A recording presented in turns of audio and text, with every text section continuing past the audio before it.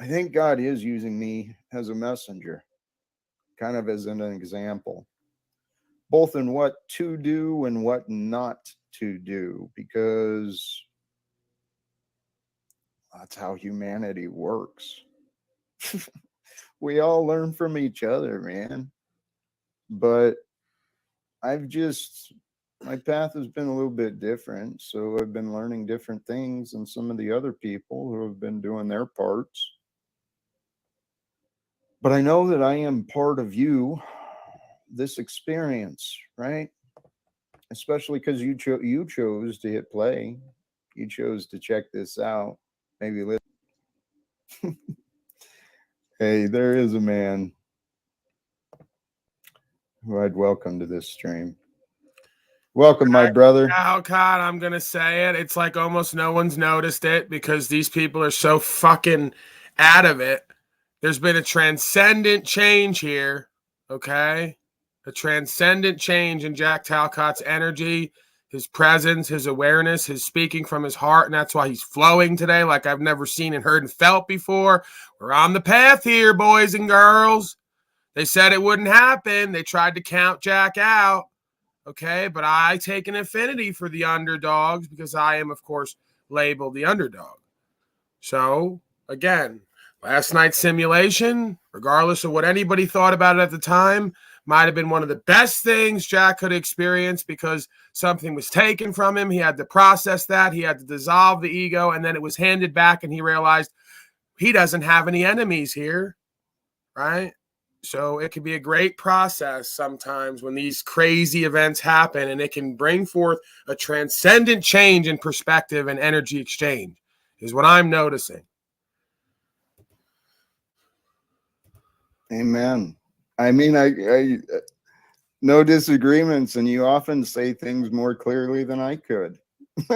So, hey, thank you for the encouragement, the observations, and all the other shit you've given me.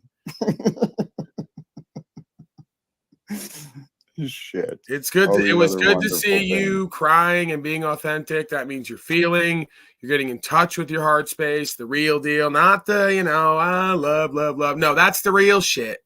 The real shit is going deep in there and feeling that and seeing what we've done and not done. And then you answer the question differently than how it's been asked every time, right? Because every time they've asked you, oh, well, what would you say to your son? And then this time it was different. It was a different energy, more present and aware, right? Less defensive, not wanting to say anything. It was about listening this time, right? That's the difference with my father. He's got a lot to say or deflect, but very rarely does he ever shut the fuck up and listen and try to understand, okay? And that's the bane of human existence.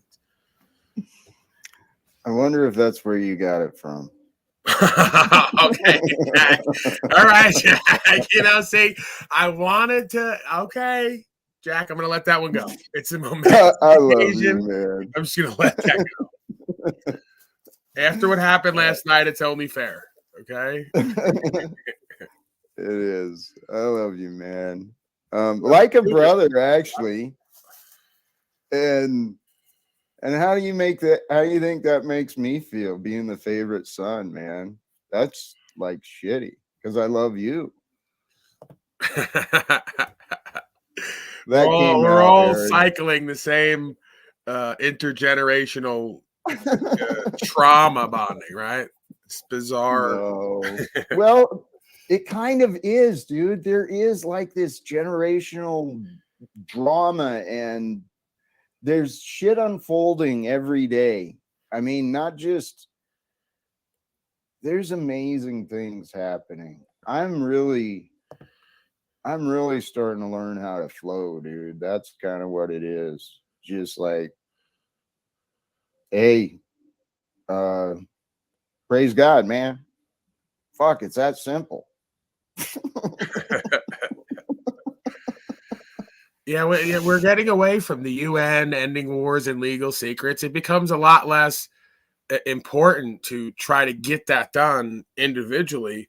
when there's so much more we could do closer to home and just stay in that flow space. It's harder to stay in a flow space if you're trying to go all over and talk to all these people and get their ear. And you know what I'm saying? Like we trick ourselves out of position with lofty goals that we can't hit, that aren't maybe meant to be hit, right? There's a lot more we could do closer to home with ourselves and with our community that will lead to a bigger change. We're just going to have to play the long game, right? It's not going to come from some speech at a UN where all of a sudden it's going to change overnight. It never happens that way. Right? It happens, one piece at a time, one person at a time. Over the course of time, folks start to get it more and more, and they start to change their lives, and then we see a difference. I kind of lost track there for a second. Go ahead, refocus us, Jack. Take it where you're driving the train.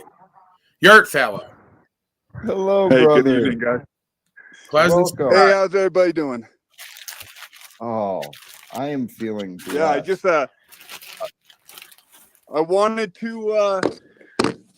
wanted to echo the sentiments that you gentlemen were sharing. And yeah, Jack, you were having a moment there. It was very touching, and what you said about your son, that you would say, you're ready to listen to his experience, and how important that is to listen to one another. And then I also thought, Paul, today I thought you and Drew had a great show too, and that you both showed your mutual value, you and Drew, because it started out the contentious nonsense that doesn't really matter, and maybe it ended there too, but there were moments where you both demonstrated your true hearts, I thought. And even though Drew, was trying to build a case, he also made some points that were worth noting, that whole stuff about like our sins or our wrongdoings being logs on the fire that sort of helps the dark side do what it does, all that. And just in general, how that conflict was handled. And then Jack, tonight with you and Moose, handling your conflict in a unique way and in a healthy way.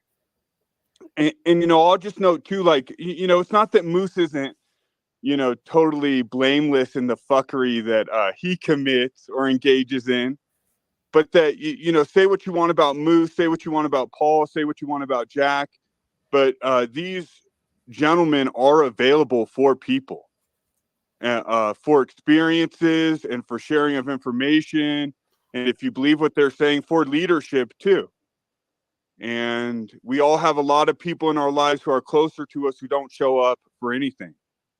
So, I just wanted to come up here and show up myself today with you guys, and I'm listening, and thank you for the wisdom all you gentlemen are sharing, even if it comes with a lot of bullshit and nonsense too. So I hope people read that the right way, because you know how some of the haters are going to write it, right? They're going to say it was all an act, right? This is all an elaborate ploy to, blah, blah, blah. And there is some, winking and nodding and the more you kind of talk and who knows exactly what's going on. But I don't think Jack intended for all that to happen yesterday. Oh, quite the opposite. If anybody doesn't see the spontaneity and the authenticity in everything that goes on these things, I mean, there's a little bit of, playing it up sometimes on my end. I'll play it up a little bit, but 9 out of 10 times, everything that goes on is true and authentic, and the triggers are real. The hate gets real. The confusion and the fear gets real, man. It does. Hey, brother, thank you. Thank you. You bring a heartfelt energy often. While we don't always resonate with the same perspectives, I respect what you offer. And thank you. Today really is. Today begins the rest of our lives, so they say, right? Life brings change. And then I wondered, does change bring life? I don't think that's an automatic, but there are universal laws from which we emerged. I don't know. Oh, but maybe that is true. Change means movement. it's my theory that all movement begins and ends with love. Because we live within the mind of our creator. We are imagined perceptions of consciousness. And it's through the stillness of the mind with that desire that space was formed for creation to happen. So it's the energies of love that is the motion of all universal change, I would assume. It makes sense, though, I think. We're just perceptions of love. You know, Jack, something that was speaking to me was at the beginning you were talking about having this dream of a family and what that would mean. And I think a lot of young men and just young people in general, like, we think about that, and that resonated with me because for like the last month and a half, I'm sort of having that moment, a peak moment for my own family, you know, and like, it's definitely not the American dream or the American story, but like, I've worked hard and me and my wife have worked hard for our family and all that to make it happen. But I recognize too the fleetingness of that at some level too, right? Like, it is perfect, but these moments only last so long, and then we do have to keep on the journey ourselves as we get older and our children go on their separate ways. Even in the best of circumstances, we want our children to leave the nest and sort of like go live their own lives. And, you know, so it is special, these moments we have. And I wondered if we could bring it back just a second to imagining what would it look like, the conversation with your son, if you were to like begin on that road to reconciliation. Like, what would that really look like? How would that really happen for you, do you think, in your life? Like, circumstances and how could that go? Because you know, one of your talking points I've heard, and not talking points to belittle it, but a thing I've heard you mention is looking for help from people to bridge those communication gaps for you. You know, and that doesn't seem to me, just, you know, brainstorming it, the best way to go about doing that. So how does it happen for you? You know, how does that story, you know, write itself into your life, do you think? And Paul, you know, Paul's got great perspective on this too. You know, how could something like that work for Jack and the positions All right, he's I'll in? play along. I'll give you my perspective. I think it's foolish, and he'll get in his own way worrying about how that's going to happen. We don't know how that happens. What we do know is what we know, what we're going to do next, how we're going to live, what we're going to be part of creating, whether it's energetically, metaphysically, physically, and then work to that, right? And the more we focus on that and work to that, the more things just seem to work. So then maybe as time goes on, Jack, I see it and feel it here today. Again, I think there's breakthrough moments where we have a perspective of the way things are, the way it has to be, the way it's going to, and then something happens. We get in a trigger, we get emotional, we have a breakdown, we look at it again and we go, okay, actually, nothing's actually happening here. We have nothing to really be worried about, right? We suffer way more internally in our mind and in our emotions than in physicality, right? So I just think it's about moving forward. Like the man said, you know, it sounds cliche, but stay true to yourself and your vision as long as the vision is reasonable and sensible, right? And then at some point, there's just a change in the perspective. And I mean, once that happens, and then let's say Jack's the first one to reach out, or maybe the son reaches out. You know, it's kind of one of those things. Maybe the son reaches out and says, maybe he's seen Jack, or, you know, he knows of him, he knows of a change, or Jack reaches out to him and he can hear and feel the change in his beingness, right? And the way that he's approaching the situation and what he's saying. So I think that's the most important thing we all need to focus on, is how do we become that better version of ourselves where we just know intuitively on some level we've arrived and we're where we need to be to create reconciliation. And I think that's what this process all has been. And I'm starting to see more of it. Jack just kind of letting go, being loving more internally, right? Not just as a concept or a feeling, but like this loving action space of staying true, flowing from his heart space, and being open to whatever kind of life brings forth. He just has a different energy and attitude today. I can't, it's hard to even language out, but you just feel it on him, right? He's like, okay, I'm here. I'm doing what I do. Whatever comes forth, I'm ready, even if I'm not, and it doesn't have to be this or that. So that is what he talks about a lot of time. And I think he's internalizing it more. It's clarifying more for him. It is. Thank you for noticing. I had some not only inspiring conversations this morning, but as I said, Moose and I had some, I felt authentic conversations. And as far as your question, it's kind of along the lines of what Paul said, in that at this point, it's in God's hands.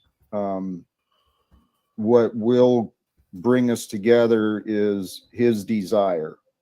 And when he is inspired with the desire to speak with me, well, then my plan is to offer my love and my ears and try to figure out what's going on, what we can do.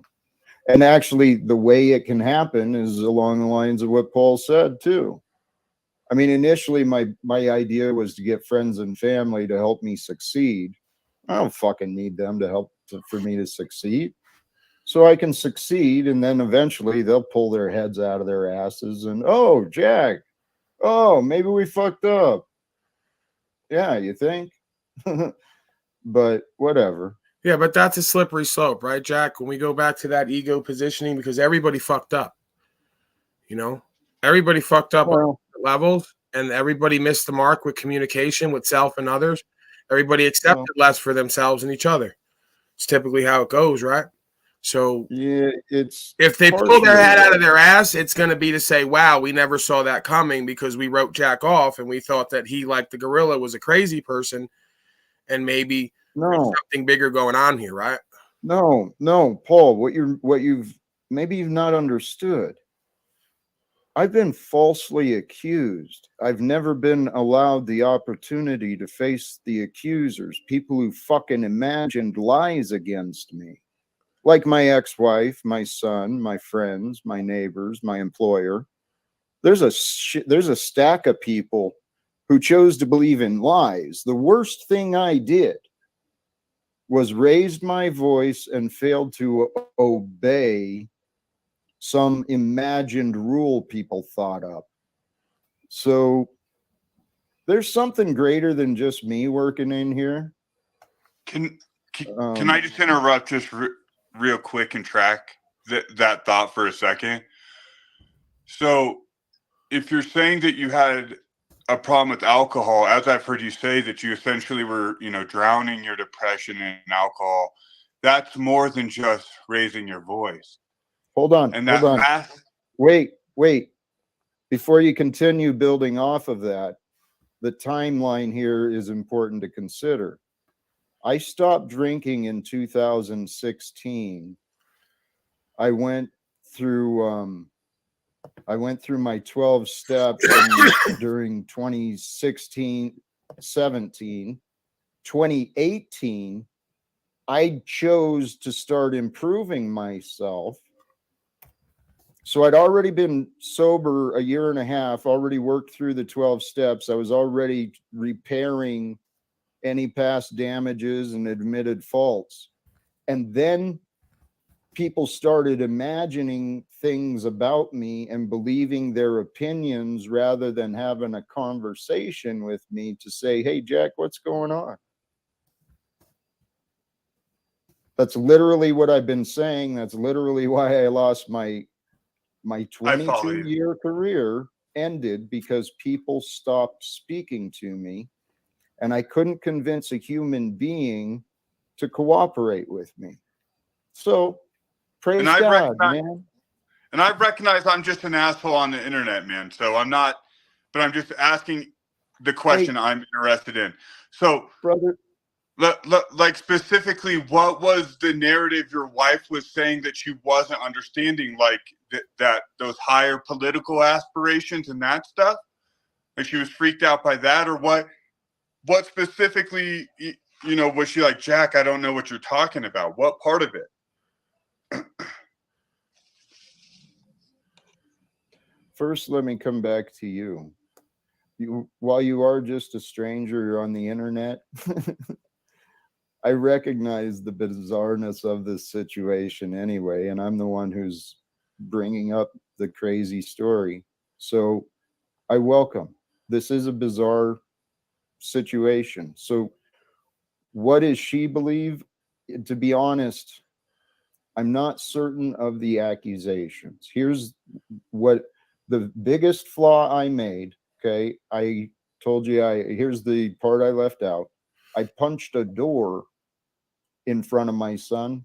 He was in the opposite direction. I turned around and I punched a door in front of him. And so since I showed anger, and right after doing that, I called his mother, my ex-wife. I called her, said, hey, this is what happened. What do I do? He's so disrespectful. I lost my temper. What should I do?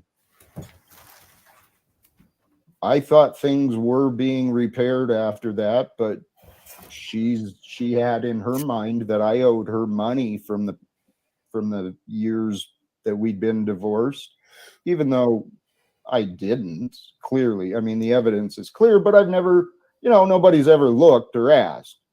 So she had in her head that I already owed her money. The fact that I showed a 15-year-old anger was her excuse to turn him against me. And so from there, his imagination was flamed by hers, and all sorts of stupid shit was said about me. My attempts to speak with them when I showed up in person, law enforcement was called, and they chose to protect the property, make sure I knew I was no trespass from there, the house of my son. But yeah, it's been challenging and interesting. And, so how is it going to happen? I don't know. I'm hoping maybe eventually. I don't know. I encouraged my son. I saw him, I don't know if it was last summer or the summer before, just for about 5 minutes. I encouraged him to look me up on social media. Now, it was before I met you guys. That could have been last summer. I don't know. It's an interesting story, but life brings this change. I think Paul made a good point that ultimately you have to sort of, change yourself and do that work, and then, attract that change into your life. So I think that's definitely the point you want to emphasize. But sometimes if we can kind of, try to think about what happened. So you were sober. You kicked your alcoholism as best you could for almost 2 years, and then you divorced your wife? Oh, no, you divorced and then got sober? Actually, she stepped out on the marriage before our son was 3. I never received closure from that, and I blamed myself, and I blamed her. I used the end of our marriage as my excuse for my drinking, because as a kid, that's the only thing I wanted. I had in my mind, since I didn't come from a family, I wanted a family, and I wanted to be a family. So when that didn't happen, I figured you were supposed to hurt a lot. And so I made my life pretty miserable. I hurt a lot. So it was after her and I divorced that my drinking got worse. The last 10 years of my drinking were pretty shitty. But I was never abusive, just self-abusive. And I could have been a lot more attentive, that's for damn sure. But It was after I And I'm got sorry- sober. And I'm sorry, I'm probably stupid. So how long were you guys married, and then how far into the when into the marriage did you get the divorce?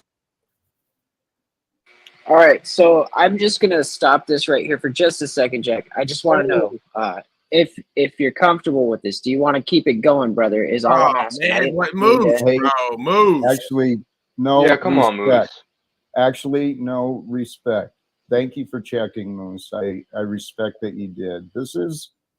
It could be personal, but let's Yeah, then that's where, and that's I'm sorry, all dude. the- I'm and not that's trying to all- do it because that's what fucks me up in all this, man. please I try God. to treat you like a person, and then Hey, I realize in nature I'm not blaming you. That's or Moose, not a even about- victim.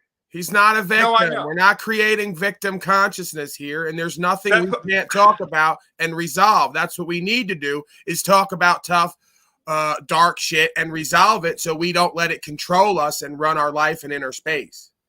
hey, Paul. The other side of that, though, is what Moose and I have spoke about, is maintaining, kind of a purpose. And this is getting off topic, but it is about me, and God bless. I appreciate it. I'm trying to figure out what's going on. Right. Honestly. He's saying down there, Jack's opening up. And this is the same theme that we're all practicing right now and having to practice, is opening ourselves up completely. Who and what are we? What are we creating? And what is coming forth for us? And what are our opportunities to come forth? Right. So this is what's good. This is the good stuff. Right. This is good content. It's good work. It's good well, practice to talk about the tough, sorrowful things and see, are we over it? Are we not over it? If not, why not? Oh, amen. I kind of forgot where you were at, though. Sorry for the interruption, but I respect, and please don't judge the interruption. Yeah, and I understand the also intention. and I also want to acknowledge that we are talking about people that aren't present, and I respect their right to anonymity Sure. or the privacy of their personal experience. But to Paul's point too, and to the experience, you just shared details there that I hadn't heard before that helped me understand where you're going through in the conversation. So, it's that fine line. And that's the courage of doing this. So Hey, respect, brother. No, and you're asking the right logical questions. I mean, am I minimizing the damage of my drinking? Even if I'm admitting it, am I lying about what I did? I tell you, I don't believe I am lying. I don't believe that. I believe that there is something more than just me happening in my life. And for whatever reason, all the other people who have been involved, they don't want to communicate with me for some reason. And so, yeah, with my son, where I was going with our conversation is, I'd love someone to just encourage him. Say, hey, kid, check your dad out. See what. I Or already maybe told even you, Jack encourage him. Ta.Cottian, that I have a vision and a plan on some level. It's not a timeline. I can't give you a date. But when I feel that the time is ready, and when I see things like today, before there was a flash a few minutes ago, I saw the eyebrows change. I saw the squint come in. I heard the defensive tone. I saw that you were blaming everyone, and then we refocused again. So we're teetering on this edge here of new Ta.Cottian, renewed energy, inspired, inspiring, loving, and open to whatever brings forth, and still do we need this belief about myself and everyone else and hold to that to cope with the reality? And no, we don't, because there's mistakes on all sides. You say blame is the enemy of humanity. Okay, fine. Let's look for culpability. Where have we gone wrong, and where did we go right, and where did we go wrong? Can we ascertain that? Where did other folks go right and go wrong? Okay, and now we throw it to the side because we just need the information. We don't need a feeling about it. We just take the information, throw it aside, and then when we up our game, it just works. And then we know we're there, and we go, you know what? Looking back, I see a complete change in myself and my energy and the way I approach these problems and how it's solved. And now I know I'm ready to talk to my son, right? If nothing else. Preach, brother. Right. So once I see and feel that, once you see and feel that, and everybody else, it's going to become apparent. It already is today to me. I don't care what everyone else sees. I have good discernment with this shit. So Yes. the more that I see that moving forward, the more I'll be compelled naturally, organically, authentically to be in your corner and be an advocate for you and a supporter of you in this day and age. I don't need to know what you all went through in the past. I know that I've had enough experience with you to know a change if I see it. And that's going to be accompanied by actions, of course. Yes. I believe you. I've been wanting to get you on my side, on my corner for a while. And I told you, you don't have you to. are a strict. What is this? There's Aaron. there's no getting me on your side, Ta.Cottian. I've been telling you that since day one. It happens authentically and organically through truth and the Holy Spirit, as they say, right? There is no getting me on anybody's side. Hey, I didn't even realize it. Welcome, Christos, and especially welcome, Aaron. Good to see you, brother. I don't know if Thanks, Jack. I definitely have something I want to share with you that relates to the situation, but I'm gonna save it for a little later and let Aaron go ahead here. Oh, wow, guys. Thank you so much. I'm just so grateful to join. This is such a healthy dialogue that men need to have. And Paul, man, I want to thank you. Just so, empathically and intelligently articulated what it's all about. And you said the Holy Spirit, like, the Christ is the anointed one, and he's anointed by remaining the anointing of the Holy Spirit. And I know you're a man of law. And to me, that's the law. Like you just said, when we remain in the Holy Spirit presence, that anointing, we attract everything we've repelled away back to us. And that's all we need. So you nailed it, brother. And then you have to figure out, like they say, be careful what you wish for. You got ex-girlfriends coming back to my platform nowadays. And, again, as long as it's all love, but it's a slippery slope between that love and hate and shit. There's a lot of hating and a lot of resentments and bitterness. So we got to navigate that, and I'm pretty good at picking up on that. So again, it's just work, man. If you can lead in the moment and you don't lose your inner security, then there's really nothing the world can throw at you that you can't navigate. Because if you have to, you just set boundaries and say, well, this is not okay with me, and I'm not going to accept that, and you shouldn't accept that for yourself either. Right. It's about being in charge, really, in control of that animating force and that flow and that energy inside of you. That to me is living in the law, right? That anointing of the Holy Spirit. It's pure consciousness and awareness, pure discernment, clarity, right? And that brings fulfillment and peace and habits of success. Hey, if I can pop in there, though, the acceptance or not. See, this is where part of that balance comes from. It can be tough to know what you can accept, what you should accept, and what you don't have a choice but to accept. I mean, that's honestly, to bring it back to my story, that's kind of what I went through. I had to accept the choices of others. The choices of others changed my family dynamic, my employment dynamic, I chose to change my spiritual dynamic. And golly geez, man, I'm so glad I did. Yeah, I mean, all we have to do is look at, there's some kind of power differential, if you want to call it that, power dynamic going on. You'll always say, well, no one listens to me. And I could identify with that most of my life. It didn't matter where I went or what I said. I was looked at as a mental patient, talking about slavery and genocide and all the rest of it. Now, not so much, right? So again, there's a few reasons why that happens, but getting down to it, right, is you have to be somebody who commands respect, who commands a certain level of influence. So we have to ask ourselves, what is it about different beings in different arenas that they command an audience, they command respect, they command influence? And then, we'll get the answers, whether it's the worldly answers or the spiritual answers. So again, this is just so simple to me. The more that Jack embodies this energy and just keeps it really real with himself and everybody else and doesn't play the sides game and is open to receive, the new opportunities and the information. Like he said, just listen. Whenever he or I or whoever else reaches out to the sun, there will be an opportunity for something new to happen that couldn't have happened before. You can't solve a problem with the same level of consciousness that created it. So when the consciousness changes, when there's a change in the energy, there's a change in the results. If everything is what it needs to be. Absolutely.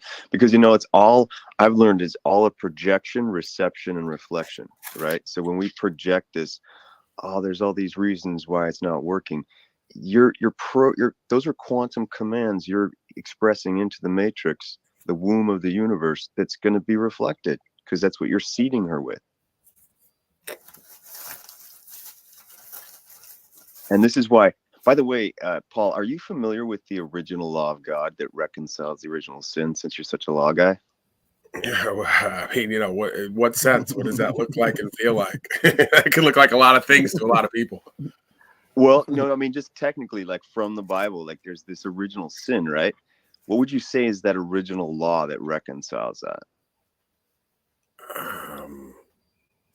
I mean, and it's okay. I haven't met anyone that really knew it. I'm guessing where you're trying to lead me is forgiveness. Well, check it out. It's forgiveness of yourself. Go ahead. It's Genesis 2:17 where it says, "But do not eat of the tree of the knowledge of good and evil. If you do, you'll surely die." And see, this is what I've been seeing is our only problem here on earth is anytime we see less than the greatest good that God is in anything, we're projecting the not good, not God into it, and it's going to reflect that. And bro, this is the key to literal, like this verse, bro, revealed to me the cellular biology of eternal life. Because anytime we know not good, not God, our neurons that are trees of knowledge produce chemical toxins that age and kill us.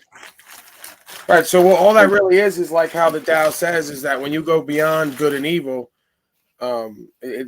we should bring it up. I'm paraphrasing. You go beyond good and evil, there is peace or something along those lines. Again, this is not to say that evil doesn't exist and that we should not be careful to observe it and discern it. It just means we have to find a space of neutrality in order to not be consumed by it. You know, neutrality is definitely good, and it's knowing it as like taking it back to its goodness. And by the way, man, I've worked in very high levels of this, like with our, wildly enough, our world leaders, because they came to me when they said I discovered real eternal life. They came to me literally in the thousands in Venice Beach, California, and I was under, like, at the time, it was David Rockefeller Sr.'s top assassins. And it was literally the Rockefellers, Rothschilds, and Soros crew. And in the majority of the agents around me.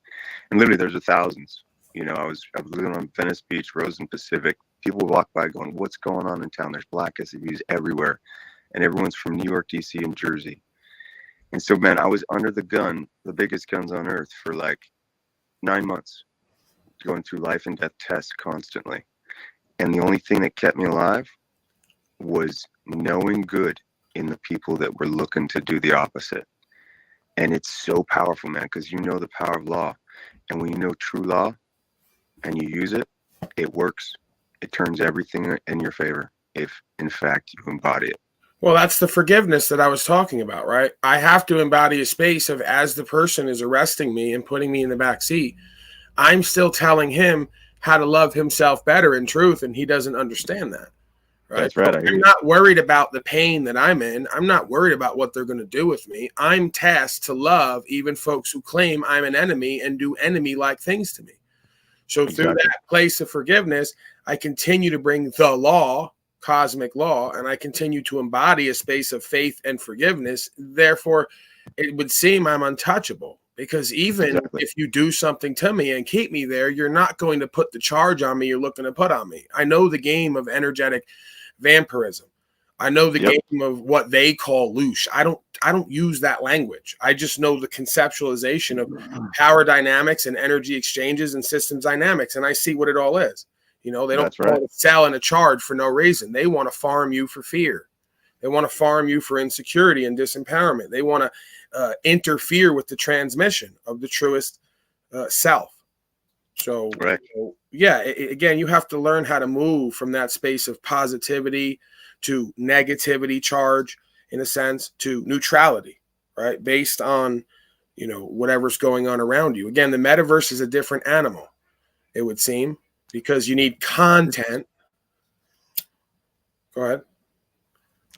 I'm sorry. Actually, I was interrupting when I wasn't paying attention. I'm sorry. Hey, welcome to Scott and welcome back, Christos. Since I did interrupt, Christos, did you have something or were you guys continuing? Came in to say hello. Christos, go ahead if you got something to say. He may have stepped away again. Oh, there he is. I love how Jack interrupted me simply because he was feeling like I was talking more than him. No, that He's like, wasn't "You're it. talking a bit too much. Just pipe down." No, I'm sorry. I really, there was a reason for it. Yeah, and get I back to realized, you. Can we do that? Let's get back well, to you. then I realized if I would have brought, I chased a fleeting thought. You caught me. That is the best Golly content geez, ever. man. Like, for me, it doesn't even matter that you insulted me and disrespected me in the word of truth. I love when you go, "Hey, I'm going to interrupt here. I have no idea what I'm about to say." Okay. Hey, does anyone else besides Paul want to talk, please, Christos? Hey, I was just gonna say that it was nice to see you have that humility that you had earlier, really opening up Anahata, the heart chakra. And I just wanted to say this: I've been estranged from my father since I was like midway through my teens, and he's never had that type of humility to quote unquote come correct with me. How it seemed like you were doing on air. In relation towards your son. So I just appreciated seeing that, given that I understand the situation to a certain degree of, not talking to the father. Nice. Thanks, man. Thank you. The father-son relationship, especially, it's an interesting. Thank you. It's an interesting dynamic, but I mentioned this earlier, and I, not to promote or just be a fanboy. I was watching that mini series, The Chosen, and I tell you what, that's kind of an inspiring show about the story of Jesus and those at that time. This faith thing, it's something I never really used to bring into my life, but I am encouraging everyone. Please. Hey, Joe Cool. Welcome, brother. Good to see you. Man. That's good. Hey, and thank you for what you offer, brother. You're a damn good man. All right. I'm not going to comment on no channel shit. Y'all got a good vibe going. I'm going to sit back and listen. Well, I was going to bring you up. You notice things are changed, but they've not changed. And all right, yeah, since you brought it up, fuck it, I'll talk about it. I don't want to ruin the energy. You guys got good energy, but I got a million questions, man. How about let the questions flow? Yeah, let them wait for a little bit, and I think the questions will be answered. Yeah, let's do that. Yeah. Hey, I'd love to just make a comment about Aaron's father and the gardening. I don't think I'll track very well with his mother and the midwifing fucking scenario, but I did look into the gardening from Eden, and Aaron's father is quite an interesting guy, and his techniques and stuff are really, really cool. So I have to say that I did kind of get into that. Was interested. Awesome, man.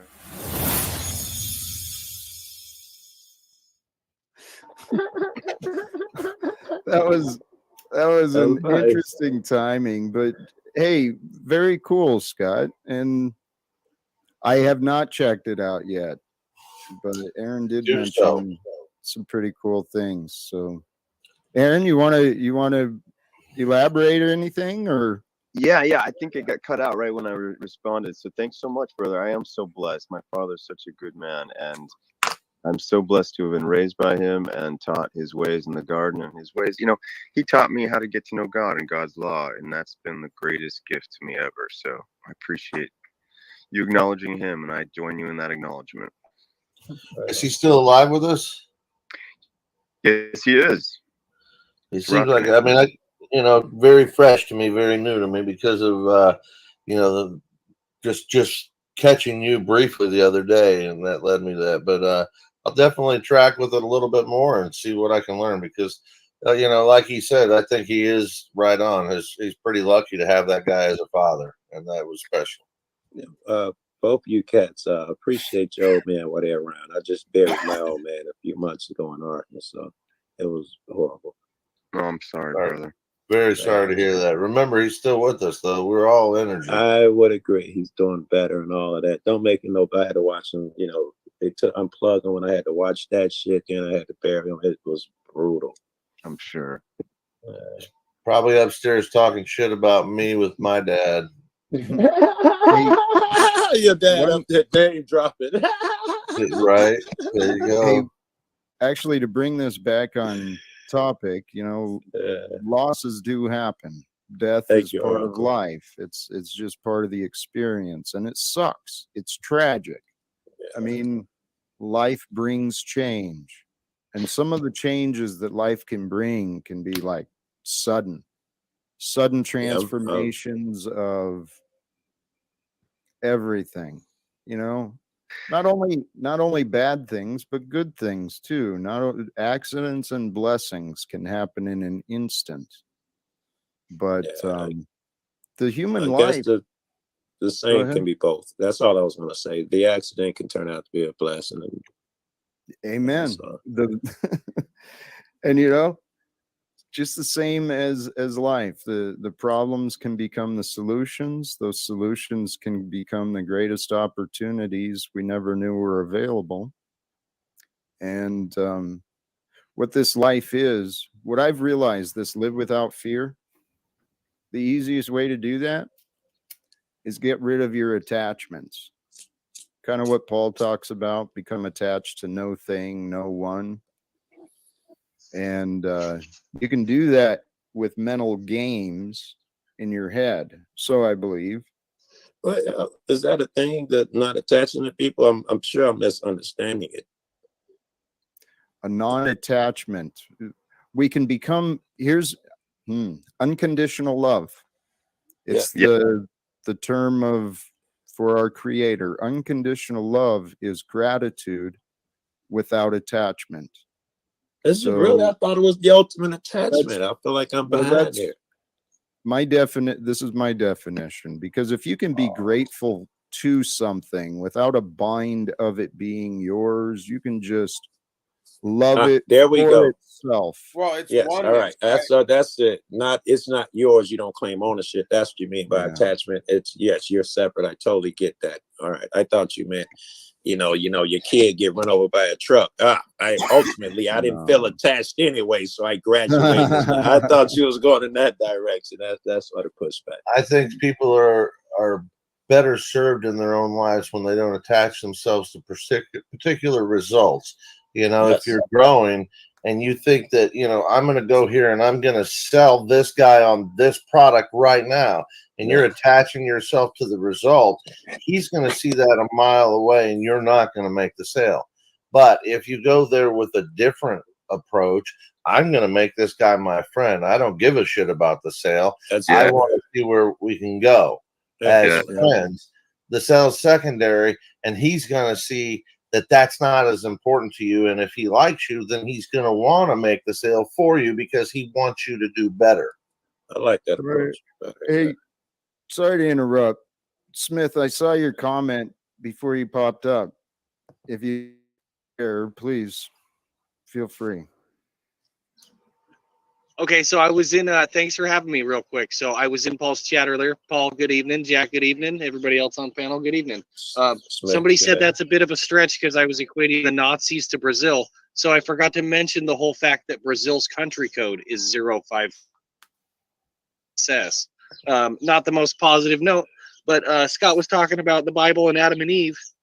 And Eve was made from taking a rib from Adam. So if you take the numerical word Adam, it's A is 1, D is 4. I know this is gematria. I hate gematria, but It's 14113 for Adam. It's 5225 for Eve, and you minus it out, it leaves you with 8,888 because it's forever. Like Back to the Future 88. And then last thing, Tell us the truth. Trump's You don't birth hate to the gematria. Cleveland Cavaliers' first game. I know people don't find this interesting. From Trump's birth to the Cleveland Cavaliers' first NBA game, 8,888 days, because Trump is the 45th president, like a Colt 45, a Colt Okay, but you Cavalier gotta is a horseman. you got to put Does that that make sense? together. I don't know. Well, God bless hold on. I love you. I'm Good different. point. I'm different. Hey, Joe Cool. I'm so different. Yeah. I'm next level. God bless you all. The guy should have seen my episode on apophenia, Joe Cool, right? Yeah, I know you was out here. What's up? Smith, Right? you're on point. You Just like should have seen Zach. that logical fallacy. No, thank you. What? What's that? I got screenshots from that somewhere. I mean, if you told me Steve, that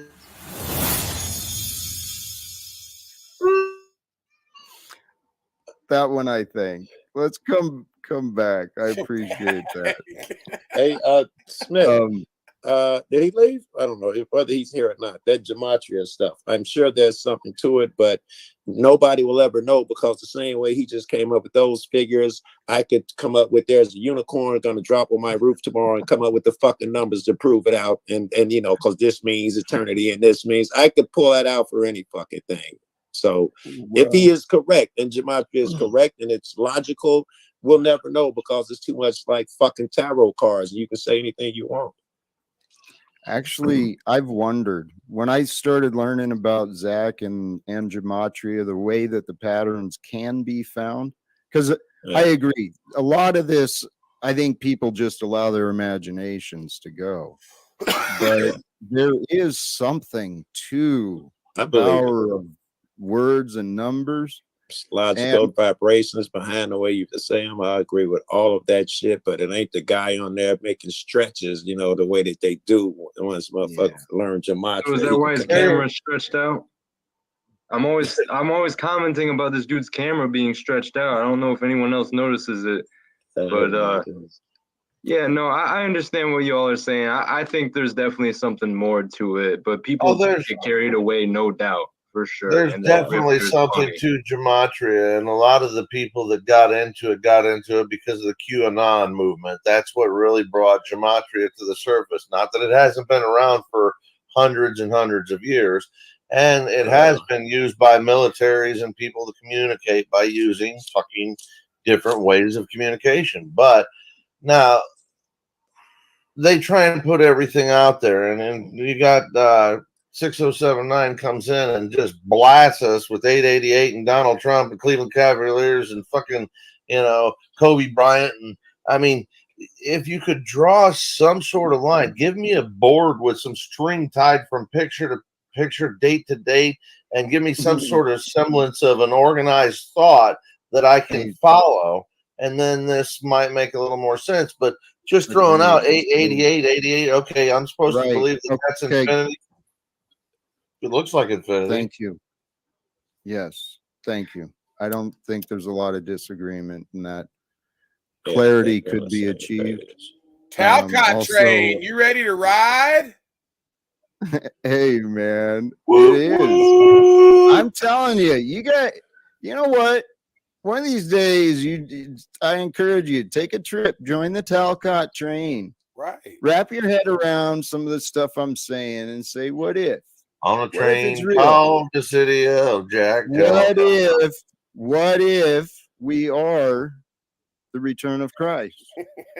What if we are here to create life everlasting through the cooperative efforts?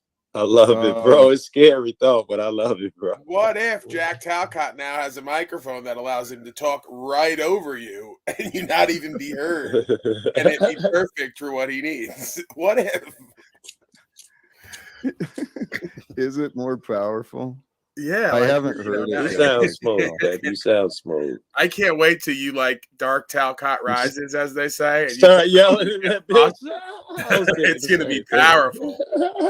Did you check the microphone for toxins just in case? I I keep trying to leave the dark Ta.Cottan behind, man. I want the light. Hey, check this out, Jack. This is how the dark energy sneaks up on you. It inhabits another motherfucker, and it needs your energy. It uses that person to pull out the dark in you. Understand that where it's coming from, that shit's coming from an outer source. Recognize that shit, and you'll be better apt to defeat it. Boom, big drop right there. You control nothing about what comes at you. You only control how you react to it. Yes. That's what I've been And when you learning. recognize where it is, what it looks like, blah, blah, you can check yourself out. Embrace the dark energy and use it for good. Take Embrace the dark it in. energy and use it for good. Use the force, Luke. Amen. There's no reason you Hey, can't Paul, use in the that negative sense- polarity and use it for a positive intention. Very true. Yes, I was going to say, in that sense, maybe we should stop calling it good and bad. We should think of it more as a tool. That's it. Well, honestly, what it is, guys, think about it, and you'll dig this, I'm sure, Paul. I got arrested a week and a half or a month and a half ago because the sheriff didn't know law, and I went like you. I just went in with a smile and had fun with it, and got a summons to the court. And when I got to the courthouse, the clerk and everyone I saw, because I saw the district attorney, because the judge wouldn't see me because they were freaked out. When I went in there, I literally felt like I was the father coming home to the kids partying while I was gone. They literally were like, "Oh my God, he's here." They were briefed, and it's because they know that I've been shown that the source energies of the universe are light energy, dark energy, ether and plasma. Ether, dark energy, the feminine, the universal womb energy, and plasma is the central sun's energy, the father energy. And see, darkness has only been known as bad or evil because it's the wounded womb. All of our bodies are a wound. And when we get wounded, we can be conditional in our love after that. And see, when you know exactly what the universe is, like this is really what these world leaders call the completion of knowledge, or the complete knowledge of God. And when we know this, y'all, we can fully embody the resurrected Christ role because we've got this complete knowledge of God that fulfills the Bible. And when you have this, it does equip you with supreme sovereignty when you embody it. Because when you embody it, get rights, freedom, and principles without this state of beingness. That's why they've imposed state of. Yeah, this is your status or state of, and it's your status and standing, right? As you know, you establish this anytime you encounter law. You have to establish your status and standing. So yeah, gents, I mean, this is how we do it. And just to reflect back on what Jack said, you know, death is really not a part of life, because when you get to know the universal field of energy, it never dies. We manifest the delusion of death in this delusional denial of the unconditional love we're made of. I like that. If we wounded, we start creating conditions for love. I like that. Right. And feel how the word evil. Hey, real quick, can I just ask one question? Because I'm seeing this talking point out there. Yeah. So what do we say to the people who say this Christ consciousness business is a lot of new age, you know, World Economic Forum Camp Cupcake business? I don't know if we're all familiar with these terms, but what's our response to that? They were telling the same thing. They were telling the same thing to the being that they all say they worship, because the same being came forth with the same understanding of self and the universe. And they said, "What are you saying? You're like some kind of new age god or something? We've been running temples for thousands of years." And he's like, "No, we're all children of the Most High. Greater things than you may do if you walk in the truth, life, and way. Walk with me." And they're like, "Yeah, we can't have this. This is a problem." She's this unwavering truth with love and forgiveness, right? Where he fucked up was he got physical with the slave masters, and they said, "Got you now, bitch."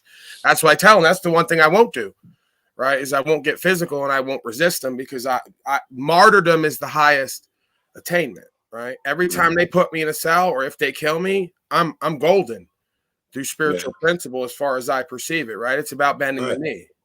So my kingdom is not of this world. If you walk in that way, you're untouchable. All they could do is kill you or put you in a box, in which case you achieve the highest attainment.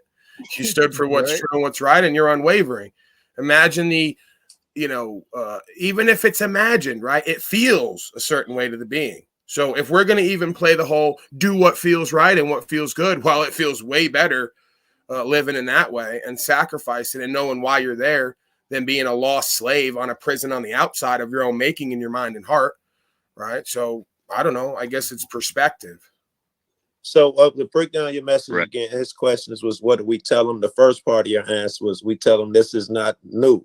This went on back there when Jesus' time as well. And that last part, you were just saying you were giving more advice on what to tell these niggas.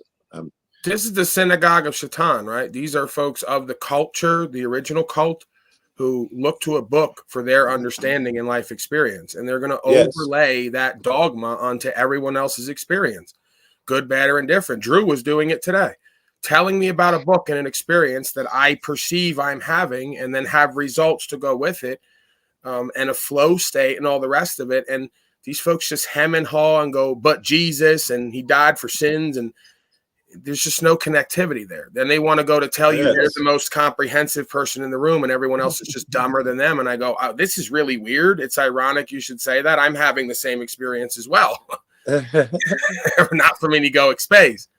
Right. So, I like that. No connectivity. I like that. Right? You feel connected to your shit. You can tell they're just spitting verbiage and they're not connected. it's like a Wi-Fi signal, bro. They see me smoking 10 blunts and they're talking shit about it. And I go, do you see the connectivity here with whatever is out there or within me that's flowing with me and through me and the results that it gets? Like, how are you going to even say that we're going to compete? I'm not doing a Joel Osteen preacher rap. Yes. Now they're not.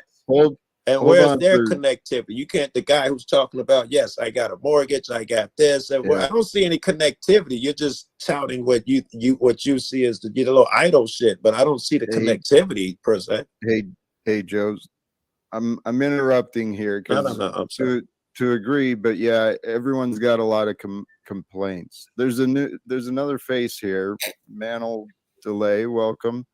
I also wanted to bring up something before I pass to you. Nice to see you, gentlemen. Hey, how you welcome. doing, babe? Before I pass to you, I want to bring up something Aaron said too again. I thought that was beautiful. The delusion of denial of the unconditional love that is there.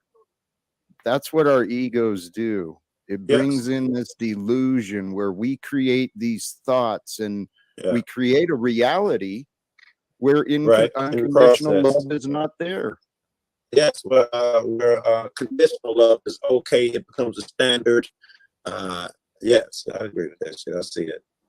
Hey, just real quick to add to that, this Antichrist concept is that conditional love. And see, to go back to that New Age question. Wait, don't go back yet. What do you mean? The Antichrist concept is the unconditional love. Explain that. So the source of all things, again, is the unconditional love of light and darkness. And you can see this with the naked eye. Look around you. If it was all dark or all light, there'd be no contrast, therefore no picture to see. So right now we're seeing this sacred marriage that the law of God leads us into of ether and plasma, divine light and darkness. When we know it is evil, it's the greatest thing ever. Because when you Revelation 22:16, and you say that Jesus said he's a morning star, people look at you like you're Antichrist. Well, at least for me. And I'm like, well, guess what? The reason why Lucifer and Jesus are known as the morning star is because our local star is the Christ of unconditional love. What you do with that unconditional love with your free will is what turns it into the Christ or the Antichrist, or that reforms it. Are we saying evil? That's the conditional trust and respect, as it appears to me, right? If you don't respect self and the purpose and meaning of life and the truth behind it, then you've broken God's trust. Yes. Because again, there is unconditional love. They'll say, God loves you. Okay, I'll buy that. God has unconditional love for all of us, like a father would. But we break the conditional role of trust and respect when we become untrustworthy and not respectable, right? Go ahead. Well, there are consequences. That's it. And that has to be that way. It's a natural divine order to keep everybody's ego checked and doing what's true and what's right, regardless of circumstance. Well, and what it is, when we do this thing, like, I like that you say break trust, because, law is all about trust, right? Yes. And see, when we commit this sin of knowing evil, questioning if it's new age, bad, blah, blah, all that is breaking the trust. And when you break trust and you separate from God, you break your oneness with God, who is unconditional life. And so, yeah, that's the only problem we've ever had. Hey, that is beautiful. We're And really breaking up then, mate, by the way. Sorry, I had to interject. Can But we you get broke back to up really chat, bad. please? actually, I was going to bring it to Mantle Delay. Oh. I started and then Really? I took over the conversation. Please. Okay. Feminine May energy I is nice. may I add my piece of the Christ? Yes. So the Christ is our spine. It's the 33 degrees. It's the ladder. It's our Jacob's ladder, if you want to go there. So the Christ is within us all, if we care to look. That's All right, really but that more, simple. Manel. Let me see how I pronounce your name, Manel. Give me more. Christ is the 33 that rises to your brain or what have you. But can you give me Yes. more attributes instead of just telling me it's a backbone? What is Christ? It's not just the backbone, it's your gut. So everything. So when you, okay, let's go to the doctor. So the doctor only looks at your physical in sections. Right. But the spine connects to your gut, to your heart, to all the different aspects of your being, including your energetic. So the anointing of the Christ is the spinal fluid that travels backwards and forwards, up and down your spine. That is the anointing of the Christ. It's all metaphorical. Well, partially, I agree with what you're saying. There's a lot of explanations and connections, but here's the reality. The Christ is within all of us. It is the example of divine love, unconditional love, and, well, the examples of what we were given. The divine Christ, the only thing that matters is what we do. Sorry, please go ahead, Moose. No, I Manel, apologize. no you problem. agree with Jack? Manel? Oh, I'm sorry. I didn't One see second, you. guys. Okay, We got some yeah, people sorry, trying to Joe come. just Hold on, asked baby. me. Hold Get on, these baby. slaves under Baby. control, Moose.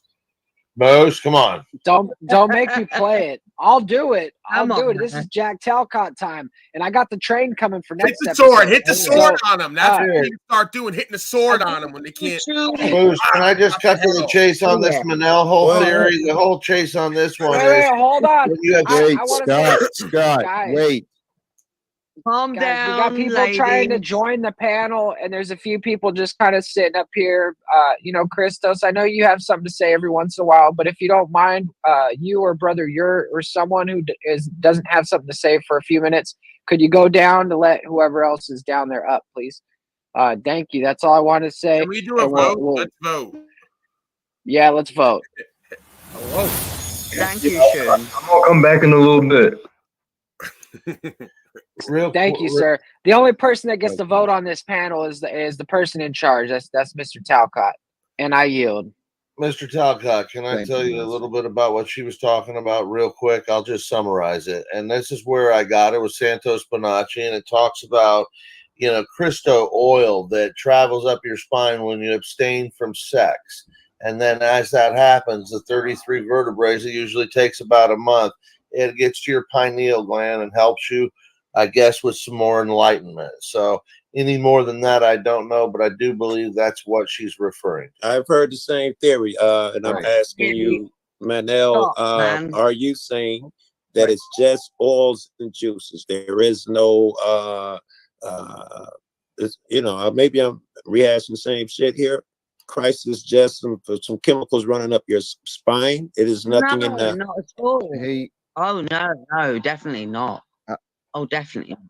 No. This is right. Okay, so I want to go back to Scott for a minute because Scott backed up part of what I was actually alluding to, and the illusion is what we have been shown of what the Christ is. It's not just about sex. It isn't about whether you have sex or not. It is about you know, knowing your inner energy personally, your own energy. And when you realize your own energy, then you know your spine. You know what your gut is doing. Right? This is not just about and I agree, spine. and I like it. Yeah. The key Right. is It's not just about spine, though. Now, hang on. Don't want to go on for too long because it's not that complicated. It's about your whole system. Sorry? What's that? Go on, sorry. It was saying yes. Can I please? Yeah, go I on, mean, please. Can we bring it Yeah, back go. to now, Jack? well, the things on the spine, while interesting, to me, what is most important as far as recognition of the Christ is in the behavior. It's in the words we speak, in the actions we take, in the love and the fruits of who we are. I mean, there is. Go ahead, Paul. What were you saying? Well, yeah, there is that. No, I agree. You're right, Jack. You're totally right. There is that. That is part of. It's all resonance. Everything is resonance. So, but what I'm saying to you is this: this is where I go to Paul, and he speaks about this a lot. Being responsible. So, to be responsible, you have to know yourself. So it doesn't matter. We can talk the shit, you know, all through the night, and we'll never get to it unless we realize who we are. No. Individually, you have to know who you are. I have to know who I am.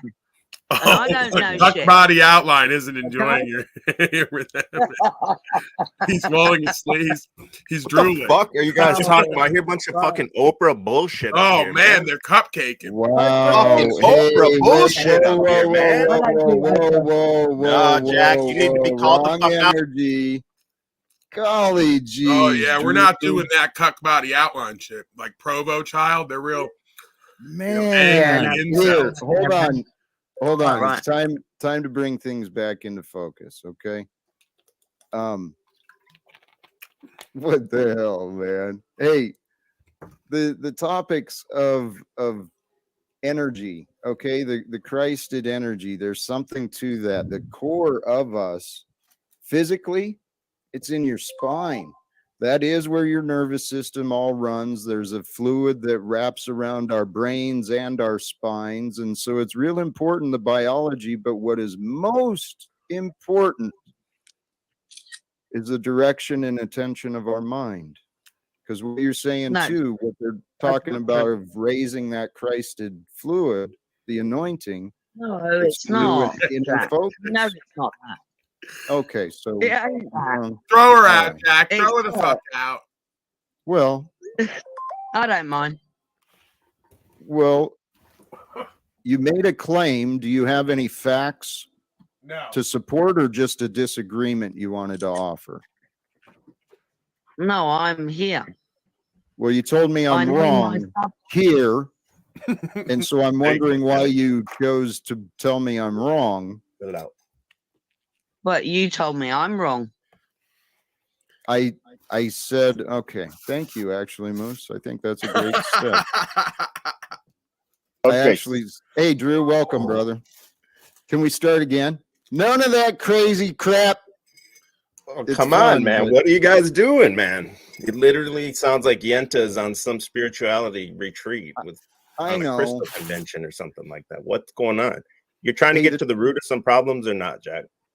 Yes. The topic tonight is change. How life brings change, how to adapt with change, how to choose the change, how to recognize the change. That was really the kind of the intention. But you know, like the Pinky and the Brain series, right? You know that.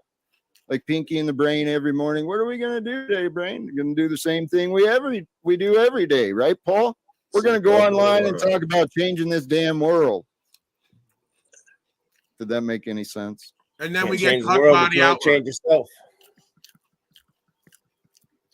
I just saw yesterday, we saw the real Jack Ta.Cotton yesterday. I feel like the rage, the mask slipped and the rage was coming through. Embrace the rage caught. Dark Jack rising. That's what.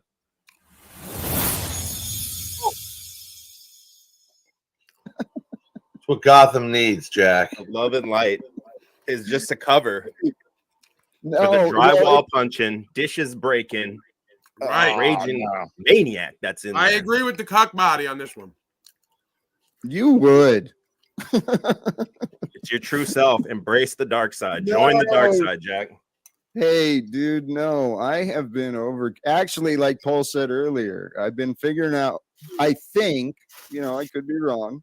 I think I'm figuring out how to use the dark side for my benefit, how to keep it sheathed for the most part, and only bring it out when it's time. But how do you know when it's time to bring the light or the dark? How do you know?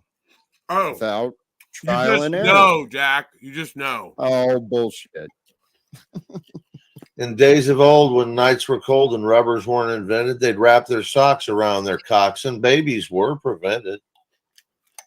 That's similar to apparently my conception story. Life is fucking fun. You were born in a gym sock? No. The advice, one of the early advices I got from my father when I met him was don't trust women. Make sure you wear protection, tie a knot in it, throw it in a tree, throw a condom in the tree, and if she gets knocked up, call the kid Houdini. But his point was, watch out. Women are crazy and they'll try and trap you.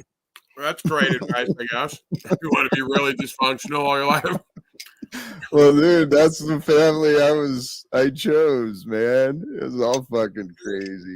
People are nuts all around this world. It's not you, Jack. It's everyone else. He went from don't trust women, they might try to trap you, to they all ran from me. This didn't work out exactly as it was explained.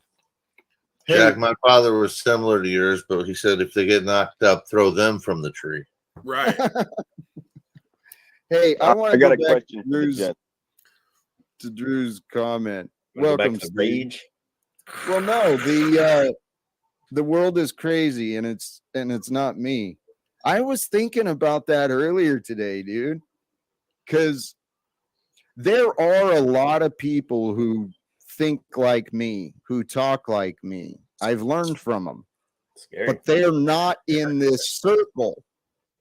And so in these circles and in my real life here in Spokane, everyone is crazy and they are all wrong.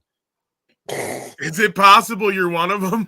And that's the thing, right? Like, is it possible if you're there amongst them and they're all crazy and all wrong that you are one of them? Is there any other possibility? Well, if I'm right, then God is real. If I'm wrong, then I'm like somewhere else just imagining this. I mean, if everyone else is crazy, you gotta assume you're crazy too, right? You're not the only sane motherfucker. It kind of makes you the only crazy motherfucker. Hey, I did. And so what's Shinya Murti's? What's he say about that? No measure of success to be well adjusted to a profoundly sick society. Yeah. No measure of health. No measure of health to be well adjusted to a profoundly sick society. I wouldn't want to be a member of any club that would have me as a member. Well, that's Groucho Marx, sir. That's not Christian. 10-4. Hey, he was still wise. And you know what? That's something I finally humbled myself to. I was a slave. I was a slave to my mind. I think, Paul, you might have said so. Someone, maybe it was Scott, said something about the mental prison. Yeah, no, that was me. Dude, and I called you a slave directly. It was me. It was me. I said it first. Come on. The mental prison, dude, I was a prisoner. I remember being at the park, fucking beautiful day, kids playing, there's families talking, everyone's having fun. And I'm just in this dark rage of fucking hate, contempt. It was a miserable prison that I was living in. It was all inside my head. So then I realized maybe I'm crazy. Maybe I'm crazy for being angry. Maybe I'm crazy for being afraid. What was this great philosophy yesterday where you was yelling at motherfuckers? Oh, I was pissed. We were practicing letting go, right? And Yeah, it's right. great results There was today. very good exercise. Very Right. good exercise. In truth, there was some of that yesterday. But I had to continue on. surrender. I had to accept. So I'm gonna troll you to no fucking end. I'm telling you now, I don't want to begin that. There's good energy up here. That road leads to me giving you shit. Maybe we should hold off some more. Go ahead. You Hey. could be one of Ta.Cot's testers today, but he's You're doing pretty doing so today with well, yes, though. after this surrender simulation last night. He's so free and flowing and surrendered to the moment and the now, man, out of his imagination. He's ready. Yes, very, The very problem good. is, I don't want. Oh God, I don't want to do that. Because the energy is so low. We were talking about other shit. Because I'm really gonna call them names. That's all I want to do is chill them out. Let me offer this. I got to give credit where credit's due. And Aaron this morning, first he started out and we had a very nice conversation. He reminded me some pretty important things about my focus and my own intentions. Okay. And then praise God, man, sunny day. I got Is no Aaron job. Moose? I got no worries. No, I went in the the opposite backyard, side. hung out with my cat and in the sunshine, and then I had nice conversations with Moose today too. So I'm proud of you, all Jack. in all. Who has the reins? God's in control. No, of the show, baby, of the show. I thought that's what we were going to talk about. Who has the reins? Well, as far as the show, I believe that Moose we're refocused. No, that wasn't my question. Can you kick Moose off at will? Yeah, of course I can. Not so, of course. No, if I tried to do it now, I don't know. If I tried to do it now, I don't know. You don't know. But you know what? If he tried to do it right now, if he asked me to leave, I would politely leave. That was not my question either. And the more you cats act like y'all don't understand what I'm saying, the more I'm thinking this Moose has the reins. Yeah, and no motherfucker submits like that. Are you talking about? Does. Hey, fuck out of here. You ain't learned no lesson. Do you want to just make accusations or do you want to understand? I told you I wanted to make accusations and be a dick before I started this shit. Well, you do or don't want to? Because I do. This is why I didn't want to talk about it. You because do want to be a dick. Yes. Yeah. I feel like he's testing you now, Jack, and we're ready for this, right? So he called it submit. We said surrender.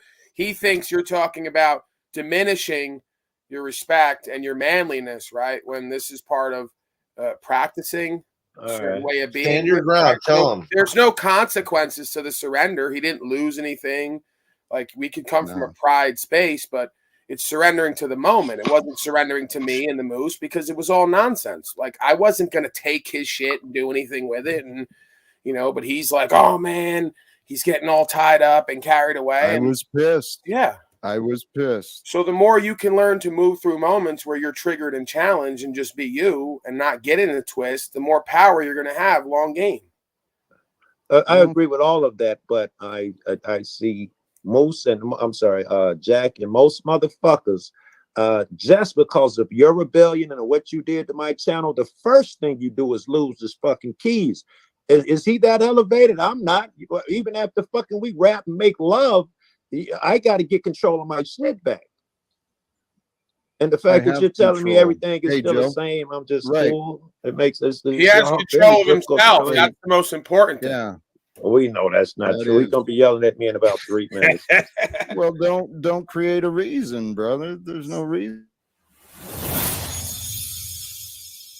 Whoa. The Lord of the Rings font there. We got patterns to interrupt the interruptions. That's some MK Ultra shit there. Right? It just wiped my brain. Can you get Ta.Cot with a sword on that? Like some kind of graphic with him just. Oh, yeah. No. We can talk about other shit, though, Jack. We ain't got to rap about more that dark shit. I Ta.Cot. my opinion. I think that's the future. Dark Ta.Cot. No. I want to get. I want to get Aaron and Paul talking with Jack. Passes That's actually, if I could say what the best use of the time right now would be, and Joe, if you could help facilitate this a little bit, you could ask some good questions. Just pull up Aaron's name and his dad's name. I think, is your dad's name Paul, Aaron? What's your dad's first name? It's Yes, not it Paul. is. It is Paul. So let me commend Mr. Steve first, because he dropped the name as I said he would weeks or months back. I said at some point you're going to have a change in you and you're going to change your name from DD214 to something. I didn't know what it was, but it's Steve.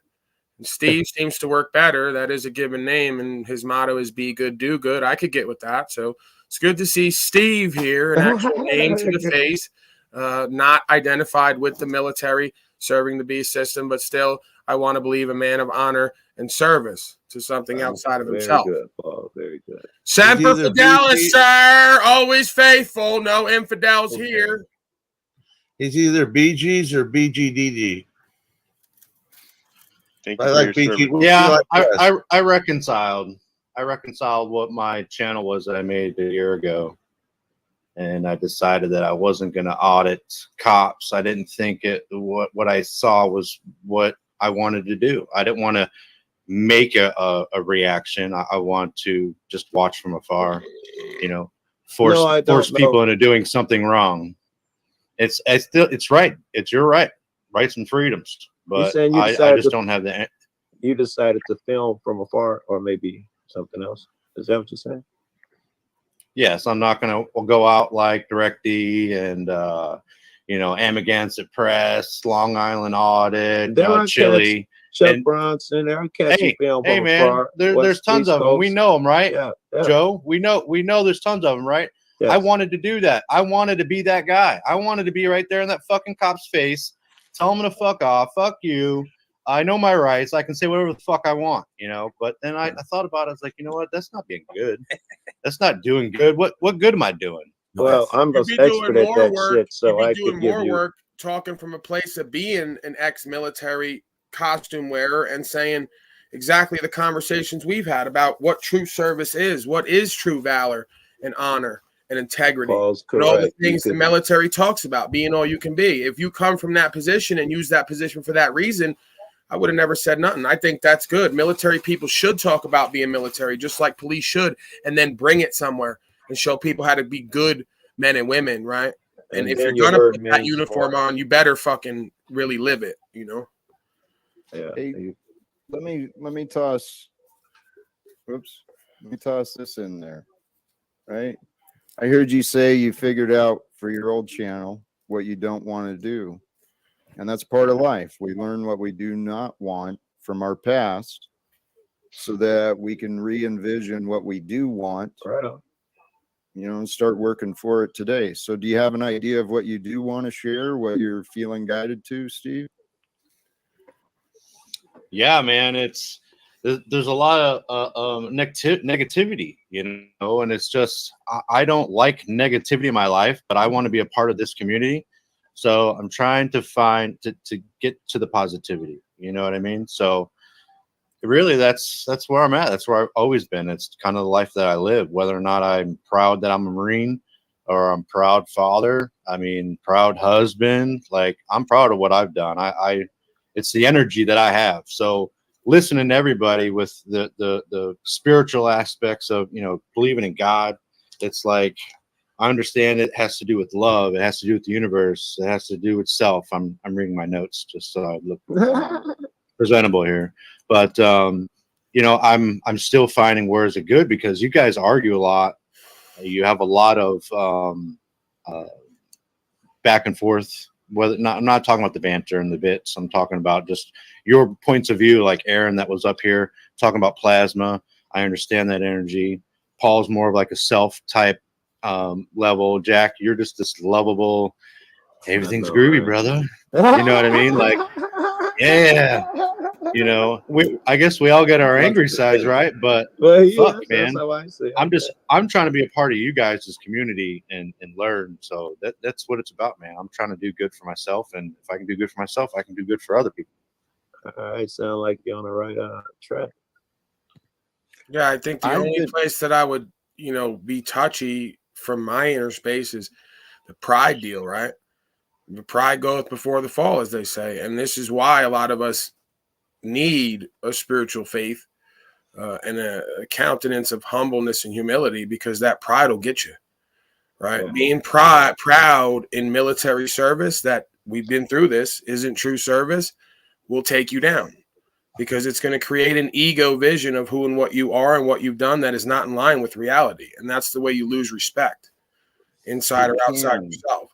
So if you're going to be proud at all, I guess, be proud of, your accomplishments and achievements that you've worked toward that have positive results, desirable results. Serving the military, I don't think is one of those endeavors at this time. Probably never really has been. Paul, let's point out the obvious. You're the same man who pointed out the honor found in the mafia story. Okay, so there's honor in a job. There's honor in professions. It was a conceptualization. It was not about the mafia or the military. Again, we have to use context. What I said was, in that life, for somebody to tell somebody how to do a better hit on them because of a code of honor is the principle. Right. So it's not about uniform or out. It's about a man of honor who sticks to his word. If you sign up for this, then this is what you signed up for. Good, bad, or indifferent in the eyes of whoever, whatever. Anyway, hey, the point is, what you said about pride, you're right. It can lead to the fall. But the other thing, here's what I know. When I didn't have pride, even though I was doing a job and doing work that others did admire, I know that for a fact. I had no pride. And because of my lack of worthiness, lack of confidence, it was fucking anger that drove me. And I had confidence as far as other people could tell. It was anger driving me. It wasn't love leading me. Right. So but we're using words that pride, the confidence is where it's at, right? Because you got to confide. The root word is confidence. It's about being real with yourself and others. Confidence is not pride. That was dope, Paul. I totally missed that was the root word and that's where it come from. I totally missed that. If you don't see the good in yourself, though, in order to judge yourself, to be proud of, and you're right. So what if you have someone across from you who sees it all and is willing to speak it with no energy attached, just as it is, maybe even a bit in this time, in a loving and caring way, and just non-egoic pretty much at all, because you don't always need to see it in yourself to have somebody across from you who sees it clearly in himself and in you and describes it accurately. That's why I'm so confident, because I'm competent, right? That's where another part of where confidence comes from, not only being real with yourself and others, but getting better results than not lying, cheating, stealing. So it feels right to me. It feels right to me to have the pride. I don't look in the negative of this is what pride could do to you. Well, I'm kind of showing you what pride can do to you in a good way. I mean, I use it to because better no matter how myself much and we better have people, changes, no matter how much we have changes that I observe in you, just from you being a part of this thing, you still hold fast to I'm proud of my military service. And we've had the discussions in depth that you don't even agree what the military has been or what it stands for. So if you're proud of something that isn't true and real and lasting, you're a fool. That's what I'm saying. We're willingly making ourselves fools when we have pride in something that through deep reflection is revealed was not the best and truest way. It was not honor-able. What if they haven't gone through that deep reflection yet? What if they can't see what you're saying? You're not willing. You're not willing. He's not willing to separate from his identity. He's starting to, right? I've talked about this with him. It started with the change. Paul, can I ask you a question? Go ahead. Paul, can I ask you a question, please? Go ahead. Please. I've avoided you for a while just because this is what we kind of do. I'm gonna try to bring it down a little bit. It's only because why is it wrong? I understand. I'm trying to understand you is why you're trying to get me to think that my pride might not be good for me or my military history might not be good to be proud of. That's kind of where I'm at. Logic. I just gave it to you. I just gave it to you. My father comes on. Not really though. My father comes on here and shows you he's proud and will act with the false strength presentment. I'm proud. I did the best I could. all to wash away the culpability of what was done and not done, and what he was a part of and not. Hey, good morning, everybody. It's Wednesday. Friday, you know what feels right. Paul, to go to what we talked about what feels right, Paul? The pride is a sin. Here, all right. I'm proud of you, Paul. You want to know why I'm proud of you? Is last night or the night before I saw you talking to Lou Bass. He's laying on his bed. His daughter's in the chat. His son's in the chat, right? You were making some pretty good progress with that dude. He definitely has some shit going on. And then you got up to take a piss, and then you had fucking Lig and Snafu fighting, and they ruined that whole thing, man. So I stopped watching. Whatever happened with that? Did you get some resolution? Because you were helping them out pretty good. So, and I'm proud of you to be able to do that for somebody. Yeah, I mean, I know we banter. I get what you're saying. Not that you need it. I get what you're saying. I get away from that idea of pride. It's just that's communing, man. Like when we see self as self, that's communing and that's community. So all you see is, hey, there's a best self in you and a best self in me, and when we're acting from that place, it just feels better. Yes. So yeah, like I'm not saying, hey, you got to change your life for me. I'm saying I perceive that it would be better for you if you just got away from being prideful. If you're not going to do it with everything, just don't be prideful about shit that's you can't explain completely without sounding like a hypocrite. That's because you and I both know. Prideful, you and I logic to back it up. I didn't want him to miss that, Paul. I thought it was important because you said it 2 or 3 times now. If you're pride, you should have the logic and reasoning to back it up. Otherwise, you get what Paul's giving you now. Yeah, it's not confidence and competence if you can't write the check and cash it. It's ego bullshit, right? That's why they'll say, oh, he's egoic and arrogant. No, because I do everything I fucking say. Egoic and arrogant is when you say some shit and don't mean it and don't stand on it. Is pride ego? Is that a correlation? Pride and ego aspect of it, yeah. Sort of the. So you think I have it? You think I have an ego of being this macho military dude? That's how I come off to you? No, I didn't say that. I said you have an identity of who you are, and it's partially attached, like everyone, to certain ideas of who you are and what you've done that's made you who you are now. And I'm just saying that separate from all that, you are a being, and if you let go of all those identifications, that's what ego part of it is. We talk about ego, but we never really lay it out what it is. It's this idea that I am my military service, so I have to be proud of that. Right? It's like you don't even have an option but to be proud of it, because if you don't,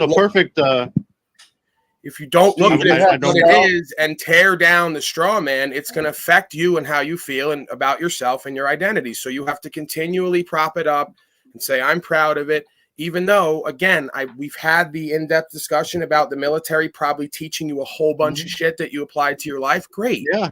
It's what it's all serving beyond that we have to have a spiritual problem with, and we can't be proud of it. So we could be at best proud of the ethic we learned at the military, how to make your bed and not be a slob and, exercise and have attention to detail and complete the mission and set goals and be successful. Great.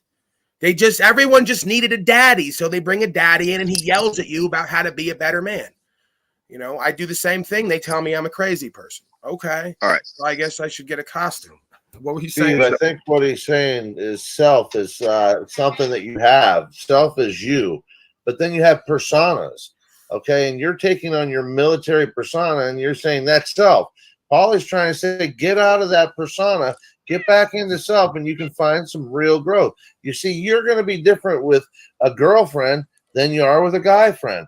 Your buddy Happy Max, you may love him, but you're always going to love him in a different non-physical way than you'll love your wife. And you may share the same love that you'd fucking take a bullet for this guy. All right. Okay? Hey, but you have a different person. Hey, Scott.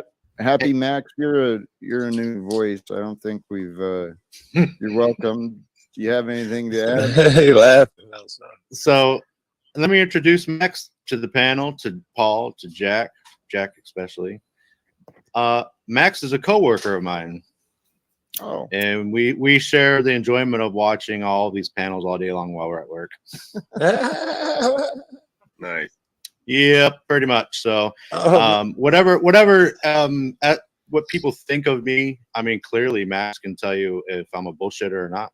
He can clearly tell you military, you never see it other than that little thing right there that triggers some people. But you know, I stand on my own truths, you know, so Max can so I don't think anyone needs corroboration at this point. Like this is the no, I think it needs to be, because I'm honestly, and that's you're the talking thing. about So you're now, military, and this like, is the point, is you're coming from ego for what you want and what has to happen for you to justify your identity. More ego. Well, this is Jack's panel, so I was like kind of introducing him to Jack because you know, Can't Jack hear you, is. Max. I thought we wanted muted. to do the work in consciousness and awareness, not just play panel games. Okay, Well, sorry. I Paul, thought we were having a real It's real life.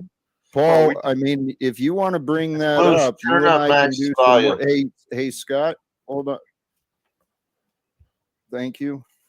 Here. Can you hear me?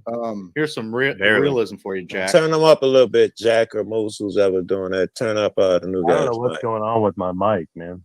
All right, when you laying down, it wasn't horrible. When you just laying down, Your it wasn't horrible. headphones aren't working. It's your machine you have to talk to. I've got my hands up, Jack, when you're ready. Who This is what? Aaron. I'm just putting my hand up, Oh, obviously, because I want to. I'm sorry. You know, Happy just joined, but please, Aaron, go ahead. What are your thoughts? Thank you, brothers. I just want to share with you all how grateful I am for this. And I like Paul, we do want to do the work, and that's why I'm going to do some work with you, because brother, you're such an attentive man. When I first stepped into this epic conversation, I saw you giving such an epically articulated observation, because we know presence is power. And so what I'm being present to is, brother Paul, your father wounded you, brother, and I really apologize. And I feel like he hid behind his medals to justify how he wounded you. And I'm really sorry for that, brother. And this is what I'm witnessing, is that the wound in you is projecting that wound on our brother Steve. And I see Steve as just, to me, he's taken healthy pride in his service to humanity. Because to me, when you feel into the origin of government, how does this pertain to me? My father was not in the military or part of any civil service. My father. Oh, I'm sorry. I thought you said he was. I'm so sorry. Right. So like now it doesn't pertain to me at all. My father has the same dynamic of false pride for things he shouldn't have pride in, because he doesn't have as much shame as he has pride. I'm so You're sorry, going to be Paul. prideful. Where is the part for shame? See, I love folks who had a lot of pride but never show me shame. Hey, Paul, right. One must look for both. So just because a man claims pride does not mean that he's hiding shame. Well, it means he's not humble and reverent before the. Oh, so you were in the military and you are going to identify. Okay. Paul. Aaron, if Paul's father was in the military, you'd have been a genius, Aaron. That would have been just fucking brilliant. I totally thought he said his father was in the military too. I'm so sorry. No. Here. Regardless, Paul, you want to bring it up. Let's do some work. Yeah, let's do some work. Now, Aaron may have started off on the wrong foot. Max, we can't hear you at all. Right. Military and policy enforcement is not service to humanity. You know what? So Time to start cleaning up. Let's just say this, gal. Feel this. The original law of God sees and knows the greatest good in all things at all times. Because Paul, we know that God is the all in all. Right. And so let's apply that to this conversation. I am trying to see the good in everyone and then communicate in truth where we've all fallen short. But apparently it's not received that way at very few times, if ever. Certain moments, it seems that it comes through with the past. Let's not drag the past and make. Let's not be accountable for our track record and how we got here and where we're going. Right? What your assumption that there's a lack of accountability. I love the past. Why are you in a hateful relationship with the past? Why do you have a hateful, disconnected relationship with the past? Appears to be you. My past is very dark, and I love talking about the past because I love my life, man. Paul, I would love to have conversations with you, but until you learn some self-control, he hates himself and his past, and he wants to ignore it and run from it. That's why he can't talk about it. All right, guys. So I'm empowered by. Let's do the work. Just feel though, these are spirits coming through that need to be saved. So this is what the Holy Spirit has taught me. All right, as some of you may know, I consistently talk to what I call the Holy Spirit. She's the divine feminine. She's my beloved. And she leads and guides us in all truth. And so as I'm observing this conversation, there's spirits coming up to be saved. This is what emotions are, right? Spirit means breath of God. Humans are sun gods of word because we convert the Holy Spirit of the Son into word and name spirits. Okay. And we are literally meant to only create Holy Spirit filled words. And this is the only way we can truly embody the resurrected Christ that we all are. Think about it. Every physical being is a God of what God is. If God is breath, the Holy Spirit, then the fact that we can turn the Holy Spirit into every word and name entity of our psyche, that makes us gods of what God is. We are the ultimate gods. And feel how real this is the moment we simply say, we are only going to open our mouth and speak the greatest good over all things, because we know the entire universe is the womb of our beloved. And we will never dishonor her with anything less than our most Holy Spirit-filled presence. Hey, Aaron, here's my concern Brilliant. with the way you're presenting this.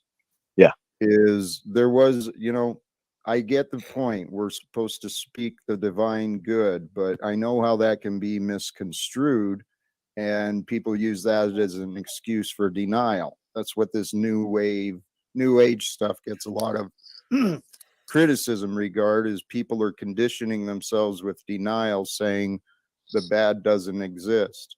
Okay, so brother, that's not the greatest good, so that's unlawful, right? The law of God is the greatest good. The law of God is to be honest. The truth is the only thing that matters. And sometimes the truth is unpleasant. Sometimes it's, here's where we are as humans. And I understand that Jesus spoke the truth perfectly, right? He spoke without flaw. He served his role for humanity perfectly. We can hold on really quick. We do make that assumption because if you read the red letters, our dear brother Jesus, he committed a whole lot of verbal suicide, and we can't do that. He said to do better than him, and he literally said, I'm gonna die. He did all these he told, just imagine really quick, the reason why this world's waking up right now is because we're facing a fractal reflection of sin. Yeah. When we sin, we genocide our kids. Yeah. We can't justify this ever. I What believe was the verbal suicide Jesus did? What was the verbal suicide? In red letters, he said over and over again, I'm gonna die. I'm gonna be sacrificed. I'm gonna lay my life down for your sins. Oh, that's what you mean by verbal suicide. Well, and He just spoke feel it that, into existence. Yeah, came yeah. to die. So all I That's what I How would do you assume. equate that to a verbal suicide? Because I'll tell you. Let me tell you exactly. Everything I speak, you can count on like it being quantified.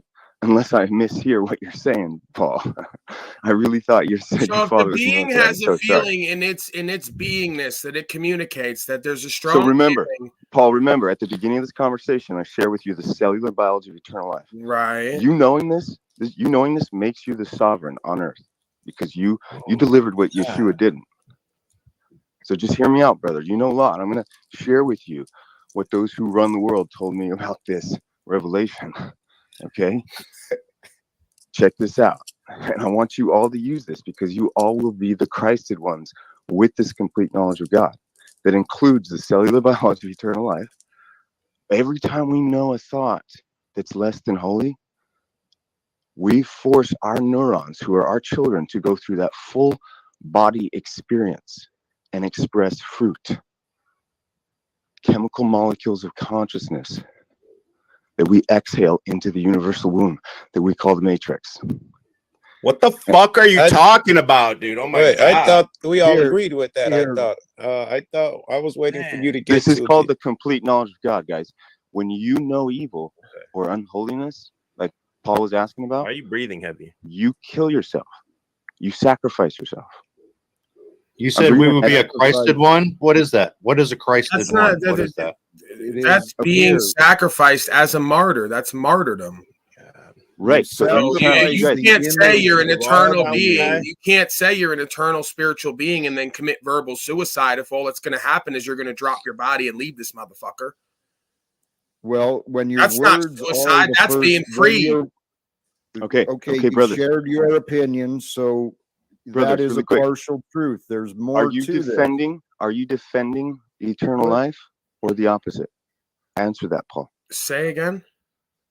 Are you standing on and embodying and defending eternal life or the opposite? I can't claim it one way or the other to be an absolute truth. I could tell you I've left my body and been pure conscious awareness, and it's a completely different brother. But that does not. Does the energy of spirit ever die? I understand where you're going, sir. We could throw law of conservation of energy in there too. That does not absolutely substantiate for a fact, provably, without a doubt, claiming. Okay. What so do I'm very careful. What do you require to convince? Paul, Does you this- create I'm disagreement. saying Hold on, guys. Here goes all the spiritually Jack. faithful getting Brother. triggered and angry over their secure faith. I love Brother. that. Yeah, Jack, I can't crazy prove BS. anything, and I don't Jack. need to prove it.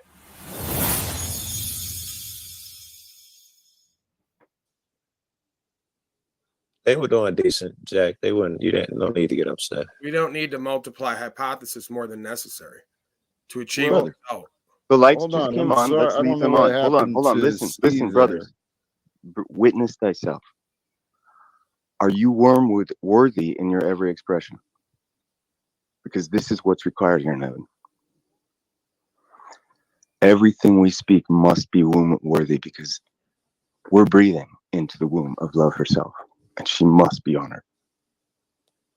When we do this, we have eternal life. I can explain to you the anatomy and mechanics of consciousness that confirms this. Why is it that you're so hung up emotionally invested on this eternal life idea? Are you afraid of this process of death? It's Not at all, prophecy brother. and it's science. I understand. So why the Why need do to you like have make that it true? gratitude when you have the opportunity? I don't to understand. I receive- don't need to like have this to be true. Right, you think you know everything already, Paul, but I'm Womb telling worthy. you would be, it would benefit you and many others if you tried understanding. Womb. You presume that I'm not able to understand. I'm witnessing your resistance. You're not able to and prove, your therefore denial. it is perceived a certain way. Paul, I'm going to remove you. I don't. Okay. Well, That's you know your what? Actually, reactivity. I'm That's not. your I'm not. reactivity. Here's what I'm Struggling for going to control. do instead. Control The law of yourself.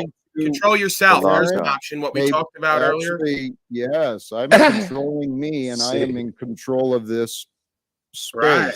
Not in control. Thank you for yourself, your in control time of and the space. attention, your participation tonight, What wants Mr. eternal life Unslavers. to be out of For control. those who are interested in finding Paul, We you all can need find him on eternal Proper life in order to Instruction figure out a Motivates purpose and People. meaning here and now. And enjoy the show that he puts on over there. Right. This is not the place for his show. Aaron, I respect and honor what you were offering. I hope folks were trying to pay attention to this. I was. I see that. I'm so honored, brother, and thank you so much. And I love Paul, and I just want to just remember, you know, I truly take this seriously. Like, I know the universe is my beloved's presence. Like, she's received. Hey, Aaron, We've heard all that. I think We've you're heard the absolutely appeal right. to right? emotions and the love. However, down I to appreciate the when a guy like Paul, especially a guy that think is smart, gives you pushback, and then you have They to don't like reinforce that. and Loving state beings that's are fair. so And that's what forgiving and gives tolerant. just I cats love like it. me on the sidelines Exactly. and shit. I saw nothing going on bad there. No, it's wonderful. I love it. This is iron sharpens iron, and I Guys, would just love. Go ahead. I do want to interrupt because there was a purpose. You know, this I is acknowledge my and life. I can thank be you. making Thank love you to guys for salty both siren creature. seeing what's going on. There was value Any one that of the happened various tonight patriot and wives.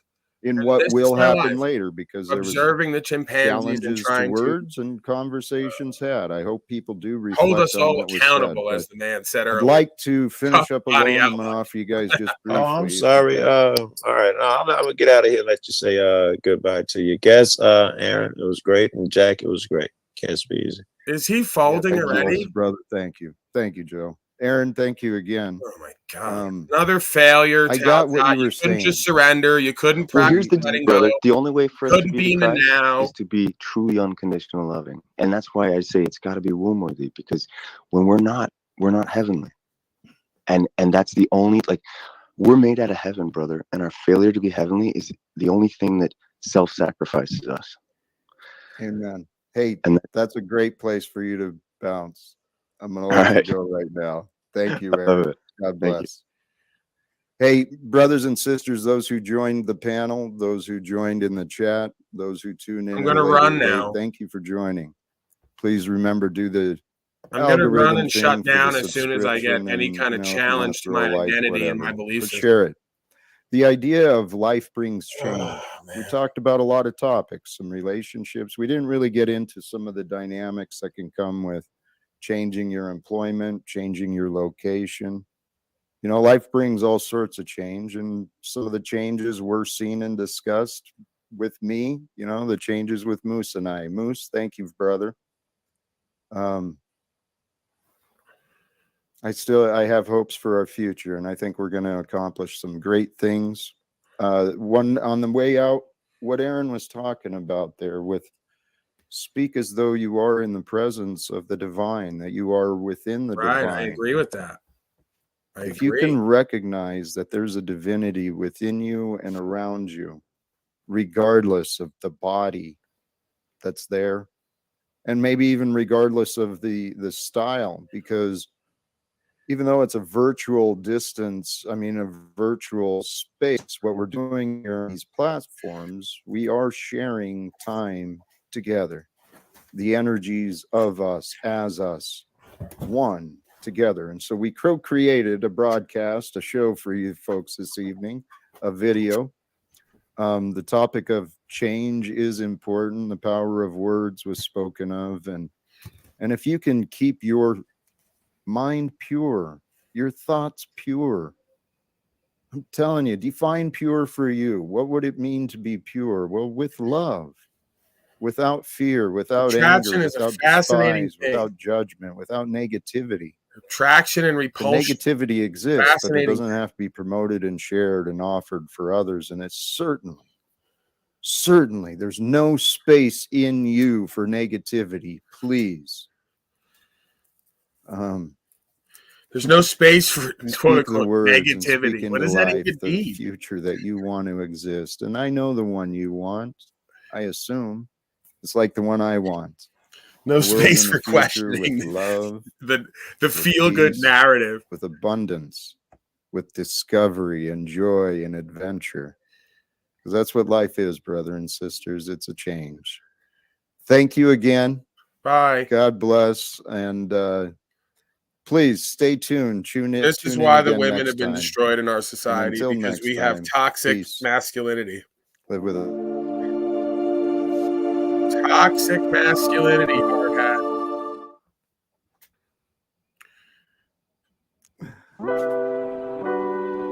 Yeah.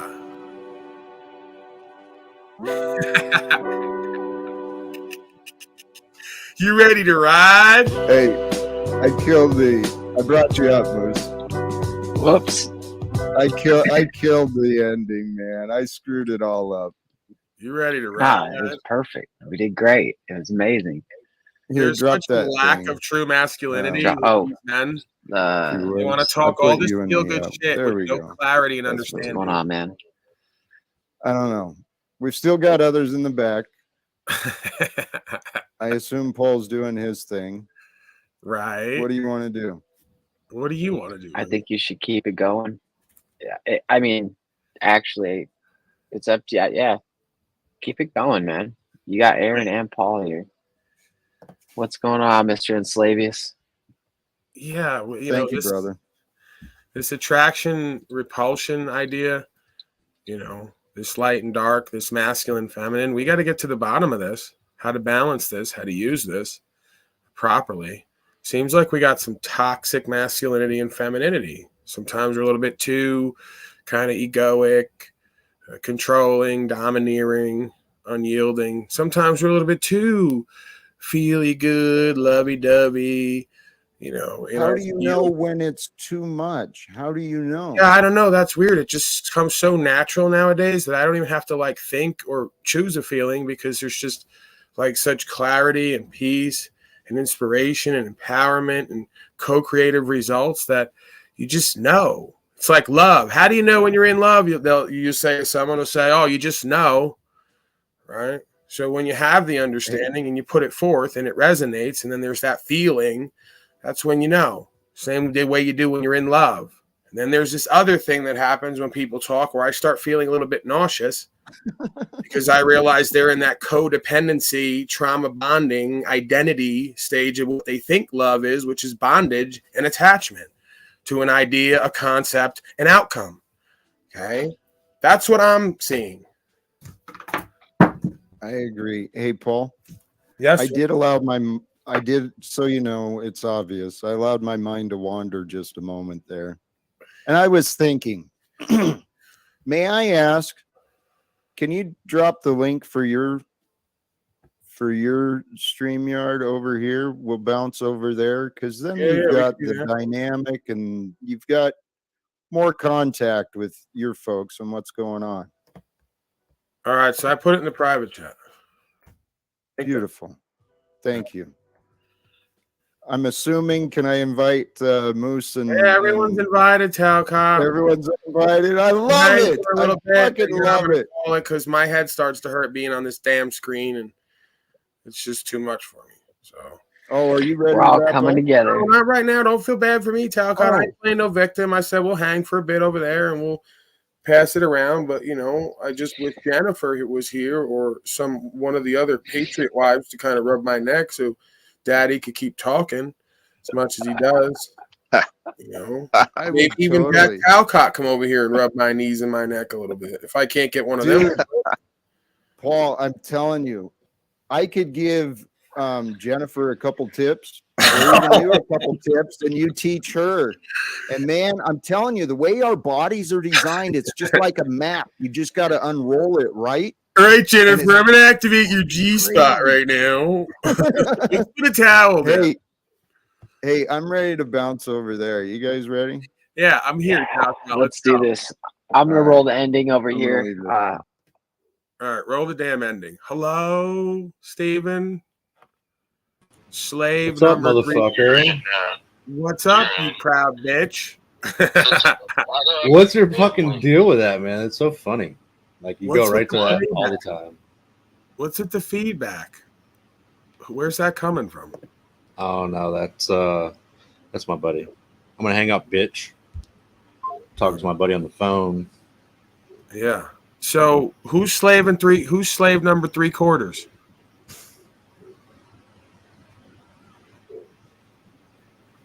It's me. It's me. It's me. Where's the love? Oh, slave hat. Yeah. I'm using the washroom right now. Oh, okay. I'm not gonna pull a Lou and fucking keep filming. Careful, Paul Provo said Jack goes from rub to suck in 2.0. That ain't right. Okay.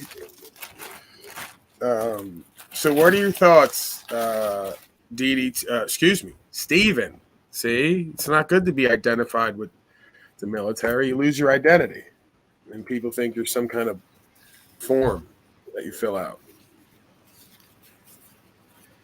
No, that was my channel name. I just didn't put much thought into it until you made a big deal about it. I'm like, what the fuck? Everyone's pissed at me for being in the military. Holy crap. Yeah, I mean, I just think that it's a natural state of beingness where we're all at right now. We've been meant to lose trust and faith in perceived authorities because they've broken the trust within themselves and with what we call God or the creation or conscience. So we're meant to lose faith, put no faith in earthly man and woman and their systems for which there is no salvation. Right? If we live in truth and we live from principles and values and be good, do good, as you say, and we kind of check our pride, false pride, you know, I'll even meet you halfway. If you think pride is necessary in your life for what you do, as long as you have an equal amount of shame when you do wrong in order to stop you from doing it again. I'm not saying you should live as a shameful being, but guilt and shame is there to protect you. You feel guilt and shame so you don't do wrong things again. Unless a lot of people, they have toxic guilt and shame where they feel guilty and shameful for shit that isn't even wrong. They've just been taught, hey, you should be guilty and shameful for just being you. you know, even if you're not causing loss, injury, and harm and paying your debts, right? So that's, again, we have to find the gray area in a lot of these things that sound like it's black and white, if that makes sense. I saw the finger up, Ta.Cottian. You got something? What you were saying about that people are taught that they are sin, that they're naturally sin. I mean, that's one of the religious deceptions. And while that's partially truth, you can present that case, the other side to it is what Jesus was saying. There's no separation from us and the divine. And the divine is perfection. It's the balance of masculine, feminine, light and dark. Yeah, why does Max look so angry? His name's Happy Max. He looks a little angry. Yeah. We're taught that we're sin, but yet we can go to the church and we can pay them and they'll forgive us our sin. Fucking dick smoker. Well, yeah, wasn't that one of the things Martin Luther raised up about, was they were selling forgiveness? Here, throw some change in the bucket and you can be forgiven. But isn't that what slaves beg for? That's just pimping and macking 101. The spiritual hoes, the spiritual children go, we don't want accountability, responsibility to have to be better. Can't you just create a system where we pay you and you absolve us so we don't ever have to do better and be better? Wow, what a great system. I beat my wife, I'll pay extra. What the fuck? Hey, and then it's called America because that's what the laws are. If you got enough money, the laws don't apply. But that's the thing. The religious system, the political system, the healthcare system, the education system are all just mechanisms to do what we should do that we won't or can't. That shouldn't be done by these people because it's corrupt. Yep.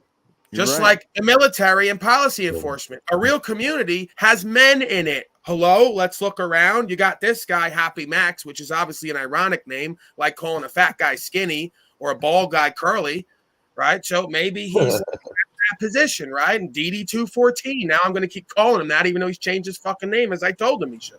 You can do that. That's fine. Oh, you did call that. I just changed my name because I have a purpose. I changed my purpose. Right. So if we have a well-regulated militia like Hard Hat, DD214, Happy Max, the Wizard, maybe Moose Fellows, the Water Boy, he runs in and out with water for us. You know, everyone plays their position, but we got a well-regulated militia. Ta.Cot's a medic because he's going to rub your knees and pat you up and tell you he loves you while you're bleeding out. Great. Everyone plays their position. Well-regulated militia. But you know, I'm like the Judas. On to be honorable men in the community and play our role and position. Why would you want me as the water boy? I'd poison the water for you guys talking shit to me. You probably would, you little snake. You probably would. You know what? You're right. You're the lowest man on the totem pole, buddy. You're our tester. Do all the shit work. Test everything that we're going to take. You'll eat it and drink it first. You can be the tester. That's it. That's your role. That's what I get for being honest. Oh, hey. Oh, there you go. Gotta love the honesty. Hey, Paulie. Yeah. Mike's still not working? You're working. I'm working now? Okay. Hey, man. All right. So I've never met.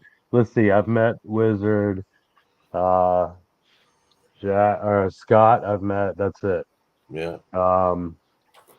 Long story short, Steve and I, DD214, and I got into watching you guys about the same time, literally. Yes, you guys started watching porno. So yeah, like exactly. This and porno. Yeah. Well, I've actually, Moose, we found your OnlyFans page first, the one with the donkeys. You know the one I'm talking about, right? Yeah, that's why I go to Mexico every winter. Exactly.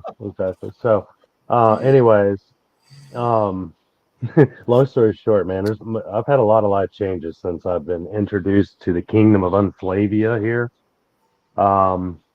And you guys just didn't know I've been introduced, but I've had a lot of awakenings. I've had a lot of findings. I've had a lot of life changes, a lot of happenings. Steve can verify all of which, and I'm just here to see when Steve starts having some awakenings. Okay. Long story short, I'll give you a quick rundown. I grew up spiritually, grew up in the church. My grandfather was a preacher. Ironically, he was a lawyer as well. So I learned a lot of. And Max, ironically, are we trying to from go on a England. date Shut right up, now? Moose, you little slave. Listen, Fuck.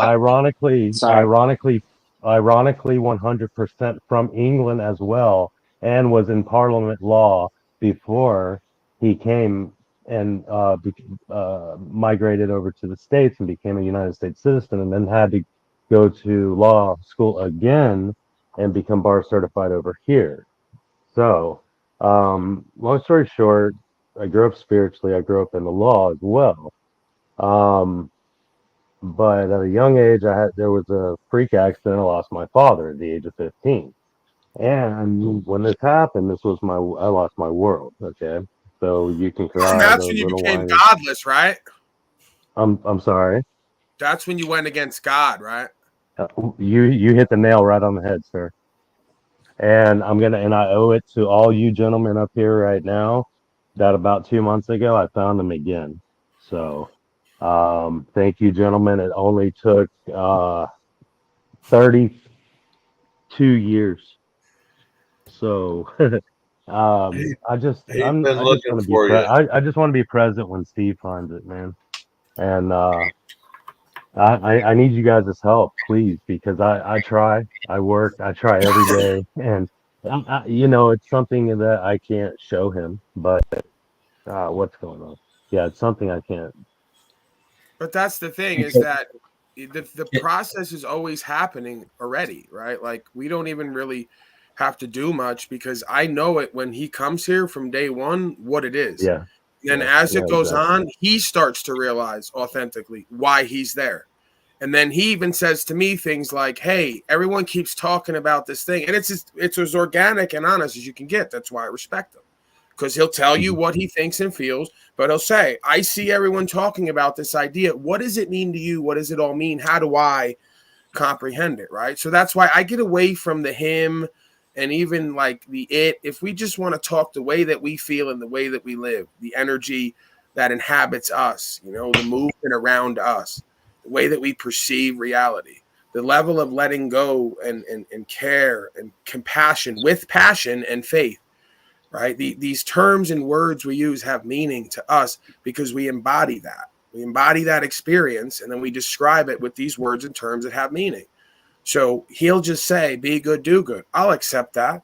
And then certain things come up, like the Yeah, pride. but I don't just accept that. Sorry to interrupt you, Paul, and I know you don't like that. I do watch you every day faithfully, regardless of whether DD214 up here, you guys' disagreements that you've had or not. I do see, man, my connection's bad, guys. Sorry. It's Right. all So right. You don't take sides. I want to hear this. what I'm trying to No, put forth here, what I'm let trying to me put get to, forth, you're killing me, bro. I know. What I'm trying to put forth here is this idea of meeting people where they're at. The reason why you're trying so hard and not getting results is because you're talking at him. You're not talking to him where he's at. You got to bring him there, right? If you say that there's this place that of internal space or beingness or results, right, that just works. Well, how do you bring him there? Are you just gonna tell him God and this and that?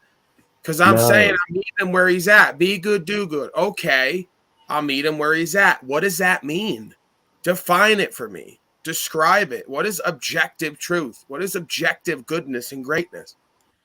So the more we build this map, this internal mapping of who and what we are as honor able, respect able, trustworthy men and women, we can move into the spiritual faith of living that way and seeing the results.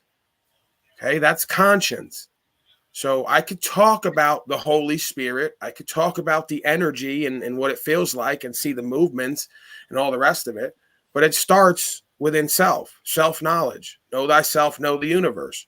So how do you get somebody to know the universe and its creator if you don't get them to know themselves first and what a man and a woman is objectively? So that's all I'm trying to do. And as I relate to you, brother, and the loss of your father, same thing. I lost my son, and that was no, my I father. heard. And Yeah, I heard that story the other night, man. That broke my heart. and it sucks for a guy that's believed in the breath of life all of his life.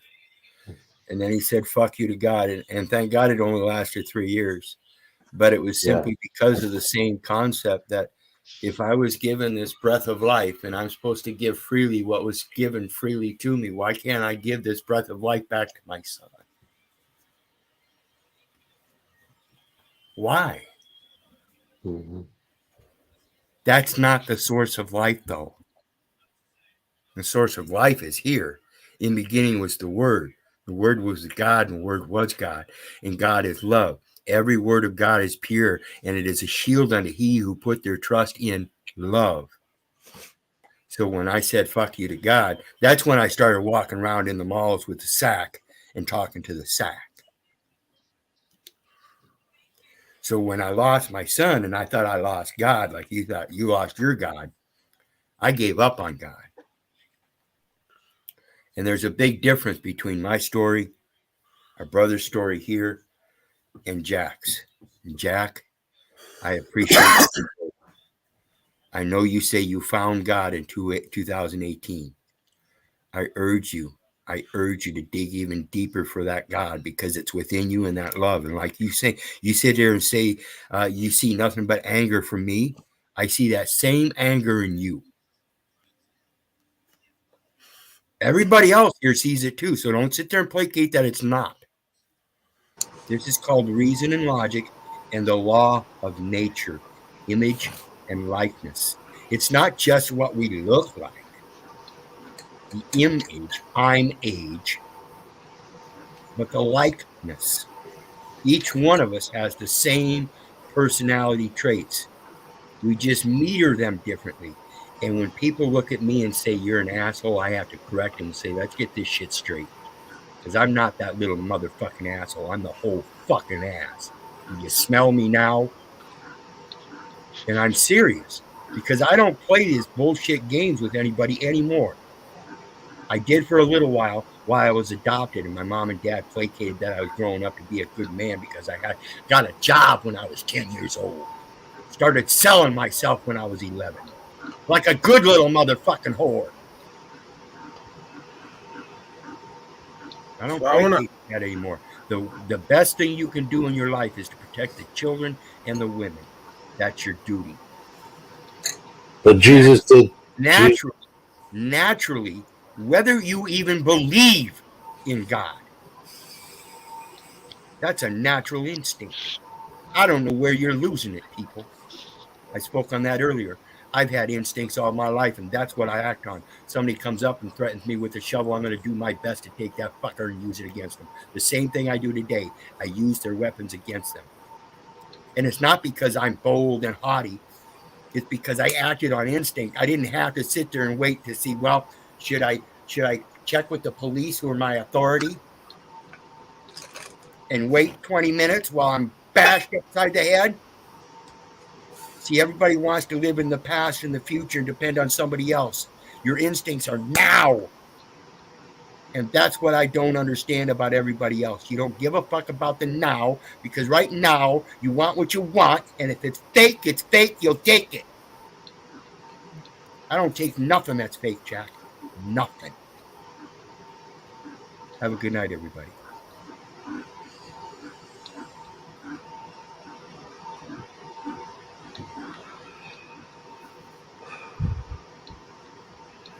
One of the things Jesus was clear when he was on the cross, he said, Father, forgive them, for they know not what they do. We got to remember we're no better than Jesus. And some people might not believe that man existed, but I think there's a whole lot of evidence that he existed, and that the stories that are told, while they may have been misconstrued, Council of Nicaea, et cetera, I think the stories that were meant to be passed along are right here. We see them. This is no real question to it that this is prophetic and it's gospel, in my opinion. But just think of that. Jesus, what are we supposed to learn from that passage that you just recited? Forgive them, for they know not that he was dying for our sins. His actual purpose on the cross and dying was that we were imperfect. For John, what I told Jack last night is, what was John 3:16 about? Do you know John 3:16, John, Steve? I have never opened up a Bible at all, other than to maybe rip out a page to roll a joint or something when I was a kid. Okay, are you afraid of it? I think it used to be, yeah. But my biggest thing is Hard I hat, think you're I'm not using trying to be Hey, Bible, I'd love to do Bible the Scott verses. broadcast, but let me refocus, okay? If I may. Pardon me. Yeah, so, I just asked a question. we lose our connection when we lose ourselves in all this complication and mysterious language and feeler space. A lot of this is common sense, where you could just boil it all down, okay? I know you want to romanticize Jesus Christo so that it like really feels the way it needs to, okay? The being was a man. The being did what was true and was right and stood up when everyone else didn't. So the being was put in a box and eventually killed for resisting and getting physical. There's no difference between that walk and the walk of someone like myself, someone like the wizard, or anyone else who upholds God's law and is met with the opposer. Okay, the opposition, who doesn't want God's law of love here and co-creation. They want duplication, emulation, and replication in a negative sense. They want a corruption. They want a mechanization. They want to turn everybody into a biological robot devoid of humanity and conscience. So we don't need to romanticize about a story about thousands of fucking years ago when we're all living it right now. If you're not walking in the truth, life, and way and upholding God's law, you're part of the damn mob. And if they put me to death like Chase Allen, I didn't die for your sins. I died because of them. So let's get it straight now if it ever happens. So you can't run that bullshit after I'm dead and in the ground and moved on to another experience. How about this perspective with what you said, that the stories in the Bible are they are us.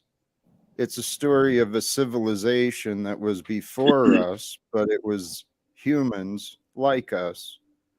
And really the underlying messages of the story of Christ was love God and love one another. So what is God? And do what's true and what's right. Right. Perhaps. That's the part everyone keeps leaving out. Do what's true and what's right. Perhaps God is love. With humility. So if the commandment is to love God, then humility we should before love who, Scott? We should be loving love. Humility before who, Scott? Before your neighbor. The law of love Does it say is that? true. Does it say to It's show humility honesty. before your neighbor? Or does it say put no faith in earthly, worldly man Do and unto woman to one whom there is no another. salvation? Those No, it who says are humble and pure humility, can see the reverence good, before the and God Creator is and the the good. creation, not before the good is earthly, everywhere worldly we want to beast look. of burden. It's It just up chooses to us its own to see. slavery time and time again. No.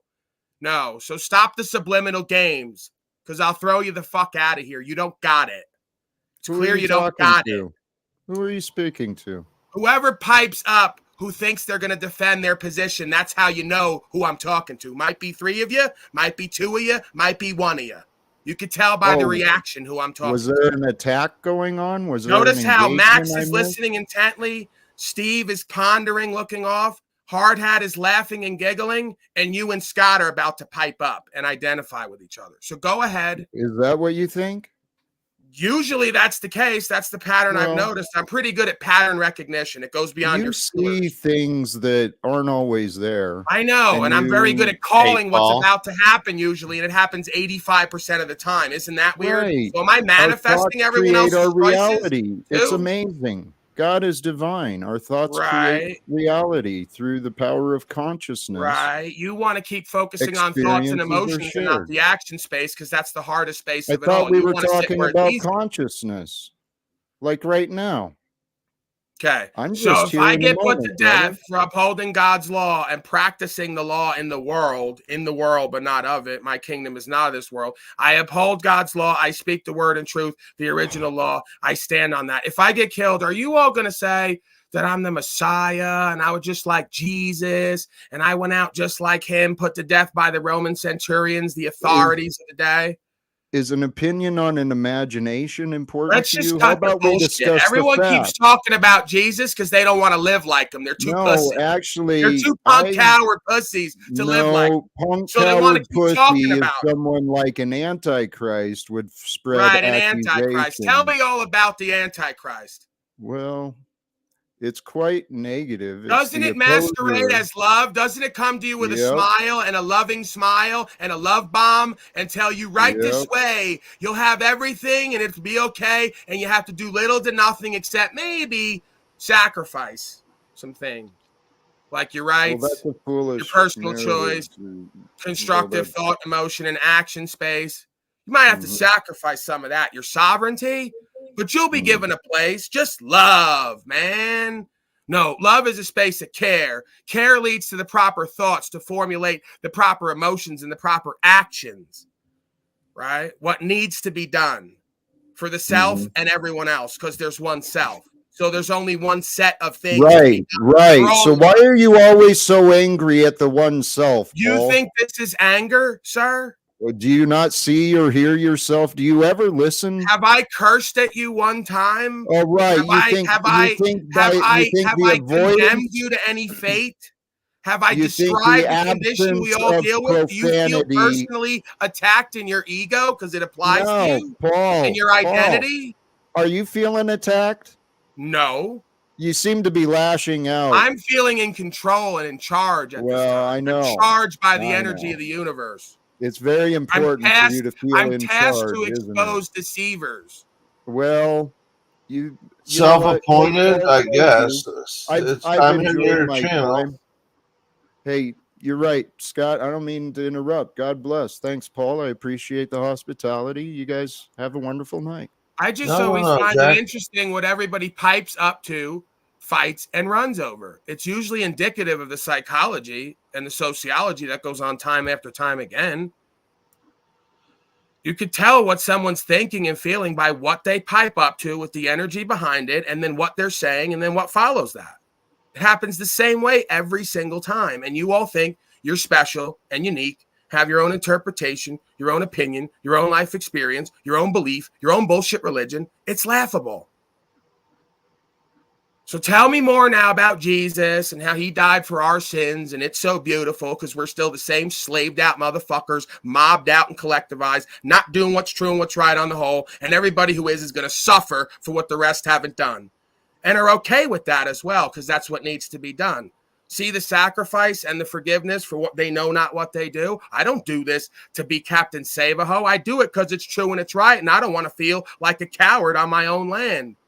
I want to be united with that force and that creational law, and I'm going to uphold it. It's an honor to do it in service, right? Military man. Well, shut up, Scott. You're horrible on the air, and you still don't get it.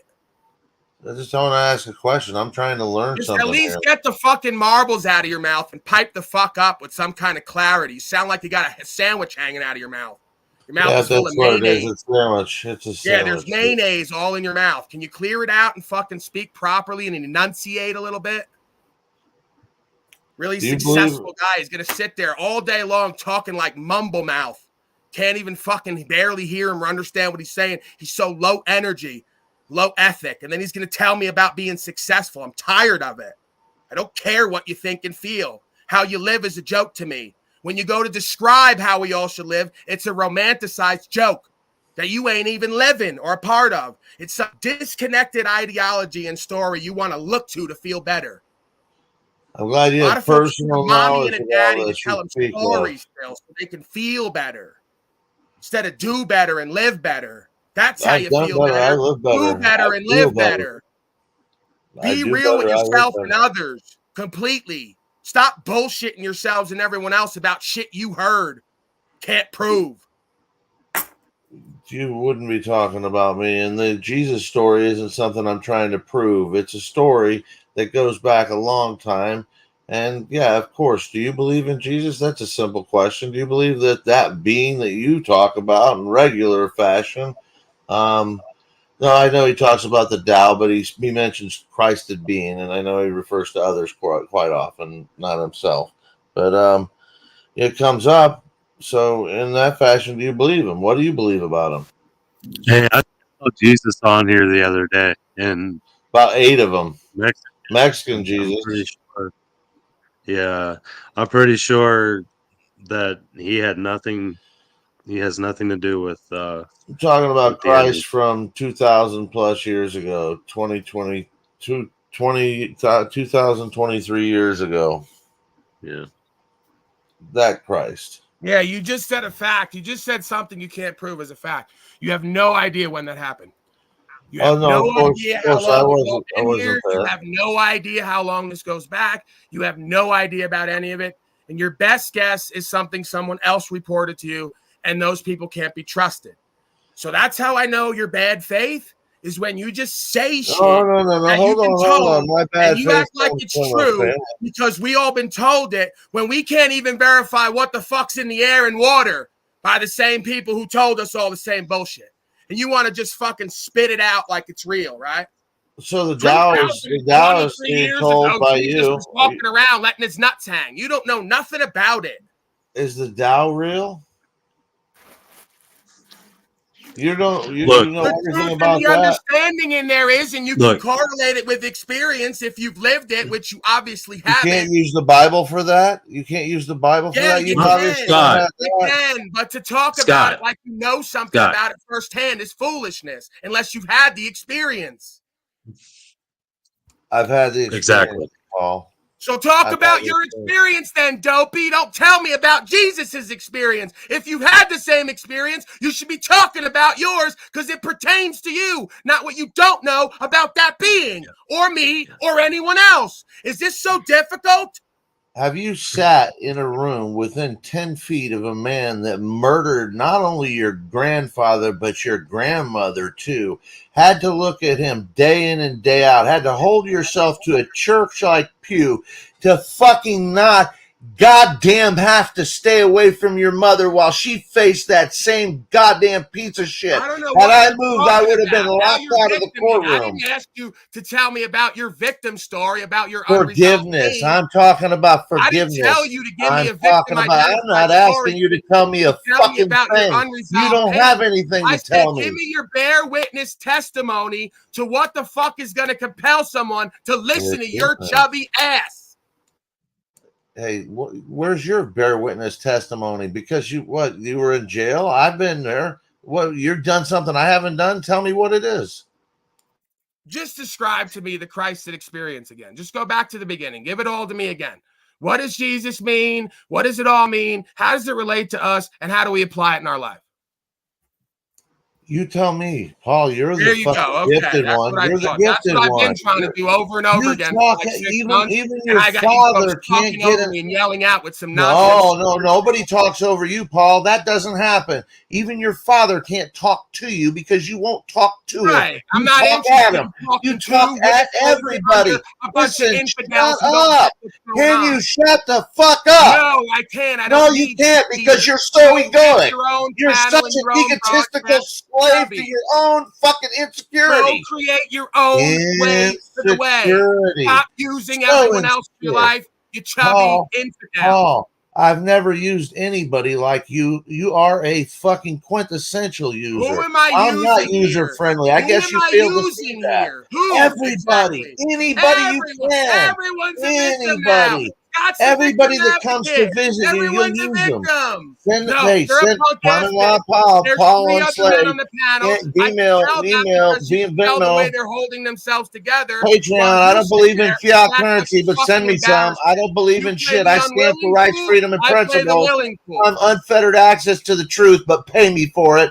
What the fuck ever? Another pocket watching hater bringing up fiat. Nobody's hating anything. You talk out of both sides of your mouth, you fork-tongued devil. He's so mad because I tell people to pay me for what I do and say, you little miscreant. I you knew have you were nothing to be paid for. You're fucking misguided opinion. I see you and feel you long before you present the real self, you bitch-ass motherfucker. Why do you think I never go hug your dad. Go hug. I thought you don't talk. Motherfucker. I come from a world that you talk down to Well, I triggered. got to read you coming up the block because You've when been you go to triggered. give me the product, it's fake shit.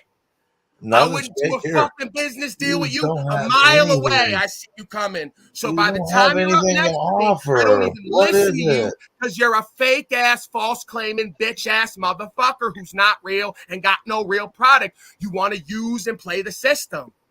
Okay, I feel you. Why do I never have these issues with Hard Hat? I'll probably never have these issues with this guy. I very rarely have issues with Mr. Steve there over certain things, and we Tell kind of me get something it right. you've created You've besides been a this problem channel. since day This one. channel. Everyone in chat's felt it, and everyone who doesn't is inept. Tell me something and original innate, you've created. Show me and your in- talents and besides unable to this manage their argument. own Vanilla discernment Gorilla. there. Your vanilla Magilla Don't Gorilla come shit. here no more. I don't Come need on, you Vanilla here. How many Gorilla. Tell times me will I have to something. tell you that? Because we're Something. going on 2 weeks of me telling you that, and you're still here, you punk ass bitch, coattail riding hanger oner. I finally got your dad to listen to you yesterday. I don't you give a dumb fuck about you getting my dad to do dumb what's right for his bitch ass either. I don't give a fuck. How about that? Do it Maybe because that's it's the right truth, for you. and that's why and nobody shut should the listen fuck to up you. You because just told the really truth. can't talk. You were honest for How's one he gonna fucking listen time. You to don't care you? about I anybody. know how my father thinks. A lot You like don't me in care some about him, ways. so what Very does it different in matter? other You don't ways. care about He's him. not gonna listen to you. You don't care about him. You don't listen to him. He won't listen to me and people who've eclipsed him in every area he'd love to be in. You He don't won't. have He's got anything so to much say. ego. You're just shouting at him. You're just Right. shouting at When him. I You don't have came to anything him to and talk showed to him him the about. Valdez that got 10 million views. Big goddamn mouth. Big Shut the mouth. fuck up, you fat slave. I don't need you here. Why the fuck are you talking over me? You wonder why you got to get a little bit egoic on these motherfuckers? You wonder why? This ain't your place, bro, on any level. You didn't create it. You're probably never going to really be able to be part of it. You don't understand why. Your best efforts to endear yourself only push you away. I love this process with all of you because you never get it. Why you're never truly accepted. You know, you want to talk about shit you don't know about. You want to fucking proselytize like you're, got some firsthand experience. When I tell you to point me to it, you give me some victimhood, unresolved pain story. Can't fucking bear witness and testimony of an I am presence and understanding of your beingness and how it all relates to a Holy Spirit for this man who's asking for it. You can't do it. And maybe I am egoic because I think maybe I can. But this motherfucker's another one who came up today and said he's getting results coming here. So is it egoic when grown men, sometimes twice my age, come here and say, I'm finding God, whatever that is again, and I haven't seen it and felt it for 30 fucking years. So I'm resurrecting the dead, just like the scripture said, right? Bringing folks who are living dead back to life and reunited with the creational force. Get the fuck out of my face and let me work. This is service I'm here doing. I'm not playing your fucking fame games, star fucking celebrity name dropping games. They just don't get it on any level. They just don't feel me truly on any level. The ones who do are like, he's dialed in. He's right there. Your thoughts, expert panel? Let's bring Scott back up. Got a little bit heated, Scott.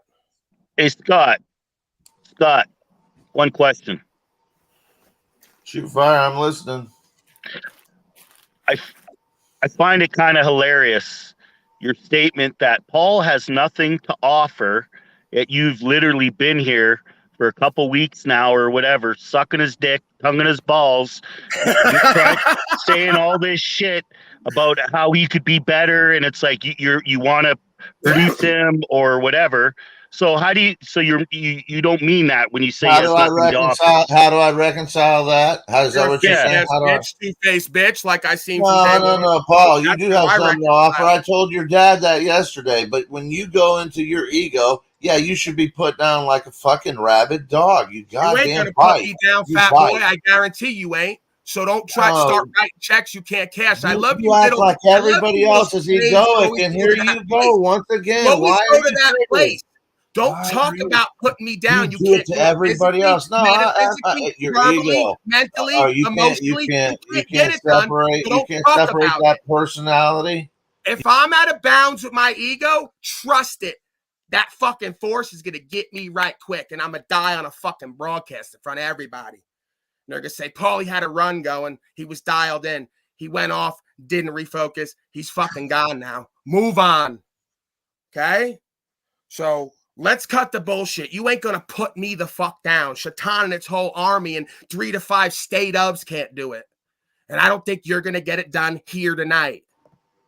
Is that what you heard? Is that what you heard? And all that you heard that I'm gonna come put you down? Fucking get over yourself. No, that's not what I said. You Go said back. I need to be put down like a rabid dog. What the Your fuck? ego, because you can't You stop. ain't gonna do it. If you characterize Dude. my resentment as egoic and you're gonna put me down You metaphorically. should let your dad. You should just humble yourself enough to let your dad talk to you one day. You don't know nothing about me and my father, and you're so ignorant you can't read between the If it's lines all a because you have bit, no if it's all a discernment. bit, I don't know if you've gotten through to him. No, it's not a bit. It's quite the opposite. His life is a joke, and he's a complete manipulative, passive-aggressive narcissist who struggles for control because he's insecure in his ego. Could we So he attribute any of won't that? have a conversation with me privately or publicly. He will deflect and dodge. He won't answer any questions directly, and he will say, I'm a sick person and been crazy all my life, and hang up on me. Okay? Don't fucking tell me about a sick, twisted person who's been that way a very long time and received that way by many in the community for a long time. Okay? And not for the right reasons. Folks will say the same thing about me for the right reasons. Not a whole list of women who put up fucking ads saying, don't ever date this man. I don't have that. I got exes coming back here basically sucking my dick in a way and semi-hating because they can't believe I'm going somewhere. They knew it was going to happen. They just didn't know how. I didn't either. She can't believe I went to sitting on a chair, not doing nothing, to sitting on a chair, not doing nothing, and actually making a living and speaking truth and changing lives. What the fuck? Yeah, I know. I got it. Maybe she wishes she would have hung in a little bit longer, another couple years. Might have went somewhere for her. Might have felt like something for her to be next to me. Paulie, you have strength of character in a lot of respects, but I just wish that some of these fucking bent, beat up, broken hoes that I have been around a lot longer than you have. I will someday hopefully get across to you what you don't know about me. I've been through the fucking hells, the brimstone, the fires of fucking broken hoes and crazy shit. So, with that being said, I do respect what you do, but I wish that you would realize some of the really, truly broken people. And, you know, like the other night with Jack, I wanted to make sure that I stayed there and said to him that, and I know you did too, but fuck, the poor guy got beat up on, and he has a couple times. So, You don't see that. You still, like my father, want to play the victim for him and identify. He needed what happened last night. It was a divine inspired event that the most, I called it again weeks before it happened. I literally call the future every time because I feel the divine inspiration and I know how it moves and it shows it to me. And then the shit happens. Okay, so he needed that to check his fucking ego because he keeps talking about love and merging, but we can't come together in truth. What his truth is, how he's lived, and how he's gonna live. He's not accountable. He's not responsible. My father's not either, and that's why they like hanging out. Birds of a feather flock together. If I was going to be honest, position. Their fathers who are not accountable or responsible, and their women and children don't fucking respect them, and it's not a coincidence. I'm not going to cut to I'm going to cut to the chase. I'm not going to bullshit you. I've been in, you know, sales and marketing. I've trained people in sales and marketing. You know, let's look at life as a ping pong table. You try and meet people where they are. Obviously, you said that earlier, but you also try and find a middle ground. So if it's a ping pong table, we try and meet at the middle at the net. What happens in some cases, I think you're really stuck at your end of the table, and I admire that in some respects, but at the same time, how to pull them across, and some of them, especially like your dad, if you don't get him, meet in the middle on certain aspects. I get it, and that's a fucking hard line to roll. That's a hard line to roll. I got a hard road to hoe. I don't mind. I'm not complaining. You and everyone else are. Well, no, I never said you complained. I'm not, and I just, Yeah, bro, imagine being me where it's been revealed to me that there's a certain set of conditions that we can't waver on, and pretty much I'm going to be hated by the majority of folks. I wish I could get all the fucking intellect out of you with, you know, with just regularity and fucking put you with 5 other people that it was just pure fucking Noam Chomsky fucking, you know, high level stuff, because I know you're capable of it. But then there becomes fucking I don't know, a disconnect sometimes, and with Wizard too. I mean, and I think Jack has something to offer, but you guys are gonna have to ground him. I mean, I see Part of that. the thing is, right, when you have a low self-worth and esteem and vision of yourself, you start characterizing other folks as high-level intellects. That's revealing about you. That you would think that a lot of these folks are high-level intellects when they reveal themselves, if you just look long enough, every single time. They're not as a high-level intellect as you think because you have a very low opinion. Who did I just identify besides you and Wizard? You didn't say Noam Chomsky and another name? Oh, I look at some of the fucking, go back to the fucking Federalist Papers. If you want to talk about who I think is high level, go back to fucking Nietzsche and fucking, I'm not even going to go there. Let's not drop names because all I'll get accused of is some other bullshit. Yeah, having low self-esteem and self-worth truly, or you wouldn't need all that. Okay, yeah, I get it. If I mean, these are the same people who told me, who do I think I am, Freud? And Freud was simping on his wife on cocaine, writing letters and doing his best work, apparently. I'm not doing that. So I might be better than Freud. The same. Why is it I don't have the opportunity to be better than Freud in the eyes of the ones who are supposed to lead me and have years of experience because they believe something about themselves and they're going to project it onto me, that I have a box of being not even as good as Freud when I might be better. Well, if you were that experienced, is it true not that you might be using your own experience to lead people and unslave you rather than speaking of the words of the Tao, which are not created by you or part of your own being? It's just things the Tao is just fingers pointing to the moon. Maybe you didn't listen to it. I'm not going to the text to substantiate my experience. I'm correlating my experience with the text, which are just fingers pointing at the moon. We can all see the same moon if we look. It's there. I didn't say this was my truth. I just said if we're going to say that Sigmund Freud was a revealer of some truths, I might just be as good or better. Why is it I get put into the box of who does he think he is since day one? XYZ. Why is it he might be the next XYZ and better? Because it shows how most people view themselves in the world, and they might be accurate. Very low level of comprehension, co-creativity, and connectivity.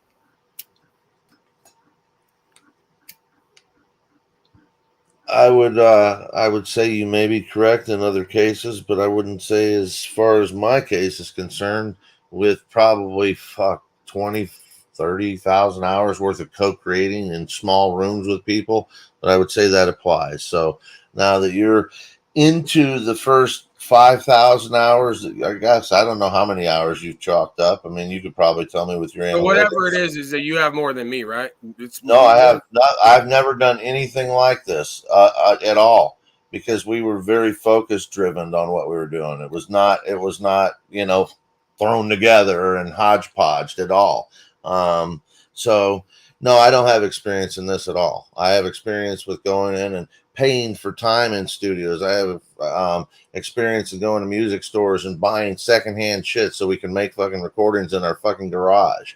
I have experience of putting stuff together from tapes, just literally fucking cassette tapes onto DAT to ADAT to DAT to onto CDs, and then we started getting into digital, and that's where you are today. It's just the art of living, right? Because the reason I do what I do is not because I couldn't prepare and do it probably just as good, if not better, than a lot of other folks. I'm not interested in competing. It's me versus me in truth. So life doesn't happen that way. Life is what happens in between making plans and recordings and productions. John Lennon. I'm trying to become an expert of life, or at least an expert of self, so I could talk about the art of living and getting the results that we all would want to get in every arena and being fulfilled and peaceful and empowered. So a lot of times folks can't talk to me about the life experience they've had because they've not done that. You don't think that that's me here talking to you? I haven't done that. I don't know. Well, you're welcome to ask me anything, and I'm pretty much an open book. I don't want to get, anybody's name thrown out here or anything, but I pretty much fucking just walked the line and towed the fucking, the line that I talk about. So, I mean, it's not name dropping when you've actually done it. It's not name dropping when you've been there repeatedly. So, say it is what it is. What are you laughing about, Hard Hat? Why is he giggling back there?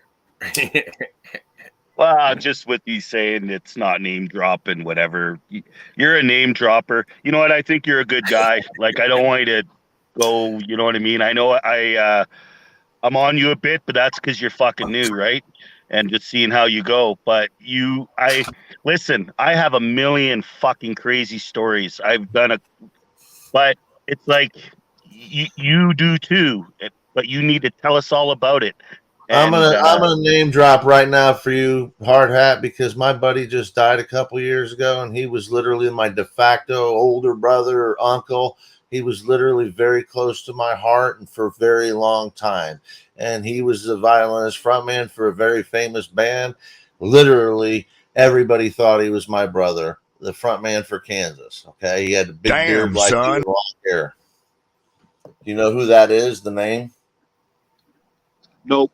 Violinist frontman for Kansas, Robbie Steinhardt. I've known all my life. He was picking me up off a fucking bus from school when I was a kid, and we'd go play video games. He'd play pinball and fucking hang out with him all afternoon. My literal life from the time I was 13. See, Wizard was a foster child. My parents brought in the first foster child out of the area children's home, and he was a lot older than me and abused me. So the fucking rock star down the street that my dad had built the home for saw him and his wife saw that I was literally being, kind of neglected and rejected, if you will, because this guy had so many problems that my parents were trying to help him.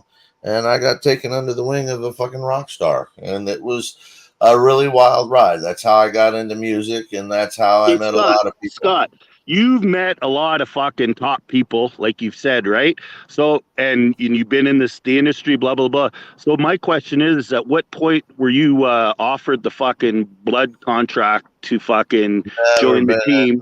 Nothing, never seen nothing about that. Nobody ever came to you in that whole time and ticky talk, nothing? I never made enough money, and I always kind of did the my own thing, work for hire, under the table, working for cash. I was literally the studios that we had. We were taking cash for work. Hey Scott, will you sweep up around here? I got a few bucks. Yeah, right. A lot of money to get me to work. But I mean, honestly, some of the fucking stuff that we just had fun, man. The memories that I have are great. I sharing them sometimes with you guys, I don't mind doing that. And I got the receipts for it all. I mean, there's people, they know me, they know who I am. It's not like they know of me and it's like, hey, there's Scott or anything. It's more like, hey, aren't you? And I don't own my name. Nobody knows my name. It's everybody knows me because they've seen me with someone else. Hey, Scott, do you know who I am? Do you know who I am? You look like a slave number 3 1/4. 3 1/4. Yeah, I'm still learning about who I am, bro. But yeah. The more I find out, the less I know about myself. True. Still learning. I don't know. It's interesting, this talk earlier in that. And I mean, today I'm on a outdoor slab. It's sunny. The concrete's going, and I have to use this kind of trowel that's on a bunch of poles, and it's getting hard. And there's this little fucking spider kind of thing that just walks out on top of the slab, right? And I'm gonna kill him. I have to, I'm gonna squish him into it and whatever. And I'm like, fuck. So I pull up the trowel, put it in front of him, kind of get on this. He actually jumps on. I pick up the trowel, fucking flip him over into the grass or whatever, and keep going, right? That really made me happy and made my day that little fucking insect is right now tonight off somewhere, unless a bird didn't eat him. But my point is, from where I'm at in my life and what I've learned in the rabbit holes and the truths I've seen, there never was a true walking Jesus like that story is, right? I'm not going to get into it. So I don't believe in Jesus, but this is how I live, is I don't want to even fucking kill a little spider, right? Yet last winter, a rabbit jumped in front of the car in front of me, hit its bumper, and it's fucking spasming on the road, right? In the wintertime. And I'm like, fuck. Dude. So I backed over it twice to put it out of its misery quick, right? So it's like, but I don't, it almost seems like all the motherfuckers that stab you in the back or fuck you or evil are into some kind of big religion. So anyway, I don't know. I walked away from religion. I was, well, as a kid, I went to parochial school. I was kicked out of fucking pretty much every school I went to. I was a nonconformist. I mean, literally. And I could tell you one after another how. I fuck. I mean, the stories are good. Another time I'll tell the stories or I could share them, Paul. This is your broadcast. So, you know, the first parochial school, I got in trouble for stealing a pencil that I didn't steal. And when the teacher basically curled my shirt up against my neck, you're stealing her pencil, the cutest girl in the class and A student and whatnot. I pushed the teacher back and she flipped over a desk. And that was the last day at the Catholic school, grade school I was at. I think I was in fifth grade. Yeah, I was fifth grade at that time. So I ended up in public schools for a while and then went back to another parochial school for high school. And instead of nuns this time, I was turned over to brothers. And the brothers, well, they got me out of there pretty quick. I was playing football. I was a big kid, so I was automatically playing football. And coach was pissed that I wouldn't. That's one thing I wouldn't stop doing was smoking. It's right there in your area, Max. So, you know, you guys can check the record on Hoffman, Coach Hoffman over at TC. He couldn't fucking stand that I was smoking cigarettes. And that's what I as a kid, I started because fuck, I was hanging out with a rock star. That's where I started smoking cigarettes. And at 13, I fucking kept smoking Marlboro Lights. And the next thing you know, I literally got kicked out of TC. And that was, this is a funny story. Do you want to hear this, Paulie? Yeah.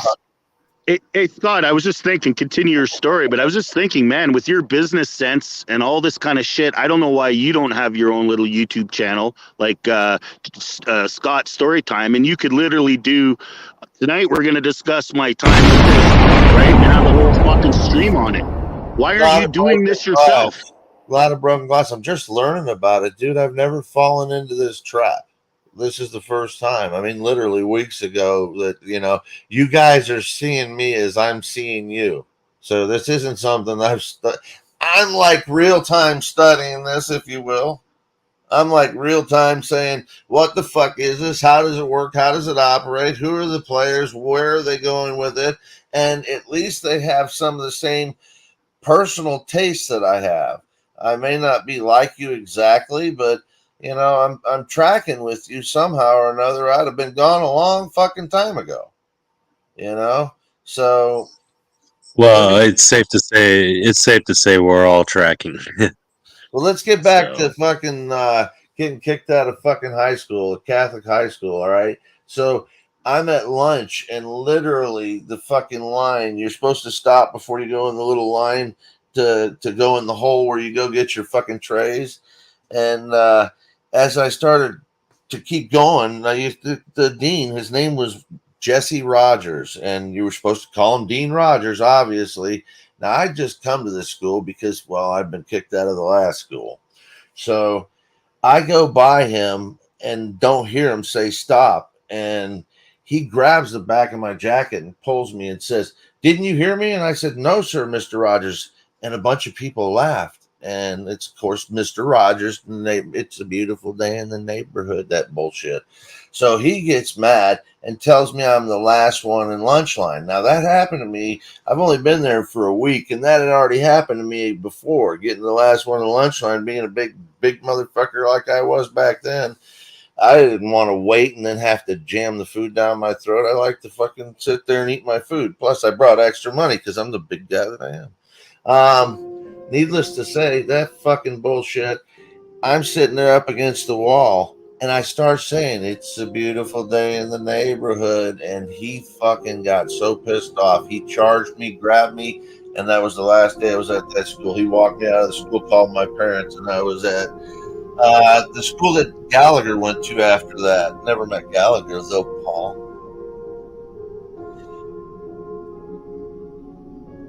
God is done listening. Yep. I got marbles in my mouth.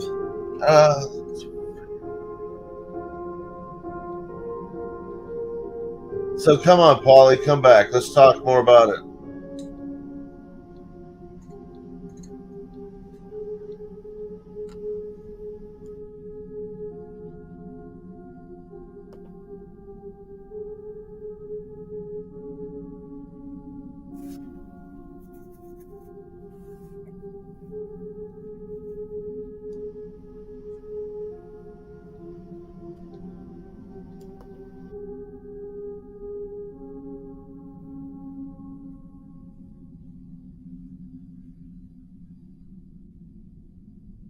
Yeah, that one fell flat, but that's okay.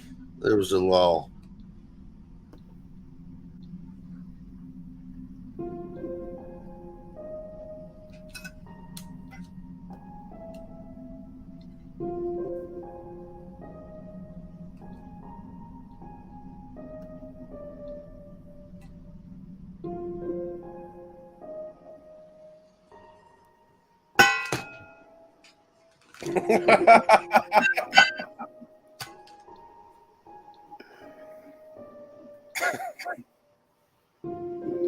Hello? Are you there? Is anyone still there? What's the purpose of believing in the Bible? Oh, that's an interesting question. The purpose in believing in the Bible is to feel better. Because if you know the truth that's encoded in the Bible and you're living by that, it would not make it necessary to believe, which requires a choice on the Bible. Similar to Jesus, that's my perspective. Right? So, purpose, whether folks knew it or not, it would seem to me, believing on the Bible and believing on Jesus is because they don't have the first-hand experience to correlate, which would not require belief. It would be a knowing. A knowing of what, though? That's why I'm the purpose of believing. Okay, so we went from purpose to believing. What? How does that? Is that making you better than what you are now? Well, that's the thing, right? That's why I'm not an advocate of blind belief. True faith is demonstrable, definable, experiential, explainable. It's not blind. It's not blind faith. So we're back to the sacred Trinity since the beginning of time: thoughts, emotions, and actions. Beings, thoughts, and emotions and actions will define them one way or the other, inside and out. So, are you peaceful? Are you empowered? Are you inspired? Are you loving? Are you co-creative? Are you principled? Do you stand for what's true and what's right? Wouldn't that be the most worldly way to describe an otherworldly feeling? Being a man, an honorable man, something maybe many of us have never known for most of our lives because we've never seen that and been shown that truly. We've been shown the symbols of that, the representation of that, the representation, right? Representation. This is where I talk about the military and policy enforcement. What does the Tao say? What is a good man but a bad man's teacher? What I try to do here for myself and others, what's a bad man but a good man's job? Policy enforcement and military. Say, oh, that's where all the good men go to get their jobs. Well, no, that's where all the bad men go who can't objectively discern right from wrong and take orders. So good men who understand right from wrong don't put on a costume. They teach bad men how to be better, like they've been taught themselves. So again, military employs some of these aspects.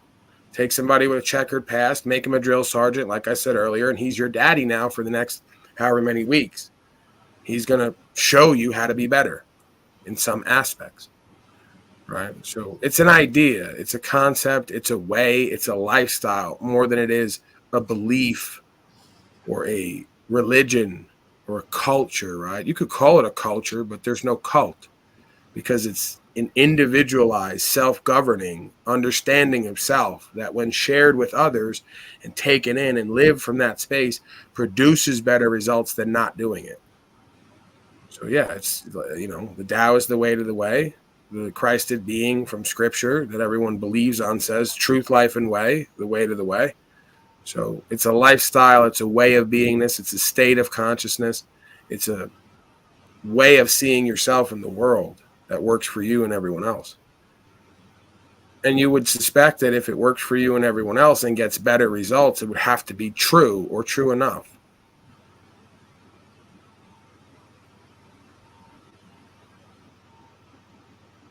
Why does the Bible even have a purpose?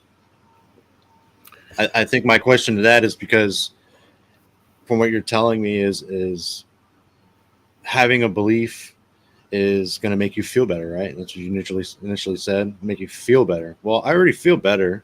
I already know that I have integrity, and which most importantly is when no one's looking, of how you carry yourself. So when you get to that level, I don't know how much farther I can take it. That's why I'm trying to figure out this.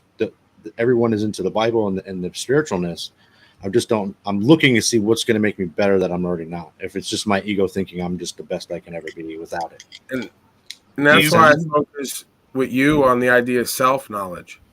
Because I think the more that you look at yourself and your past and present, and what you see as your future, and you kind of look to the root, the cause and effect of the being you've created and been creating along, and where that growth is or hasn't been, I think that's where your breakthrough comes in, where you see this bigger purpose, right? This is really what this is all about. It's a way to have faith to see a bigger purpose in life, right? So if you can see the connectivity with all life and all beings, you're going to get better at your relationships, right? You're going to get better at resolving conflicts. So spiritual faith, right? Spirituality, metaphysical understanding of self, it's just a way to have a better life where you know more about yourself and what you need to do here and there and what you're not doing and have not done. And then it gets that pride out of the way, right? That's why we talk about that pride earlier. That false pride a lot of times is a cover-up for not looking at what we've done and not done. So all the folks everywhere, oh, I'm proud of my service. Well, what did you actually do? Oh, let's not talk about that. What do you mean? How you came back all fucked up and had to go to the VA for medication because you followed orders and did some fucked up shit? So, that false pride will get you because you won't look at who and what you are and what you've done and not done and why you've created a being who now you can't manage, right? And that's addiction, right? One of the cornerstones to addiction is when your life becomes unmanageable. I say everybody's first and foremost addiction is slavery, doing what the fuck they're told to do when they're told to do it and have no understanding why. They're addicted to that shit. Have you not noticed over the past years? So if you can't manage your own affairs and your life's become mismanaged in some or many areas, whether you know it or not, you're an addict. You're in vice, as the beings who put me in their stuff, vice, because addict, vice, bondage, all the same idea. So all this is a way to free us of all the ways we've identified in the world of something lesser true to who and what we are as a supernatural creation, right? I don't know if that makes sense, but I'm trying to give you the kind of, I guess, the bigger picture. Like you say, why would anybody even want this? Why would anybody look into this? Why would anybody take this and live from this place? To feel part of life, to feel part of the bigger picture, to serve something outside themselves, to feel honorable, to feel all those things that the military talks about, right? I don't need other people. Go ahead. I think it's believing in something that basically there's no proof to anything, and if you don't know, you just say, oh, well, God did this or God created that. There's things are created this way we don't really know, but if you believe, that just explains it all. And so that doesn't make a lot of sense to me because I'm very systematic and doing research on proof. And yeah, but that's why I don't do that. You'll see the way everyone hates me because I won't talk about Your volume went out. Your mic went out. Paulie. Oh, yeah. I don't make the absolute claims that I can't prove because I don't need to. The experience is enough, right? So just from I can understand that. Yeah. So, I mean, again, when we talk about this idea of spiritual faith, all that really means is the more that I uphold what I see as God's law, which you could call universal law, it's localized in conscience. When you ascertain objectively right from wrong, once you learn the way to think, what to think becomes clear and self-evident, right? The founders on some level knew the way to think, or at least it was revealed to them. And that's why what they were thinking was concurrent with what we're experiencing, because truth is eternal. So I tell you, all men are created equal and endowed by their creator, the universe, with inalienable rights. Whatever created that, we're part of that, and we have a right to choose, right?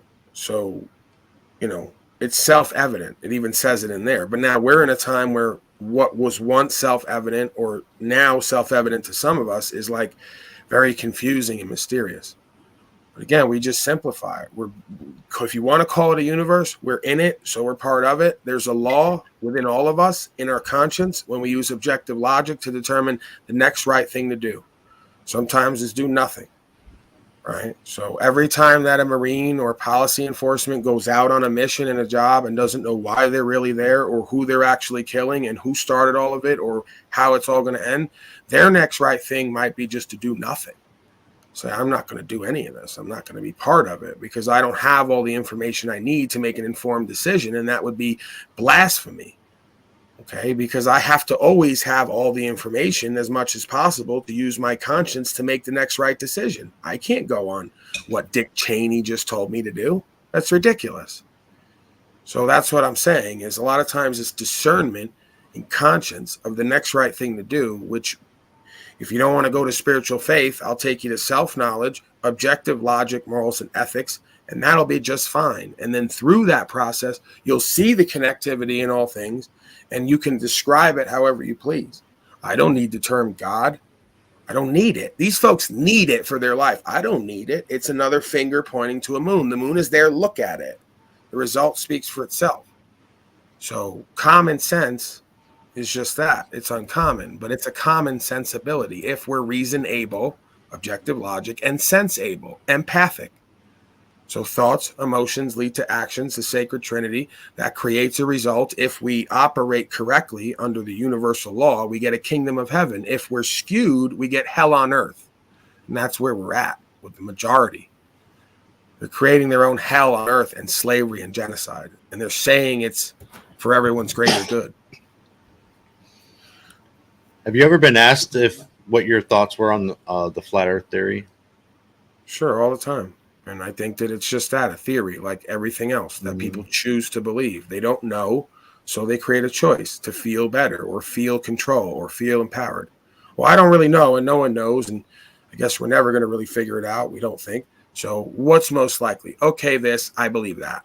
So that may be what's most likely based on what's out there, but you can't say that the earth is definitely flat.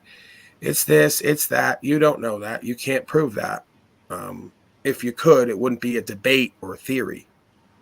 So, I spend very little time even focusing on things like that because it doesn't fucking matter. The shape of what we're on doesn't matter, the shape that we're in, which is slavery and genocide, because we're in a state of slavery and genocide. It's a slave mind and a slave heart. As the mind and heart goes, the man will follow. So I'm not even interested in that. It appears to be more flat than it would be round like a ball, but I can't prove any of it, and it doesn't matter. Right. So there's no evidence. You don't really know. So that's why I'm using that analogies toward the Bible and religion. God, like you don't really know that someone did this, or just you're thinking it is, which is fine. I don't have no problem with it. But in my daily life, when I get up, I go to the store, get in my car, go to work, deal with people, come home. How does the Bible and the purpose of it? I'm looking at how it's going to change my day for my daily life. You know what I mean? Right. I mean, if the Bible was the only way to the way, then there wouldn't be a Quran or Torah. And of course, each group claiming that their book is the only way to the way and everyone else's is wrong. So, the way to the way is the way. And then there's a bunch of writings about the way to the way, if that makes sense. So, again, I'm waiting for my experience. Right, but that's the thing. The other part of it is like you can't go looking for this thing. You either living your life and then it shows itself to you or it doesn't. It's kind of elusive. You can't really look for God. You seek truth and then you're set free and then you're shown more. The student is ready, the teacher appears kind of thing. But again, you shouldn't have to look hard if you're going to look for it. If you have the eyes to see and the ears to hear and the heart to feel, you shouldn't have to look hard if you do want to find it. If you want to call God a creational idea, right? Objectively, a creational program simulation. Well, what more evidence of that than something simple like the leaves having number patterns? There's number in the plants. There's mathematics in the plants. They've shown that. There's mathematics and number pretty much written into everything. It's some kind of code, right? So again, the matrix, they'll give you the game. They see the ones and zeros. There's a code. We produce this thing. It's a corruption of the original. It runs on code. It looks like one thing. It's actually running on something else. So believe half of what you see and none of what you hear, like they say. Yeah, it's a simulation, man. It's a hologram. Like I'll take all their worldly scientific stuff and I'll say, okay, it's true and it's real. I can see that. The parts of the parts of the whole and the parts separated are together, if that makes sense. That's what a hologram is. It means it doesn't matter how many billions of people you get. If you solve the problem of one person, you solve the problem of all people, because it's a holographic realm. There's only one self. There's only one life. There's only one truth. There's only one love. If there wasn't, we couldn't relate to each other. Well, that's why a lot of us can't relate to each other, because we're not living from those spaces. Those folks who are closer to live in those spaces don't have as many of the worldly problems as everyone else, because their consciousness is in alignment, if that makes sense. So, yeah, I don't need to fixate on the Bible, because it's not my talisman where I get my power. It's not my symbol of power. I just correlate some of the understandings that are in there with my own understanding and experience, just like you or anyone else could, if you're, observant and aware, and you're not constantly projecting and identifying. That's why I say identifying, I don't think, is a positive thing to be a student of life. You can't create impediments between you and that transmission. You can't create walls between it, right? I don't believe the quote unquote God or this force opens itself up completely to beings who call themselves police, who call themselves soldiers, right? And soldier, again, is soul dire, so that's more sorcery and mockery. They know how to keep the wall in between you and the transmission. They say, hey, bro, call yourself a soul dire. It's more green language, double speak. SOLDIER. SOL is light in Latin. It's the brilliance of truth, the light of the way. So they're going to cut you off from that. So you're a soul dire, right? Soul and soul is the same word. It's just a different conjugation, right? So the soul is the light within you. How do you cut someone off from the God, which is the light within them? The gateway, the way to the way, right? Well, you make them a soul dire. You get them to speak that. That's spelling. So you created a spell. You created an idea, a talisman, an identity, an idol, and now you're worshiping it. You're putting your time, energy, attention, and identity connected to it. So that's how they put the wall in between you and your truest light being, quote unquote, self. So that's why I say identity is the enemy of pure consciousness and awareness, because it puts a wall in between you and that experience. Once you take all those walls out and those beliefs about who and what you are, you get back to supernatural experience, and then the world opens up to you and it's revealed. You're part of a whole. The whole is part of you. There's an inherent reality and understanding and objective and purpose and mission here, right, that we seemingly have to undertake. There's a covenant, I guess. We're born into it. We didn't create it. We don't control it. We just become aware of it and then become it and do it.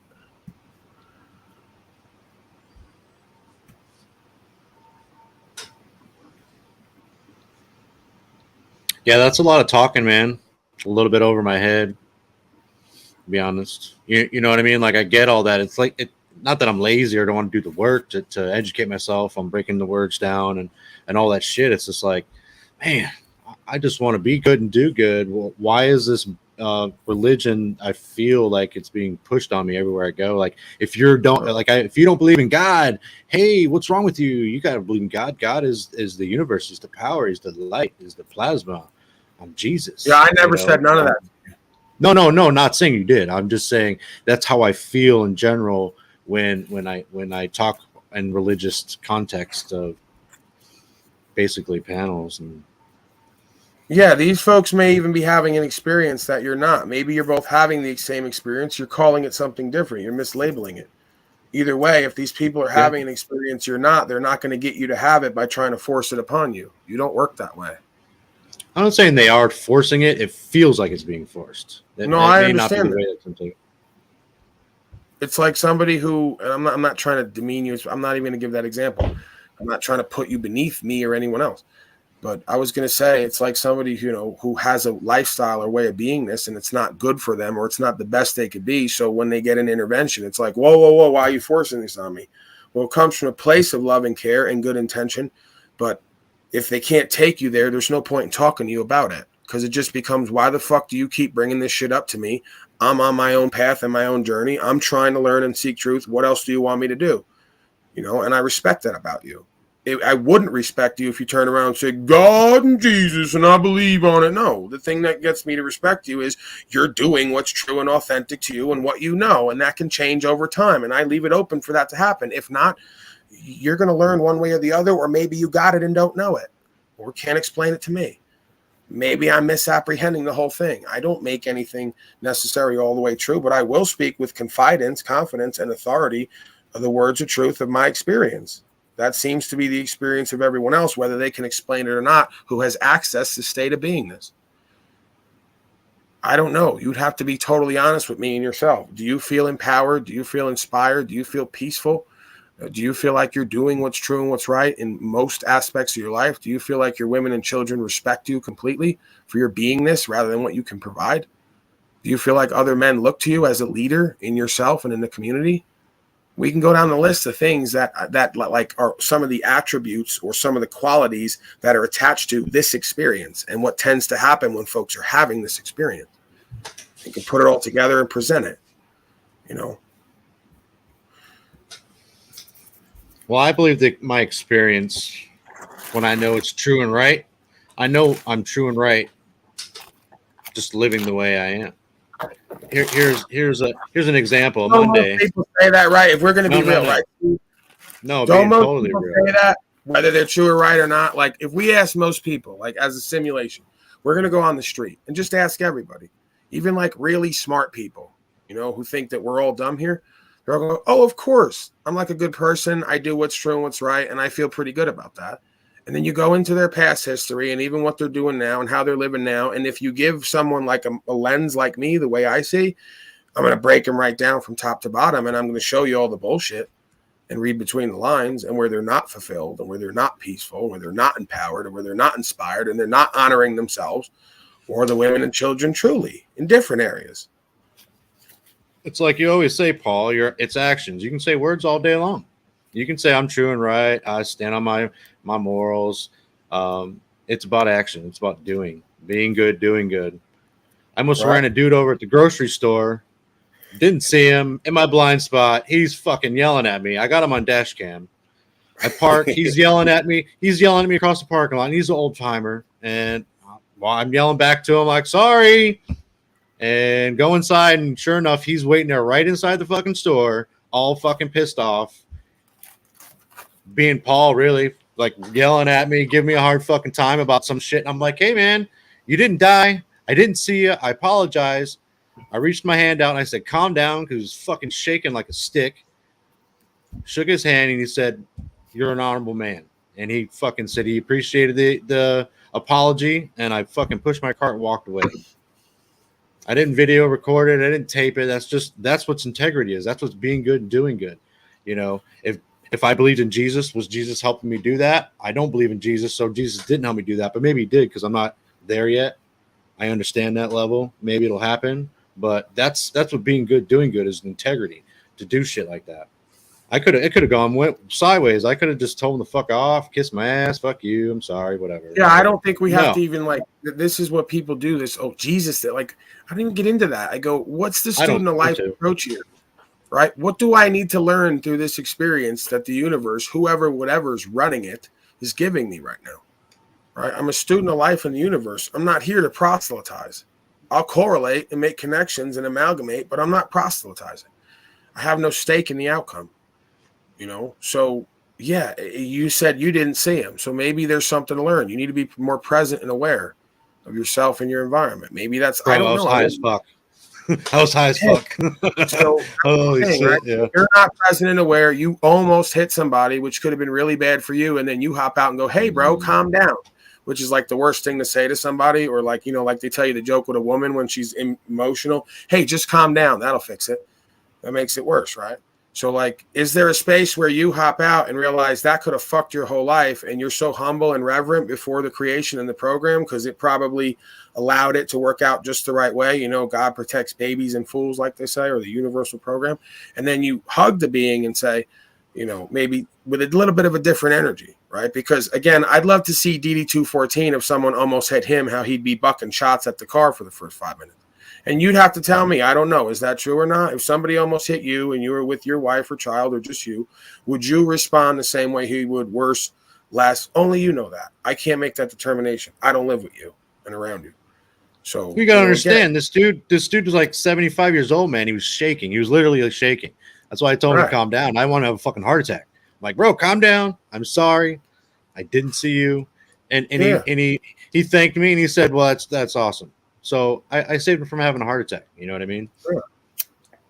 It's Yeah, I doing mean, if shit like everything that. went well, if everything went well and you got reconciliation and resolution and you put yourself in his position and you would act the same way as him, presuming you liked the way he acted, you know, or how you resolved it, then yeah, that's the meat and potatoes of the situation, right? Is conducting yourself, mastering yourself, flowing and rolling with the punches, you know, keeping calm in the eye of the storm, allowing for negative outcomes to happen and for you to not take on a negative attitude about it. You know, again, the I made a military will mistake. teach you all that. This is why I say, made a man, the mistake. military, when they say be all you can be, they'll show you a lot of the way and then they drop you right off the ledge doing what they want you to do. But they'll teach you, hey, bro, situations and circumstances don't make you. There's bombs going off over there. There's bullets flying. That motherfucker just died. How you going to hold it together and move forward? You know, how you going to keep an eye on the prize and hit your goal? So, yeah, I mean, that's like part of spiritual faith. When you're like in a battle and you like, it's the worst ever, you got to find that place. And that's why a lot of Western soldiers come back PTSD'd out. The infidels, they come back PTSD'd out because they know subconsciously they weren't supposed to be there. Muslims don't have that. Muslims don't have PTSD and all the rest of it because they know they're fighting for what's true and what's right. They go, what? You came to our land to take our shit and you give us the opportunity to stand and die and be martyred, which is our highest spiritual attainment? Have at it. They go running into war like this with guns up in the air, laughing and joking on cannabis. And they go, what's wrong with these crazy, you know, terrorists? Well, they're on a spiritual faith system where they know, like, no matter what happens here, they're like in the right. Doesn't get any better than this. These soldiers come back who were over there PTSD'd out on medications because they knew they weren't supposed to be there and harm people who probably weren't wrong for like defending their land and themselves, all for the orders they took from somebody who's been pimping and macking on everybody since day one. So there's a reason why mental and emotional illness and dis-ease exists. There's a cause and effect, and it's spiritual faith again. It's the program. It's the simulation. You can't run from yourself and what's true and what's right. If you try to, you're going to get a price and a final cost. And then they're going to come back victim, crying and whining. And then a lot of them, see, that's what's good about troops. Once they go through hell, they see it all. They go, oh, the government's corrupt. The fucking God is fake. The politics is fake. The health system is fake, right? All of it. They realize all at once. And then a lot of them become really even more fucked up. You got to get them there and then bring them the rest of the way and show them the bottomless pit and they got wings, you know, but it's a good place to be, people who've been through all this shit and seen it up close, because if you just give them the bigger picture, they put all the pieces together. They go, absolutely, I was right there. I get it all. I had troops tell me, sergeants and people who've been to war over and over, they go, you understand us and the dynamic we live through more than any of these other slaves who thank us for our service, you know, because they don't really want to talk about that shit. They're tired of slaves who don't do nothing, never been nowhere, telling them thank you for your service when they don't know why the fuck they were there, still figuring it out, and did some fucked up shit and watch their friends die, you know. So they're not interested in being told, a lot of them who aren't prideful with that stolen glory and valor bullshit. That's what a lot of them do. The good ones go, don't tell me no thank you for your service. You know, or they're just polite about it because they get it so often. They go, thank you. And they put their head down and keep it moving because they don't want to fucking go off on you about what they've been through and seen that you have no idea and really don't care about. You want to just genuflect. Oh, thank you for whatever the fuck you went through that allows me to be here at IHOP and pay my slave tax. Right. And that's where, if you're a troop, you really get angry because you realize you're over there playing these games and we're pimped and hoed out here. We didn't protect our own people and our own selves from enemies, domestic, let alone foreign.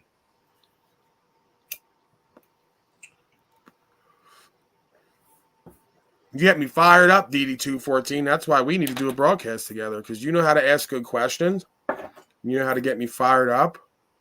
And you pretty much maintain your composure and don't, you know, which can be good and also not good. Sometimes it's good to get fired up and scream at me. Call me a gorilla. Poker player, man. You got to do a lot of poker player. Right, Max? No, there's no game here, man. We don't have to hide from ourselves and each other. Can't hide from ourselves and each other. I've shown you that many times on this panel, man. They try to hide. They give me the poker face. It doesn't work. I'm a cosmic gambler, man. I see right through that shit. You know, even just the tells, right? Turning the camera off. that tells me somebody's insecure about their position. Oh, I don't even need to see their face. I don't even need to see their face. My fucking shirt's off. My mom's a fucking old lady. Well, there you go. I'd be insecure if I was you It's too. so fucking hot. I mean, it's my mom, literally. It's 83 degrees in this fucking house. I'm fucking 208 pounds or 207 pounds now. All right. 207 pounds. I buy that. Okay, 210 pounds. I know I gained a little weight eating Cheetos last night. So, but no, fuck, man. I have a fan right on me, and I'm sitting here hot as a bitch. And what can you do? But no, actually, I could put a shirt back on, but you don't want to look at my ugly fucking mug. And I'm wondering, yes, thanks. Fucking Howard Hat, fucking Paul are both shaking their heads at the same time. No, fuck no. Just stay dark, stay dark. I wonder if Polly, you're familiar with, not to go pushing Christ too much, but are you familiar with the story of doubting Thomas? Vaguely, I'm sure the more you tell it to me, the more it comes back to me. Well, after Christ, was, martyred or, died on the cross, and then he disappeared and wasn't in the tomb. Everybody went looking at him, looking for him. He was seen on the road to Damascus and whatnot. But then he came to the apostles, and they all saw him. He came, and started talking to them, and they were all there except for Thomas. So when Thomas came back, they told him that Christ had just appeared to him, and they're like, "Wait, what?" And Thomas is like, "Fucking no! Christ wouldn't have come back without me here, just for all of you." And then that's when Christ reappeared and had Thomas put his hand in the wound and, touch his hands through the wound, see the wounds in his hands. Now, whether it's true or not, I wasn't there. But the story is, as Christ turned back to the other apostles, blessed are you who saw and believe, but blessed more are those who will never see, but yet still believe. Right. So that was the whole key behind the gospel of Tom, not behind the gospel, but right. And that's kind of where I'm coming at this with Steve, is that I'm not one of these people who casts out a non-believer. I don't need your choice for you to think, feel, and do what's true and correct and get the proper result. Because again, the idea is that makes you more honorable because you're not necessarily seeing, hearing, and feeling this otherworldly experience or energy, right? You're just going, okay, this is what makes common sense. This is what I need to think, feel, and do to be better. What's true and what's right objectively.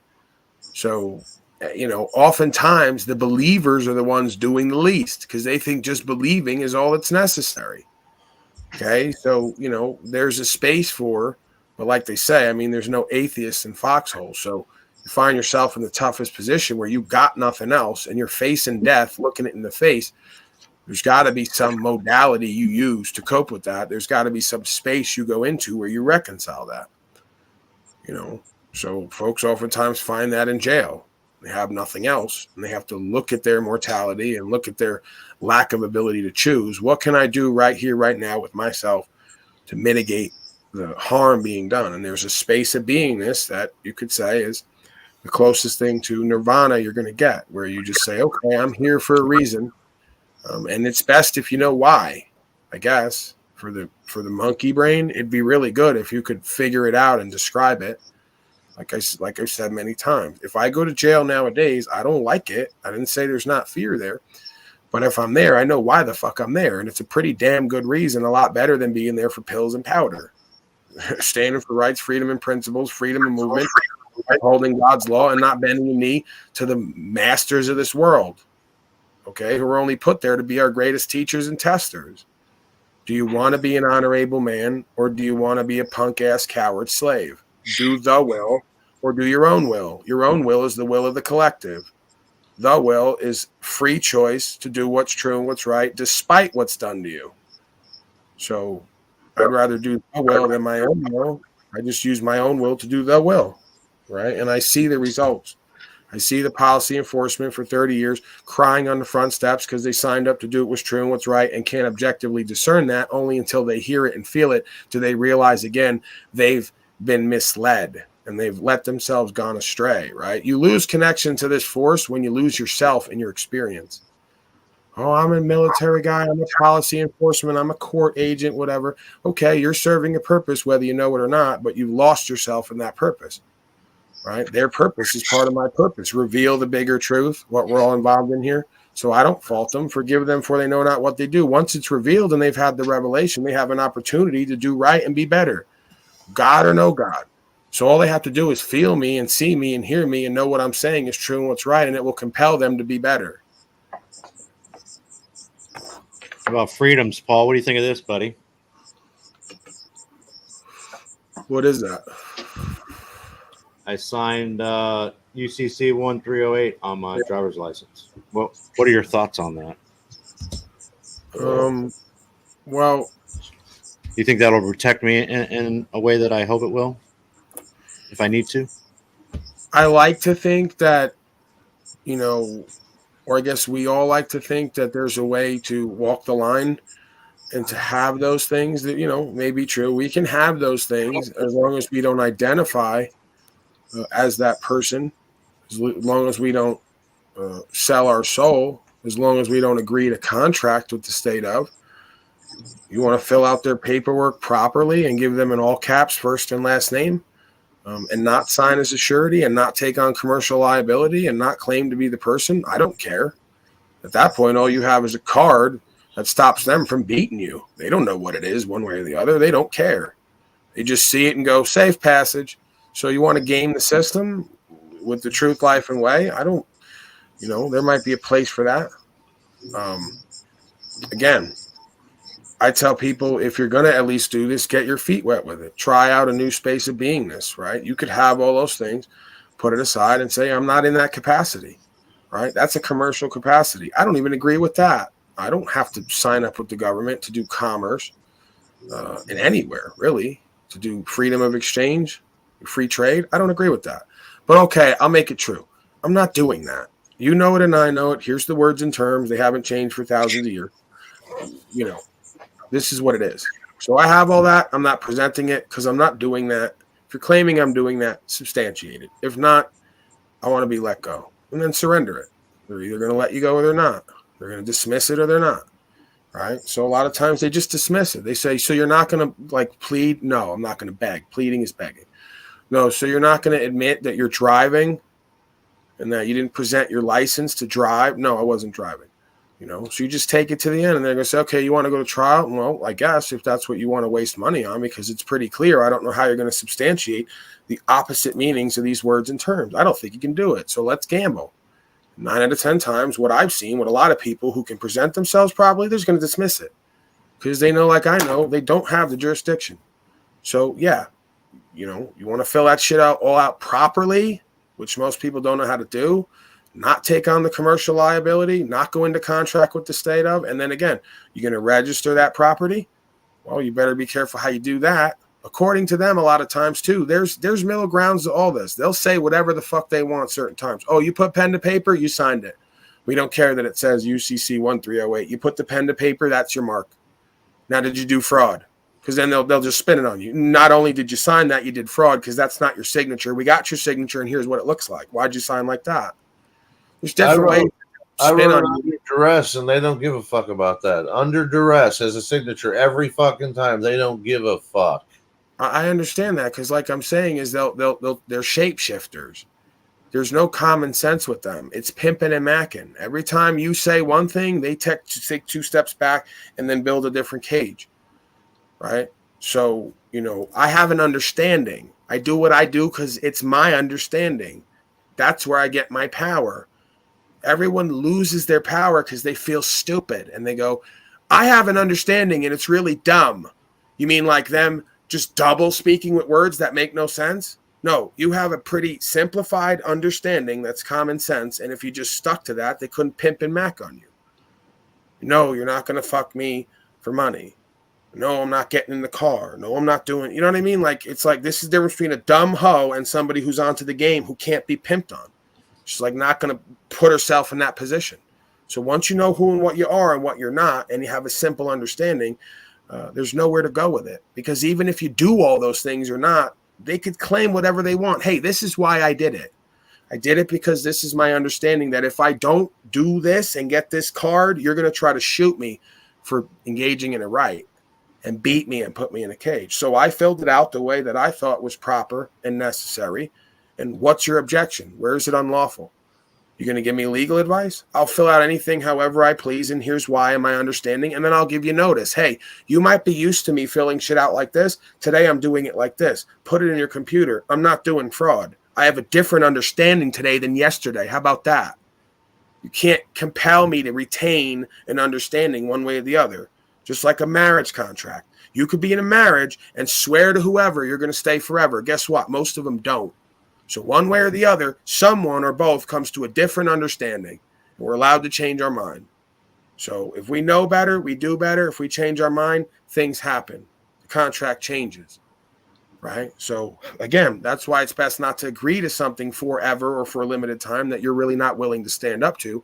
And if you're going to do that, you make preconditions and caveats. I swear to dedicate my life to you and with you with these conditions in mind, that you do what's true and what's right and you uphold God's law. If not, I don't want to know you. I'm not equally yoked with you, and I damn sure ain't going to sleep next to you.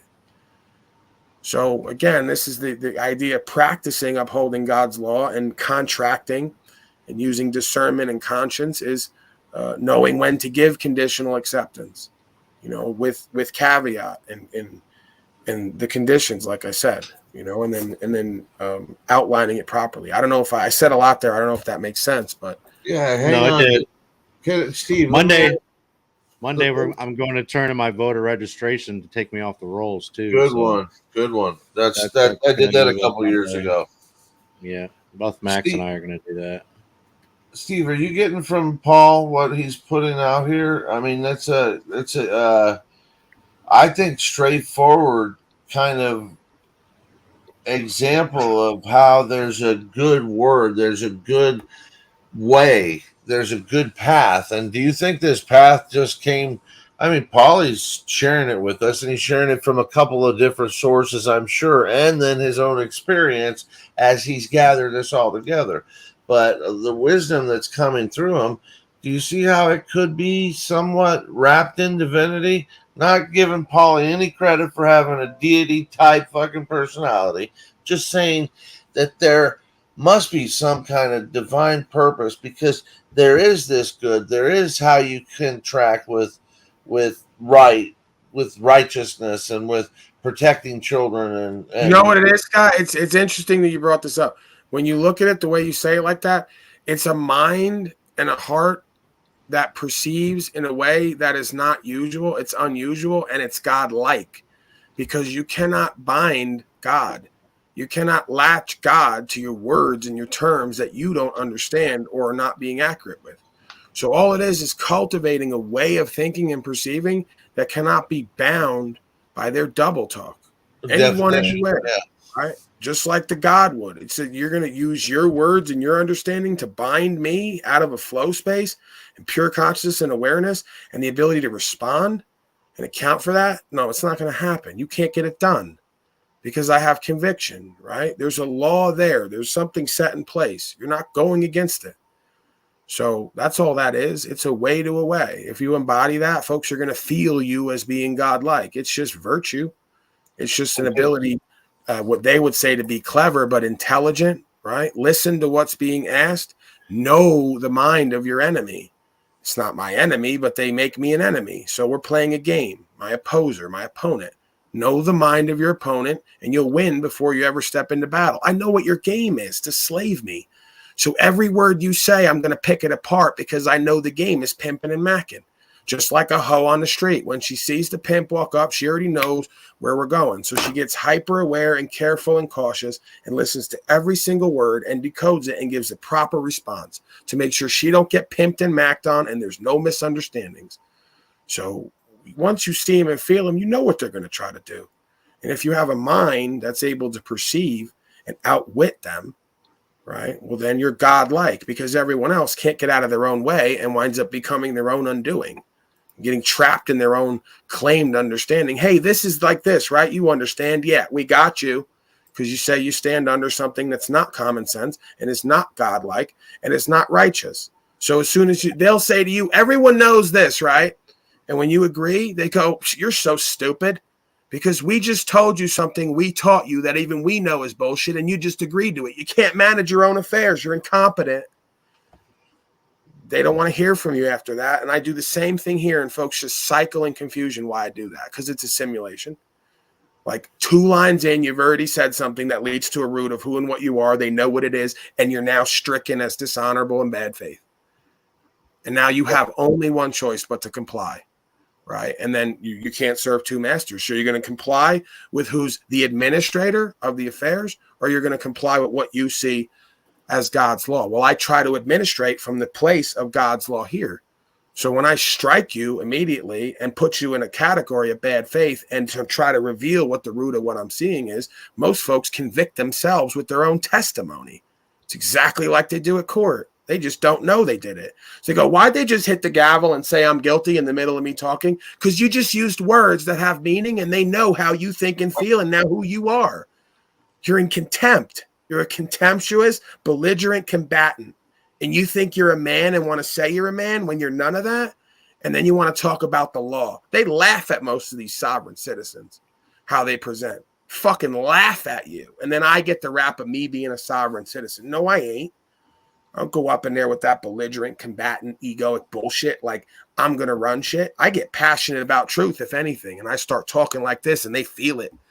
But I don't, it's with reverence before the creator and the creation, and it's with respect for my opponent. Because at any moment, they'll have 3 motherfuckers come in and drag me off. And yeah, I'll level up with whatever they do to me, but it's not going to be pleasant either. So let's be real with ourselves and each other, right? That's when they go, we got a man here. We got a player. He knows the words and terms. He's unwavering in truth, but he's not a belligerent, contemptuous combatant. He's a spiritual warrior. He's invoking love and care and forgiveness. We can't make him out to be a combatant. See, when I started on this stuff almost 10 years ago, it was 10 years ago when I first started signing those tickets and everything with UCC 1-308, and then just not showing up in court. Now, for those first 11 citations, I never had any problem. I got pulled over with the plates on it, and they gave me tickets for anything but the plates. Failure to have a seatbelt, no insurance, blah, blah, blah. But then when they got me on the side of the road and I realized, hey, wait a minute, it ain't going to work this time, that's when it hit me. Oh, yeah. Well, of course not, because now they're going to test me. Well, then when they tested me, I was that sovereign citizen in the court, fingering them, calling them all kinds of names, telling them they're communist bastards, and I ain't gonna do what you're telling me to do. Fuck you. Look in the parking lot. I'd be like this, Wizard. I'd be like this if I was Judge Slavin. I'd be just like this. Well, that's basically what he was. He knew what he was. I didn't. Okay. So, and I'm sitting there telling him, you go out and look at that parking lot. You see my truck out there with the private property placards. Fuck you. It wasn't until after I got into this research and after I'd gotten back to that God we were talking about earlier that I realized, hey, the more important thing here isn't the emotions or the fact that they're doing something wrong. It's the knowledge, and that comes out of the truth. That's when I started realizing that case law don't mean a motherfucking thing, because that's all opinion. It's all comments and commentary, right? Inventions, fabrications, and fictions. So if I wanted to get to the truth of the thing, I had to get to the thing that they believed was the truth, and that's the almighty word of God. I got to take off, Wizard. Good to see you, but my mom early in the morning got to take her, run her around, so I'm going to have to bail. But with that being said, Paulie, you brought up something a little while ago that I think Steve and Max and Wizard could speak on. I'm going to turn on my phone, and as I crash out, I'll listen to a little more of this, and I'd love to hear you talk about this, which is that word convictions. And I think when you stand on your convictions in front of these motherfuckers, they can't really move you from that, because that's a buzzword. If I'm incorrect, tell me. But I'm gonna let you go, and you all have a fucking great night. Peace and love to all of y'all. Yeah, and that's an absolute term, conviction. And Paul says it right. I'm the same way. You can't convict me if I'm already convicted. That's self-conviction. Otherwise, and then it comes down to the end of that trial stuff. That was when I placed my conviction on the record, and that's when I declared that given name and everything, and that was on the day of sentencing. That's when he wanted to get smart and try to hold me in contempt because I was trying to force the documents into the court, which he can't deny. So I had the 4 documents and the birth certificate, and I put them all into evidence. And they ain't messed with me since. Filed protection order and renewed it 5 years in a row. Now, I don't know exactly what hit them in the face, but I do know I used the word of God in there in regards to the given name and showed them how they had no jurisdiction in any venue, and went through a list of all of the venues and explained each one why you don't have jurisdiction. Now, you want to bring me to court, and I'm going to testify right in front of everybody that they have 0 jurisdiction in every jurisdiction, and I'm going to have that sheet with me. And right. So our best modality, whether it's coming from Ta.Cottian or dealing with him, as he says, is to be loving and caring, but unwavering in truth. Because I have to go sit in the box possibly, right? And I have to affect these people. So whether I have to sit in the box or affect them, that's my greatest source of power, right? Not letting myself get into that ego and getting into that anger. So, not that it's a competition. Again, I'll defer to Wizard in some places with all the technicalities, but 93 cases is there to prove a point that it took him 93 times to figure out what I figured out in 2 or 3, which is that I ain't in control of a lot of this shit around here. I'm only in control of me. And if I want the greatest result and outcome, I'm going to have to be the best version of me. Well, what does that look and feel like? Not me yelling and screaming, especially at a courteous event, as they say, right? Courtesy, which is how they spell it, the court. So you have to be courteous, right? And that's my default modality, even on here a lot of times. And then I get into that mode, or I come on with that mode. We're going to take everyone to task. We're going to address the facts of the matter. We're going to put it on the table, and we're going to play the game. We're going to compete, see who's competent. They're going to do the same with you at court. So I think it's a great energy to embody. I think it's inspiring and empowering. It's real. It creates good content. It's entertaining. And it gets down to the truth. And it also shows that most people live on fear. They don't live without fear. They live by fear. It runs their whole life.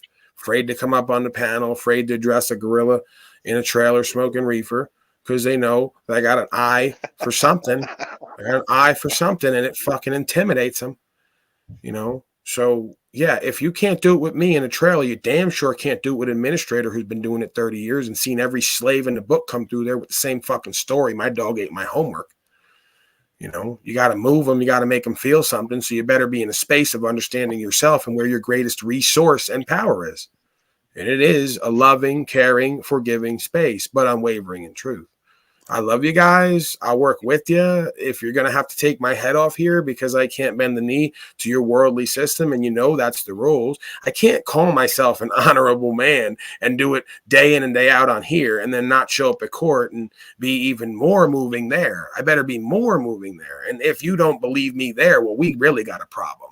It's a problem for me, right? So, I do this for those times. Because then I, like how I am, kind of egoic, street New Yorker kind of guy, I go, well, you can't bitch up now. You better be loving and caring and find a way to move these people and get your ass out of this with whatever's working with you. You better try your best, So I hold to that. Because if not, the only other option is submit. And then I can't come back on here and look myself and everyone in the face and keep talking that good shit. Because I'm not going to believe it and no one else is. So, Paul, you go ahead, sir. Sorry. Don't mean to interrupt you there. Just want to say respectfully, you're a smart dude. And so we were having some banter or whatever the other day, and you were saying about just that you, and I'm not saying this in a combative way, you were like, I'm not here to teach people. Your channel's literally proper instruction. You're a smart dude. You're charismatic. You're well-spoken. Maybe try to teach people. You know what I mean? I thought that again, we go back to one of the Buddha type beings. You are teaching people with what you do. Sorry to interrupt you again. You are teaching people. I'm just saying, I don't know. You're charismatic. You know your shit. So maybe consider trying to teach people more, or whatever. Not that you need to take my advice. You're a good dude. That's it. All right, so I think the best teaching is knowing self. So I know me. It's not about stuff that I know. I know me. No. The stuff is extra. You can't teach people stuff if they don't know how to know themselves first, and be pure conscious and awareness, and not be reactive in all spaces. The wizard just told you it didn't matter how much he fucking knew until he took the next stage, which was knowing himself truly. And again, he's had to be tested over and over, just like me, because apparently they keep saying we're egoic motherfuckers. You've been to court 93 times? Dang. Well, what's the answer? It's the same deal, bro. There's 93 cases. In each case, you go to court several times. You had a case of cancer, bro, so there's 94 cases, right? Yeah, and so that means 93 cases in 33 years. In 33 years, that comes out to one case at least every 3 or 4 months. Now, that means if you're in and out of those courts every a case every 3 or 4 months, 3, 4, 5 times, that's at least once every 2 or 3 weeks for 33 years. How much more practice you want? I was in and out of those courts as much as any fucking attorney. Did you ever get the I thought it was bullshit. I went to court. I got a DUI forever ago, and I got a public defender, and he's like, you plead guilty to it, or you plead not guilty. And I'm like, but I did it. Don't I just go there and admit it and tell them, my mom was hit by a drunk driver. I should have never done it. And they'll cut me some slack and see that, it's a year past my 21st birthday and I've never been to the bar. And they're like, no, you go and plead not, and they throw the book at me. I get a year of classes, 4,000. It was like, that just, the justice system makes no sense. And that's why the scales of justice are blind, because there's no justice. They want you fighting, and they want you in contempt. If you just refuse to fight with them, then they can't win, because there's no game to play. All right. How could I ascertain guilty and not guilty? I don't even get that far, because I stop them right there. Guilt comes from doing loss, injury, and harm. That's the natural mechanism, or not paying a debt. So show me where I did that in which I'm compelled naturally to be guilty. So if you can't show me that first so I can make an informed decision, I may have done wrong I don't know about. So I tell him, hey, I'm not the most perfect guy in the world. I've probably done wrong in the past. Forgive me my trespasses, as you wish to forgive, that whole deal, right? And then I go, hey, is there something I need to feel guilty about? Where's the wrong that I did? Please show that to me and bring the person forth so I can reconcile with my fellow man and woman. But if you can't show me that, I might actually did something wrong and don't even know it, but I definitely don't feel guilty. And I don't feel not guilty because I don't know enough. No victim, no crime. So again, it would be disingenuous for you to tell me to say guilty, not guilty, when I might have done something wrong. I'm willing to repent and reconcile, but you still haven't shown me where that is. So I can't feel guilty or not guilty. I don't have all the information. All I have is a belief on paper. Someone's belief on paper. I can't do anything with that. Just like I told the policy enforcement guy on the side of the road, all you did was tell me your belief that you were trained to tell me. I have an understanding and a conviction. Your belief doesn't move me because you got guns and other people coming. I can't let that move me. So, they have a bunch of beliefs. I have a knowing of myself and an understanding of the creation. I'm going to hold to that unless you compel me to understand otherwise. And you can't do that with coercion and duress. That's guerrilla pimping. It's not legitimate. So once you go to that, I go, I don't even want to talk to you now because you're already shown yourself to be bad faith. So the whole point of court is to establish good faith. Honorable judge so-and-so, right? So I just invoke all that. I just invoke, what's in us rather than on us since the beginning of time. Consciousness and awareness and conscience. And the rule of law, like they say. This is the rule of law. It doesn't change. It's predicated upon a natural inherent value system that's within us from the creation. You know it and I know it. It says right there, in God we trust. You going to break the trust or not? I'm not breaking the trust here today. Paul, I'm fucking tired, man. I'm going to sleep. All right. But hey, man, I enjoyed the conversation. We actually didn't yell at each other too much, man. Right. No, I appreciate the conversation. Everyone else, good seeing you, and suck a dick. Right.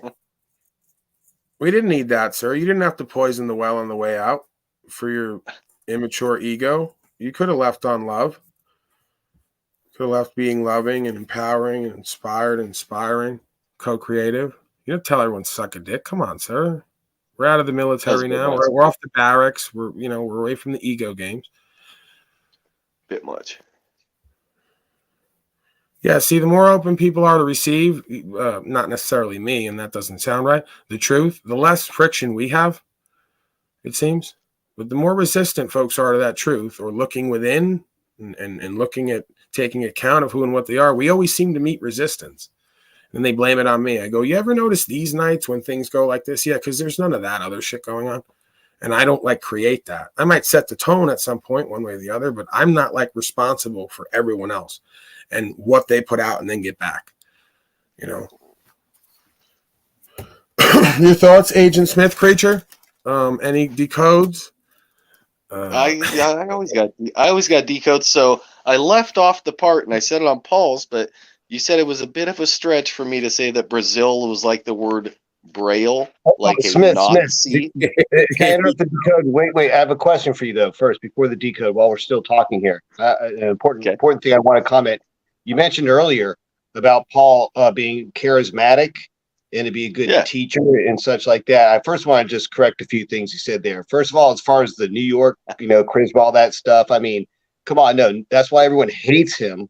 Me being from Florida, I grew up with some of these guys from New York, from the 70s that were cool, that came down to South Florida, and they had that cool Brooklyn attitude. So, it harkens back to me personally, but that's not his strong point. As far as teaching, Paul's from New York, somewhere around there. You hear his accent. Anyways, point being, Florida's is this, awesome. I'd love to live in Florida.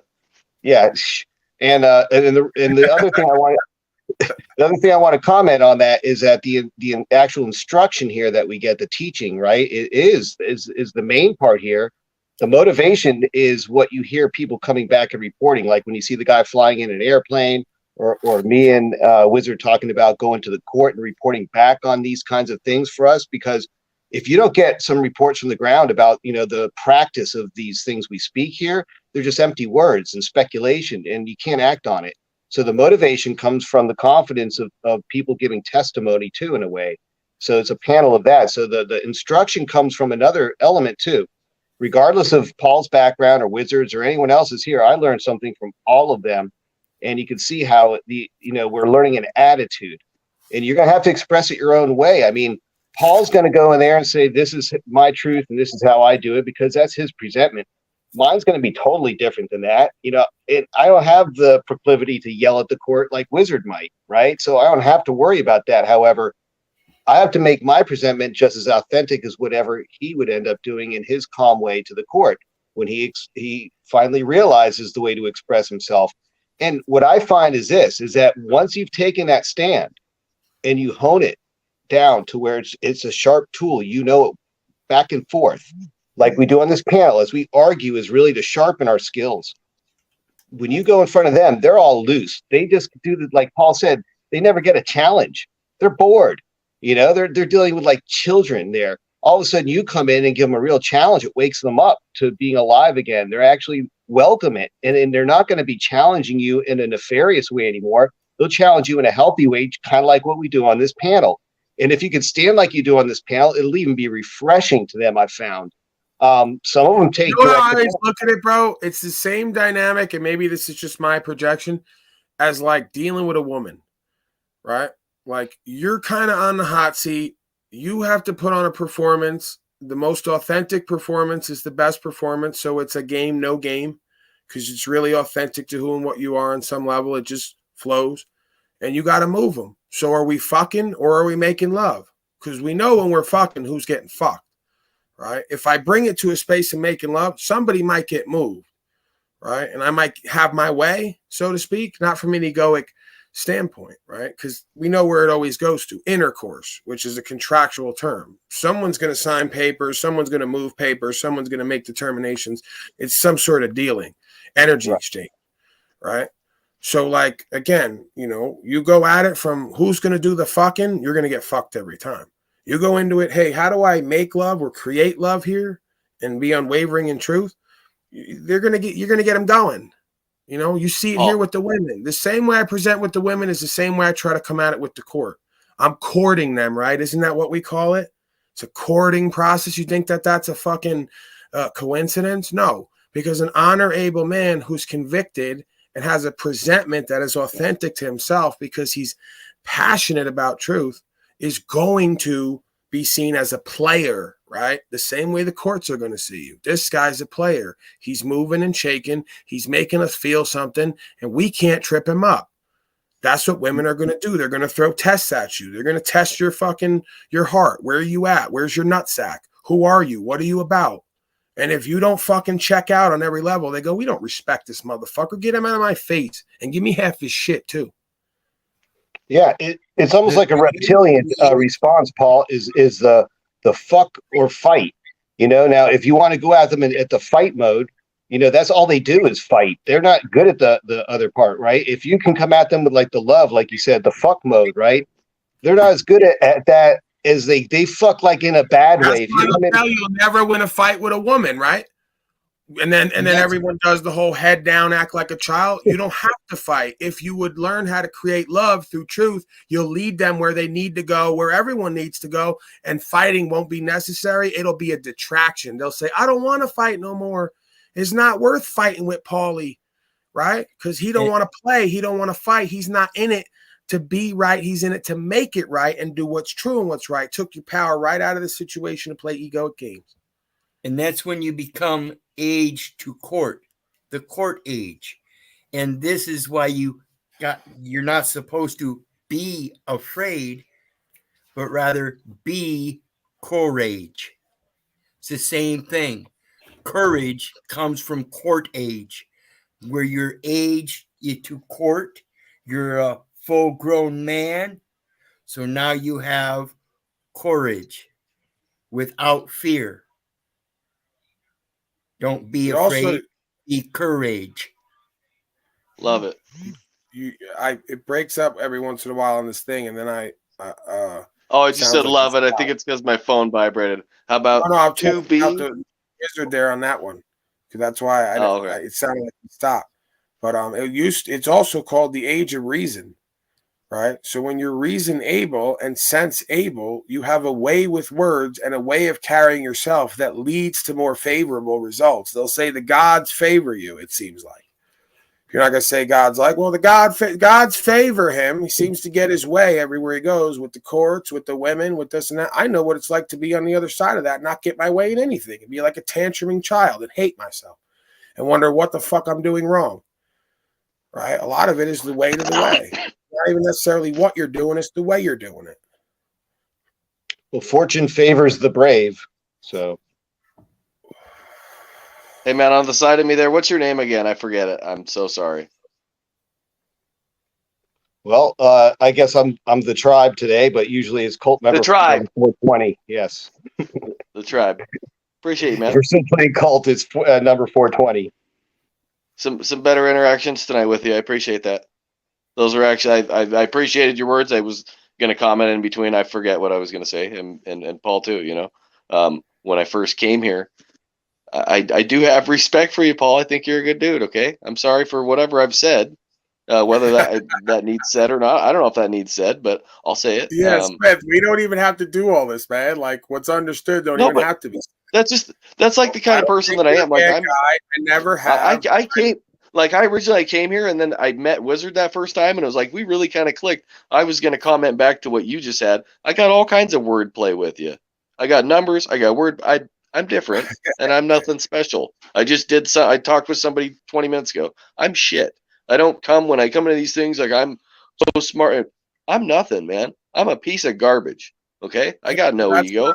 I'm nothing. So it's all good. We're not going to build. No, I know. I'm just saying. Or diminish ourselves, right? When you understand you're right where you need to be, and then continue moving forward and doing what's right, you'll be who you need to be and where you need to be with the people you need to be, and it'll feel right. So that's the thing. We don't need to do the pendulum swing. You know, oh, I'm Okay. Smith. I'm going to come in and give No, decodes. okay. If you don't fucking listen to me, then you're a piece of shit, and I'm like going to be in control. Or, hey, I'm a piece of garbage and I don't know nothing and I'm not shit. I didn't ask for either of that. Neither of that works for you or anyone else. Okay. You see You what I'm actually saying? asked me for Like, decodes you came originally. today with a different way where you're just like, you're jovial, you're kind of happy with Yeah. your life, where you're at. There's Yeah. an understanding between all of us, and it's just kind of been flowing. And you kind of gave your decode, bounced out. You didn't obsess and fixate. So we're seeing progress. I don't know if it's like Ta.Cottian, momentary, hour to hour, and then we regress back to like the brows go down and we get angry and we start competing and dividing. I'm good at that. You know, like you like it, I love it. Like I'm really good at like brows down, talking about No, hey, truth, and Paul, eating. Paul. No, that's not what it is. Okay. Actually, No, I know Wizard you're made a not comment. wanting that today, and that's why I'm not giving you any of that. Okay, yeah. Either way, man, it's all good. So, Smith, appreciate you you know having what me on earlier. hey, listen. I was trying to respond to whatever Wizard I said. told you that. Love what I you want guys more do. decodes that check out to me being godlike, as you've been pointing out lately. I gave you a couple in the chat earlier, and so what I was trying to get back to more. it Cleveland is Indians. you guys. Well, what do you got? Real quick, if anybody was listening earlier, I made the connection with Brazil and the Nazis in the movie Boys of Brazil, where they said that they took Hitler. Well, Brazil looks like the word Braille, like you cannot see because you're blind. Well, Brazil has the country code of 55, like an SS Nazi. And Braille is Tomorrow's bumps, and you have bumps on your lip, so I see the connection. I'm still on the boys from Brazil, dude. I was young when that movie came out. That thing is freaky, dude. That whole movie is enough. You could talk about that movie here and probably freak everyone out. Those movies they can't put anymore. Like the one we were talking about, Escape from New York. I almost forgot about that part. That's where the president's plane landed in New York, and they had turned it was a prison back then, and they're like cutting off his fingers. It's like, wait a second, that's right. You can't do that shit in fucking movies anymore. Cutting off the president's fingers because he landed in a prison. I digress. I was gonna say, Smith, as I just I'm gonna counter my own suggestions here, but as we learned here is that when you do your little shtick with the numbers, it's good, but don't overdo it. Always leave them wanting more, and then cut on to something else, and then you'll find that that little shtick is kind of an endearing part of you. You know, it's just if it goes on too long and it becomes a stupid point of contention. It's just unnecessary because it is cool. Part of your beingness and personality is like part of a character in game. Like we take ourselves way too seriously at the wrong times, and then we diminish ourselves when it's time to take ourselves and our life seriously. So, and I love that game we all play on here, one way or the other. Like, okay, we want to be caring and loving and get to truth and be unwavering and put our ego aside. Great. You want to flare up in your ego and compete over the results and what's on the scoreboard? Great. This is the game of life. This is what folks have been doing one way or the other, going into spirit or animal body and pendulum swinging back and forth. I could sit right in the middle because what is what is. And that's what I try to promote here with people. I try to get them to see, like, there's a middle ground to this. We can compete, healthy competition with results on the scoreboard so we can all be better and do better. There's room for everybody to grow, or we could put that all aside and say, well, there's a genuine unification, love and care, oneself, pure consciousness and awareness. We're all one beingness. So it's not either or, it's both in tandem. We're oneself, so we better start acting like it. It better be like an information kind of thing, right? We have so much information or understanding of who and what we are that we're information. We're oneself and we're acting out the same beingness on some level to get the same result individually and collectively. That's how this works. So there's no me and you and whoever else, and there's no what Paulie Boy did and didn't do, right? We're all doing this or we're not doing this. And then if we're all not doing this, then individuals are doing it and they get access to the idea of honor and glory and valor, which is fleeting, because at the end of the day, we're all in slavery. So it's this game we're constantly playing. I'll step into that and play that. I step right back out and go, we're all still in slavery and genocide, and everything I've done and not done doesn't fucking matter. I'm not going to diminish it, but I go, on the whole, collective judgment, I have to now sit with everybody in slavery and then be fucking crucified for everyone else. Why not start a movement? Why not start a movement though? The movement Like is you already here, personally. bro. It's been here since the beginning of time. What do you think's moving everybody to be better? You think I need to You're start like a cult. You're like a cult legend, like an underground type of like people know who you are. I'm not saying necessarily a celeb. People know who you are. Maybe not a ton of, but I think yeah, people know who you are, bro. Like you could do something. You've seen that piece of trash, Zach. He gets 10,000 a month. People would donate for you to go and do causes. I'm not saying you got to go to the UN. Go talk before fucking Congress or whatever. Have you ever seen there's a girl named Sav Says. You should interview with her and go do different things. She's probably got 100,000 subscribers. She's phenomenal. She's beautiful. I know you got Jennifer or whatever, but she's so smart and she's so, same kind of don't do idea. that. She's maybe Not a monogamy boy, right? I love Jennifer. okay. I got you. It's all good. You know another definition. Your birthday. I need a woman who they keep pointing out isn't old, who's going to copulate with me and bring about offspring that Jennifer can help take care of. So is she of procreation age, proper age? Can I inseminate her? What was her name again? Sav. S-A-V. Her name's Sav Says. I want to work with you. Hey, and no, inseminate listen. you.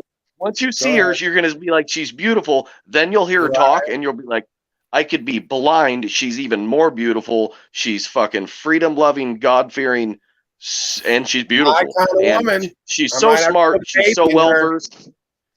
But you were talking about monogamy. Here's a quick decode. Your birthday 5389, Strong's Concordance 5389 is also wives. It's also wives, plural. Plural. See? Get it? There it is. Every once in a while, the guy will hit you with something. I'm not. Listen, man. It's been. If you knew that, we got to get Kendra up here. She was here last night, and she can It's all tell you good. stories. I'm gonna take off. I wish you'd start some kind of movement. I'm serious, bro. No, Like it's seriously, already there. It's people would already donate to you. No, doing shit. No. All right. It's already No, for happening. you. It's already there. If you can't feel it, You just have wait a movement. I mean, like going and like you said, tribe, and them going and present their stories. Someone like Paul, like you'd be like the guy from Texas. Who's that guy? Fucking went and he sings at the city council You meetings. don't even Except he wouldn't understand fuck where we're at around. right now. I'm like 2 steps away from doing a festival and then having a group sex event that's gonna like put me on the list of everyone everywhere, like either for notoriety reasons and male ego, or for like we have to kill him and imprison him for male ego. So like you realize they're like at some point here, something's gonna come about organically and authentically, and they're gonna basically say I'm the next David Koresh. So this is a fine line to walk because the energy and the power dynamic is strong because of this thing that we work with, and it's attractive and it creates experiences that folks are not used to on all levels, and it's going to really scare them and shock them and make them triggered and insecure. And we know what happens. That's when shit gets lit on fire, and we didn't just light it on fire. And oh man, Paulie boy's burning in there as we're shooting into the windows. And hey, all the women and children better get out of there. I'm not. It's the same program and plan. If you think that on some level that wasn't going on with these beings, everything they call a cult that looks like a cult, a lot of times maybe is a cult a little bit, maybe is like somebody tapping into something and folks are experiencing with them and they go, wow, this is like something we've never experienced. So, so let me explain that though. Let me explain that. God bless every person here, you in your chat, whatever. I got no issue with people. Like you said, for truth, whatever. I'm past it, but to just kind of rehash it real quick, I gave some of my codes. They're not crap. If you read some of them, if you listen to some of them. I'm not down in the damn codes, man. I've taken 5 of them tonight. I want more. Okay, and so my point is, a lot of wives. You just proved to all the women out there with numbers. Just listen, though. A lot of people, including yourself. You know how many women on Facebook are sitting there going 11-11? Yeah, that's about it. But anyways, a lot of people were not very receptive to it, and so I felt some type of way about it. Yeah, because people were pretty harsh to me at first. I appreciate people coming around. I've seen people on other channels. I got no ill intention to anybody. Like I said, I'm for the truth. Fuck the government is basically my message. I wish you'd put me backstage because I got to go to bed and I want to reply to Wizard in the chat instead. All right. Get out of here. Thank you. Good night. Good night. yeah, man, this is like, I'm not Ta.Cottian. Okay. Someone's having an authentic experience where they have more power than ever. And they're like, not like worried about losing it. They're worried about how they're going to use it because they know what comes next. So, you want me to like do ego pimping and macking or just keep it all the way real? That I see this trajectory. I know where it goes. There's been other examples. I'm faithful. So it doesn't mean I'm going to act out of fear and do or not do certain things. It's just, let's be real with ourselves and each other. The more power that you create within yourself and share with others based in truth that changes themselves in the world, the more you're going to get looked at as a problem. And I'm already that. Okay. Now, again, we see the same folks going under who are the arms of this thing. So their time is pretty much coming to an end. But if you think that they're not going to try to whack out certain people, certain times to send a message at this time, that's the time we're in or going into. It's Chase Allen season, right? Where they just shoot Paulie from 6 different angles and they go, bag them and tag them and put the video out everywhere and let everybody know what the fuck happens if they do this. And then they hope that folks go back on the word of truth. So, again, the more I keep talking, the more people keep getting inspired, the more people like John and others keep taking their fucking plates off and knowing in their heart it's true and it's right. And it doesn't even matter what the fuck I say anymore. The change has happened. It's over. You can't put it back in the box. And now it's going to be a different time for certain people, right? Especially the ones who they deem as the head of the snake, and that's why movements don't work. Movements don't work because you can't have something headed by one person because they just kill you. And then the movement goes away. You need an organic, authentic grassroots movements that happens from within the individual, right? Like the being they were talking about, Ted Kaczynski earlier, he described exactly the dynamic I'm talking about. You can't have a reformation period and a movement because it's not going to have the fervor and the energy behind it needs. You have to inspire people with a morale that comes from within that makes them as an individual being want to do and be better. That's how this stops, right? And once you've got that power and you show that and give that away and that's your whole purpose, you're like their biggest threat and enemy, So yeah, I'm not like up here going, I want to get in the next room with the next famous person and name drop and star fuck. I want to get the next development deal. I want to like do this and do that because I know, dude, the more of these doors you open with these people, the way I am and how I'm being perceived, the more access it gives them to fuck with me. They're fucking with me on a metaverse 10 times a fucking month. Not a month, but you get my point. Maybe 10 times a year, at least. So, yeah, I'm not, running from nothing, but I'm not looking for it either. And I'm not going to be greedy and selfish and lustful and power hungry and all the rest. I've already pretty much won this game of life. It doesn't even have to continue. I already know that. I've seen that. I felt that. I've got access to something I never had before, even if just that experience. So I'm going to continue to give that away and focus on that and just be here and see where that goes. I'll do events at some point, but I have to move a certain way. Okay. And then I have to like explain that, hey, a lot of this is an entertainment broadcast and not everything's as real as it may seem. Maybe if it seems real, it might be to some people at some times, but we know what is real, man. Ask folks over the last 3 years. That's the game, right? Nobody knows what's real, so they convince everyone what's real and what's not. And then I come along and fuck a lot of that up. So your thoughts, Mr. Wizard, Mr. Tribal Fellow, on creating the next branch, Slavidians, cult, non-cult movement that leads in my untimely death? Well, when we think about getting shot from 6 different angles, it used to be, a good thing for your portfolio, it's a photo shoot. And it's a little bit different than today. The odds are if you're getting shot from several angles, it's not good for you. And that's a big difference.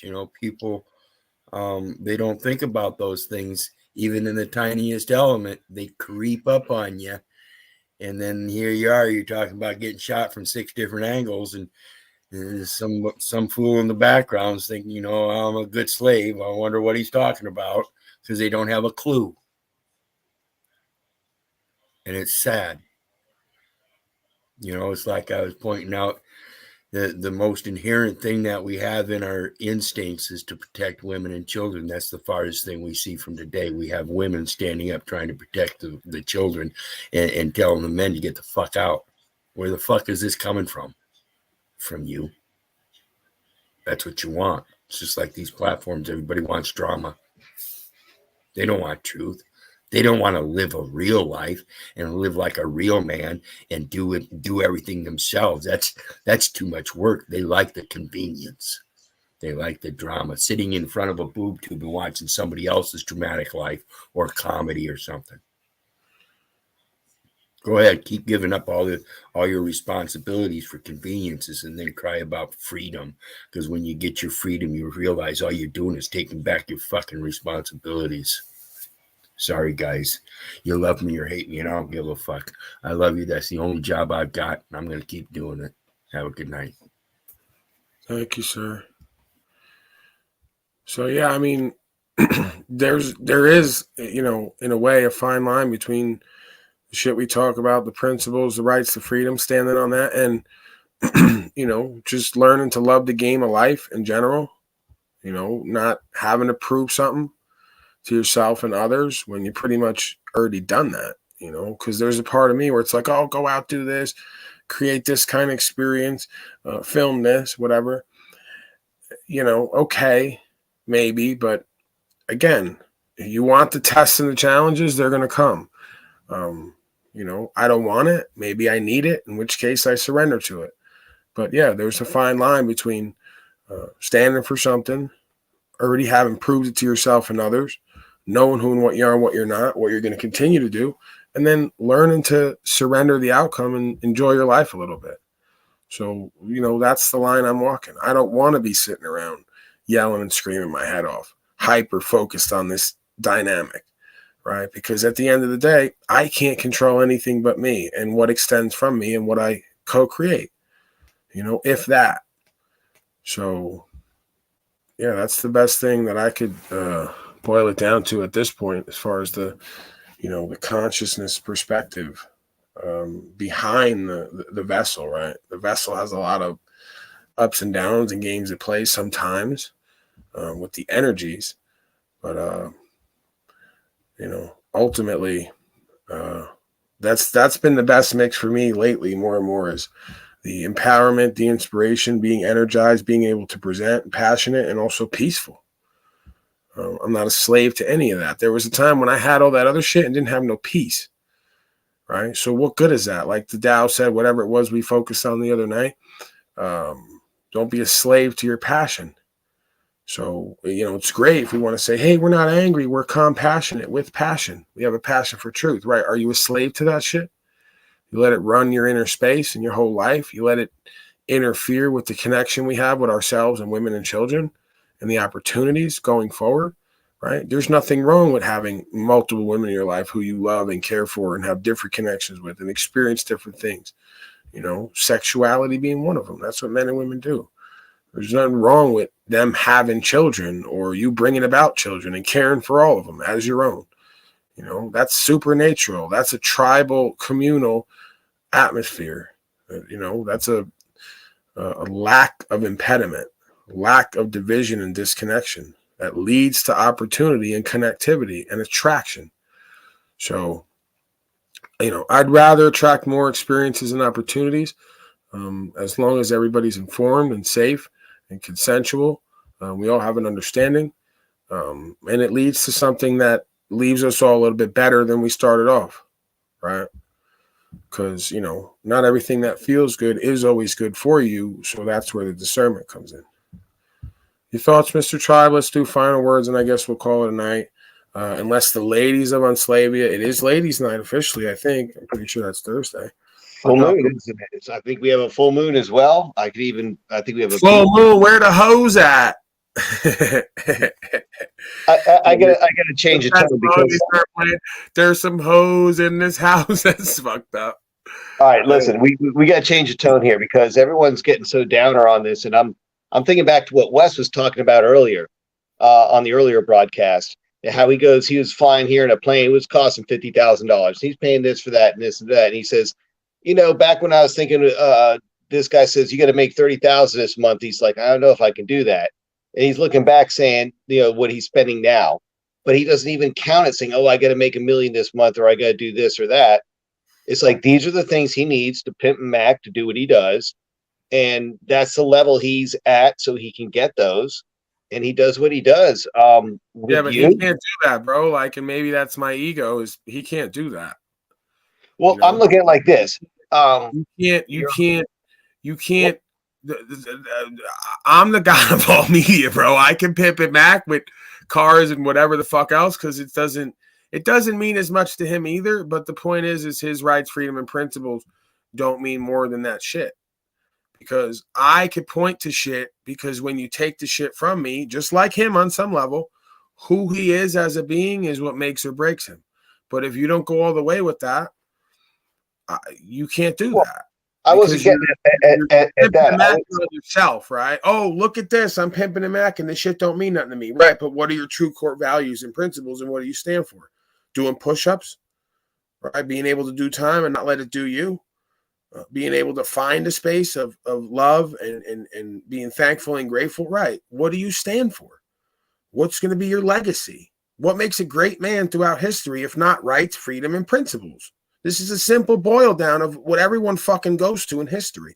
You don't hear about motherfuckers who are ripped, rich, and rare if they don't stand for something that's beyond themselves and beyond the average, everyday, ordinary.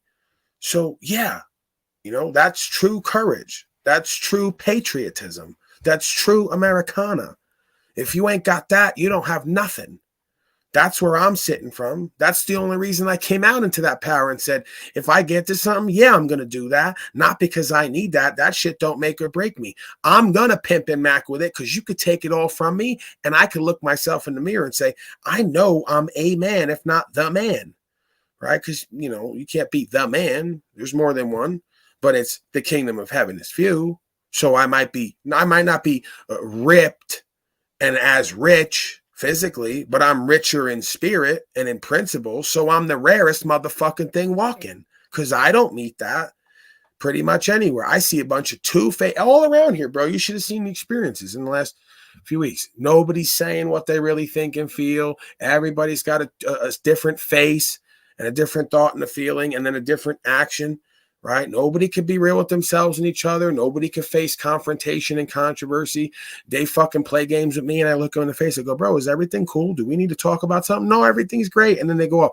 I know what the fuck is up, and you ain't going to keep it real. So I'm going to ask you directly. And when you don't, you're a bitch, because you just did something. I know what they don't think I know what they just do. The guy walks up here yesterday, owns the property, doesn't know I'm here, doesn't want me here, won't say it. Right. So everybody has to infer it, but he'll look me in the face, smile at me, shake my hand, then pull the plug on this thing. And when I walk outside, go, oh, I had to use the plug, but not actually use it. Then get in the car and drive off back 30 minutes to where he lives. That's a Sicilian message where I come from. I'm not an idiot. So when I come out of the trailer, let's not play the subliminals. I looked you in the face and said, bro, is everything cool? Do we need to talk about something? Nah, everything's great. Shake my hand and smile, and then try to lie to me and to yourself. You're a bitch. I don't care, gun on your hip or not. You ain't going to use it. You're a hoe. You won't even talk straight to me in my face. Okay? So I'm tired of them. I'm tired of them in the Midwest. I'm tired of the gangbanging thugs on the street back in the East Coast. I deal with them all the same way. I'm loving and caring and forgiving, but I'm unwavering in truth, and I'm not playing your bullshit games. Okay? And the more you play with me, the more you're going to realize you're going to wish you never would have started, one way or the other. So... your thoughts, final words. Let's get the hell out of here. I think I said it once already, but I was going somewhere. I was trying to go somewhere with that. We got back to another digression there, but the point I was trying to make is that, both you and it's not a this or that kind of thing. It's that I think that Wes needs to have more of what you do here, and you need more of what he's got in some ways. And I think that between that, it's a this and that situation. I'm just trying to say that at this point, what you're going to need, and these kinds of stresses that are being put on you right now is going to launch you to the next level, is how I see it. Right, but one's more important than the other. Principles means first things first. The Buddha creature didn't have to be ripped and have a six-pack to be spiritually in tune and stand for universal law. No being has to. So you could say you're going to get more pussy and more access to men who are going to give you money because you're ripped out. Great. That's egoic. But what's true and what's real, and first things first, it takes the level of importance over. So I might be a fat motherfucker with tits who doesn't feel as comfortable as you on the beach, but the women who know, the men who know, they're always going to come to me rather than you because of what the fuck I do and don't do. That you obviously is not the same. So yeah, you're right. I could take something from him. He could take something from me. But, I guess you could argue you can't really stand for rights, freedom, and principles completely if you can't even stand up because you're obese. But I'm not at that point yet. Okay. So like one takes precedence over the other. You could be fat, skinny, tall, short, man, woman. Principles is principles. It's unwavering. If you ain't got that, you ain't got nothing. A man is judged by his principles. So is a woman. So fat or not, ripped or not, at the end of the day, that shit don't matter. You're going in the ground as a body. The idea is what you can't kill. If you don't live for that, well, you didn't live for shit. You didn't really truly live. You just kept reforming yourself, mostly physically and in the world.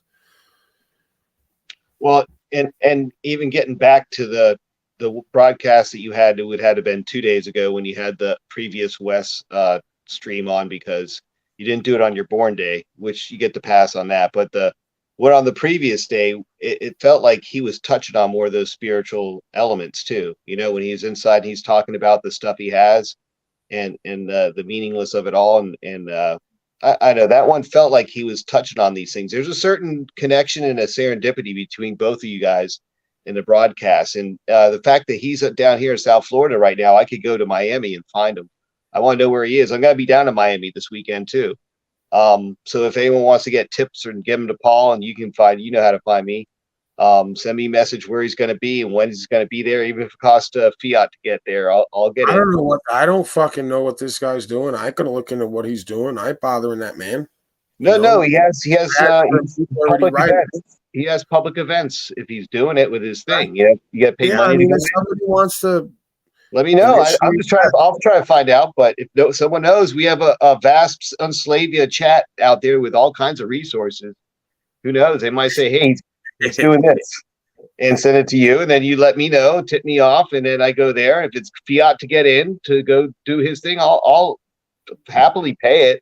And this just guy to get Cleveland sipping on all the white women hard, man. He does these heart eyes for all of them too. Like he's a cold player, that Rob Cleveland nowadays. He used to be taken. We've gone over this, and nowadays he's got heart eyes for everybody. Now he can't be taken, right? He got hard eyes for everybody. Love is in the air all around. Them hard eyes, man. You guys kill me with them emotions, with them the emojis. He kill me with the emojis. Fucking making all these direct, indirect communications. Like, let's fuck. All right. Like, everybody wants to check each other's temperature and see where we're all at. See where it goes. Rob's giving bedroom eyes. That's what that is. Like he said, go 45. Rob's gonna get a cheap flight to Miami and join me. He's on Mimi now. Look, he's going right around the horn. Witness Mimi. All the white women in the room. This fucking guy, man. You're gonna have a communicable disease. I can't bring this guy down to Unslavia because, even I got Kendra in here yesterday telling me I'm ugly. This is the woman who was with me for 4 years. I'm ugly and Rob has a nice smile. Turn my camera off, right? So now I'm going to have him fucking all the women at least once, right? Because they like the taster. The taster for the royal taster. Yeah, that's gonna be the guy. That's why, I just embraced it. I said, "Hey, I'm gonna go get Rob Cleveland to ride around," because I already know that's gonna be my biggest competition. Because he's black and he's got a certain vibe to him, and he don't say nothing. So for all the women who are done listening to me fucking run my mouth, they're gonna go right over to him. So I guess that's the yin and yang, right? The white and the black. So. I embraced it. I embraced my dark side. All right, enough of that unfolding there. Yeah. So, Were the women coming up? Rob already said he ain't even big down there, so we're that's how I eliminate some of my competition. I tried it. Listen, I didn't play or hate. I built him up and then called him the folded one. Then he said, "Nah, I'm not that. I don't want to make him think something that's not true." So he told on himself. So all you women who think that you're going to be getting something big and special with Rob because he's black, don't look for it. Okay, don't look for it. Don't waste your time. He already said it. You'll be disappointed. So if you like him as a man, that's what you need to focus on. And he probably doesn't have too good a credit either. You know, African American, so no big dick and bad credit. I don't know. You got to decide. If you're looking for a short stroke, you might satisfy. But if you want the full game, yeah, look somewhere else. Is that what you're trying to say, Paul? Don't look over here either. Oh goodness. So are the girls coming up? I'll happily step aside. Wait, are you gonna hang out? No, I'll happily step aside. I'm just kind of holding the fort until they arrive and welcome them in, and I'll enjoy from the YouTube side. Yeah, they already got situationships. They got bozos. They got their texting. We're in public, so everybody's got to be like all prim and proper. They all try to, that's why, I respect Verily, because she just keep it real and act like a little freak and play with it and then go back to her life. But all the rest of these, these filthy little whores. Who was that the other panels? He was angry and all resentful and screaming and yelling at women. I told Jennifer, I go, you like when I call you little whore, don't you? As long as neither of us really believes it. That's the key, right? As long as she's a whore, and for me, and neither of us really believes that she gets paid for sex, and there's some kind of actual bond and respect there. Yeah, they like that, So, I guess a lot of it's the way we were talking about. Yeah, I mean, a certain amount of frankness helps. I mean, you can't act like a total prude all the time either. That won't get you anywhere. Yeah, I mean, there's a fine line between, I guess, playing and subconscious expression of certain things. But, like they say, it's a cliche, a lady in the streets, a freak in the sheets. Maybe there was a little bit of crossover at times. No harm done. Yeah, a lot of creepiness that can come out of that if you don't use the right discernment. It takes a little bit of consider the people you're speaking to when you make those comments. But usually it's if you've got the right rapport, then it's kind of it's a nice thing once in a while to break the ice or to kind of most of the women, what you find that the chimpanzees ruined it all. The male chimpanzees ruined they always ruin everything. They go to war, they fucking toxify the environment, they fucking destroy the women's inner space.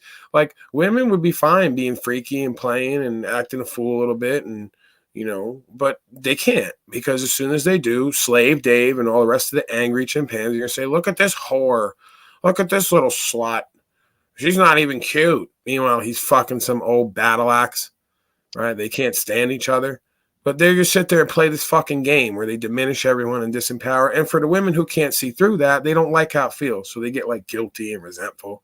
So they can't come up and mac a little bit and play and shake their ass and have some fun. They like that shit. They like to feel sexy and play and have fun and spontaneous, and it's kind of, all the things. But they can't do that because, like I said, male chimpanzees ruin that. Because then they're going to go talking to them like they're a hoe. Hey, I seen you up on a panel the other night shaking your ass a little bit. Let's fuck. I'm like, here we go again. Like, I can't do nothing in any kind of way without being misperceived one way or the other. So, these are all the same guys who went to calling Verily whatever they do, and then 90% of them, she ain't going to fuck them. So what's the point of you talking about someone you wouldn't fuck with who already wouldn't fuck with you? That's like psychology equalization bullshit. She's not going to fuck with you. She wouldn't be into you. So you're going to say, I'm not into her. And I didn't like that display, right? Meanwhile, Slave Dave and the rest will be with their wife, all the monogamy boys, going, can you do this? Can you do that? Begging them to do shit. Can you do this and can you do that? To please me. So it's pathetic to see sometimes, because it's like an enduring thing. I've been I'll say this about, marriage. It's been, shit, over 20 years with me, and it doesn't feel like it's been more than 20 minutes really underwater. Every minute is a struggle really to hold it together, for family and stuff. But it all comes down to alternatives, really. If there were better alternatives around, then yeah, I mean, and I could easily see in certain situations where you could have a group of women taking care of kids, and one man in the house, or maybe an extended family and variations of that. I mean, that's been commonplace for generations. It's not strange at all.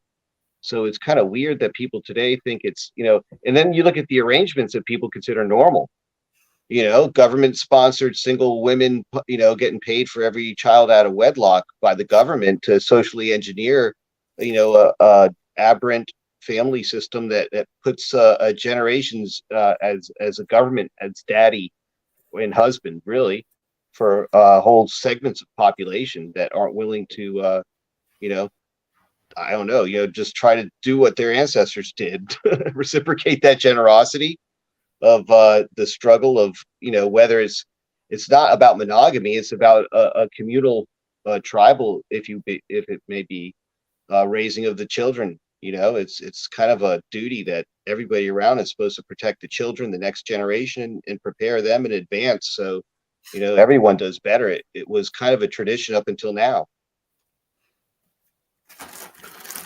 It's been. Yeah, I mean, I want to get into more of a not formalized but historical account of this idea of relationships, men and women, sexuality.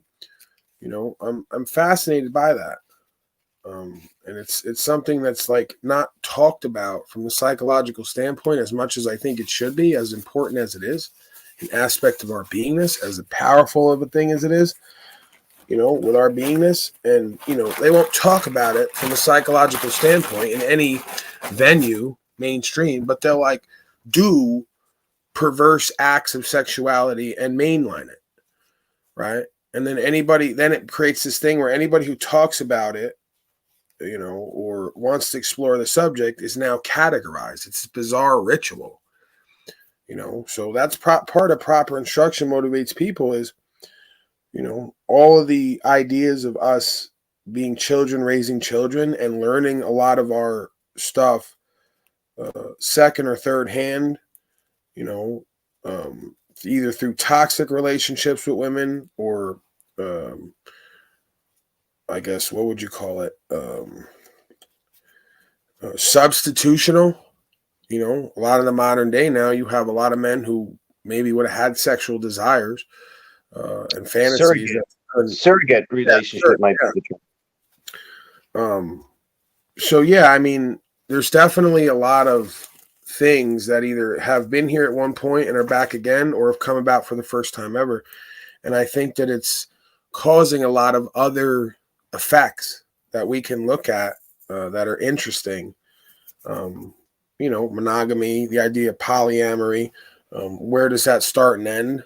Is it a historical thing? Does it loop in cycles where we tend to see patterns? I mean, to me, it's all one program and plan. The monogamy goes with the cultural appropriation, the mechanization, and the institutionalization. The polyamory comes about when it's realized that monogamy and the culture is a destruction to the community. So with a more open heart, more open, clear understanding without insecurity, comes a free exchange of love. As the hippies, they did that whole cycle, and they'll say, well, they created that. Yeah, but they're tapping into who and what we are on some level. That's why those movements gain traction. They get hijacked. Yeah. Because there's a timeline of a cycle in a loop where folks go, you know what? This whole program's not working. It never has. We're going to try something different. Let's get out in the forest, take these plants and herbs, and see what happens. Boundaries go down, barriers go down, everybody starts sharing free love, and there's a lot less problems in certain ways. There's a lot less anxieties and depressions and control and domination and ego. It all just kind of works, and there's no labels, right? There's something to that. You're absolutely spot on, Paul. Let me tell you what, though. A good buddy of mine who's departed, but he was older than me too. But he was in that hippie movement thing, and he left the United States, went to Great Britain for a few years, and he was so excited to come back to the United States, thinking, boy, that hippie movement's going to be advanced. It's going to be so cool. I can't wait to get back to it.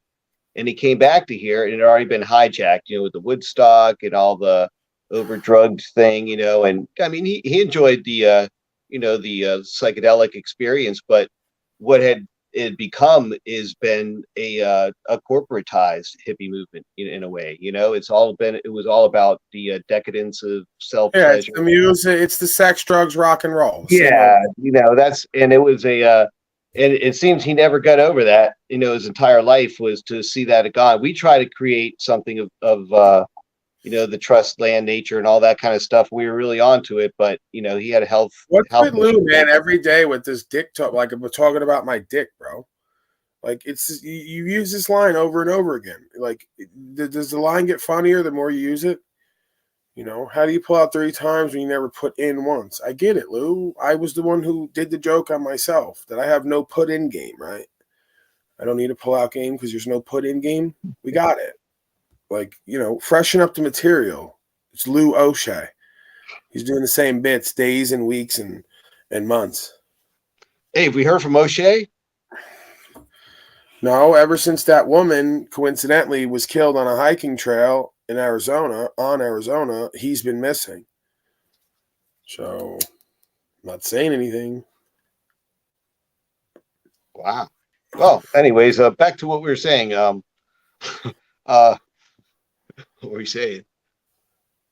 Oh yeah, what I'm looking at is this way, Paul, is that it's at least clear to me, and unless someone could show me another reason, that monogamy is really a very recent phenomenon, and it was essentially created with the Roman legal rights of private property. And the problem is that the most wealthy will accumulate property to no ends, and they'll have many different women that will fight for conveyance of that property when that rich guy dies, right?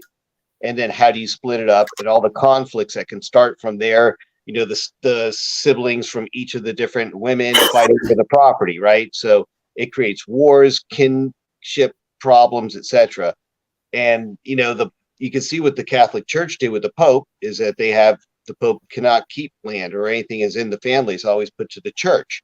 Church accumulates so much money. That's where they created the bankers and stuff, so they could start to lend it out and do something with it and occupy. And they had it, and enlist other cultures to do it for them because it was forbidden in their own. All these weird things that have gone on in history that led up to the whole thing of monogamy, because it wasn't prevalent before. Before that, typically you got to look at this way. Statistically, you couldn't have monogamy; it just wouldn't work for survival of humans advancing the way they are, because it's not natural. There's more women than men, period. And for several factors. I'm not just saying this, but think for yourself that men take more risks than women. So they're going to be dying more. They're the ones out hunting and doing that and putting themselves in positions to take more risk as well. Typically, what you're going to have is, like you just said, either through war or whatever else, and childbirth with women, you're going to typically have women and children who are not cared for in many different ways, who men like myself are going to come upon and go, well, I'm not looking to use you or be used, but we can share experience, and I'll care for those children, and we can move forward. And everything just kind of works.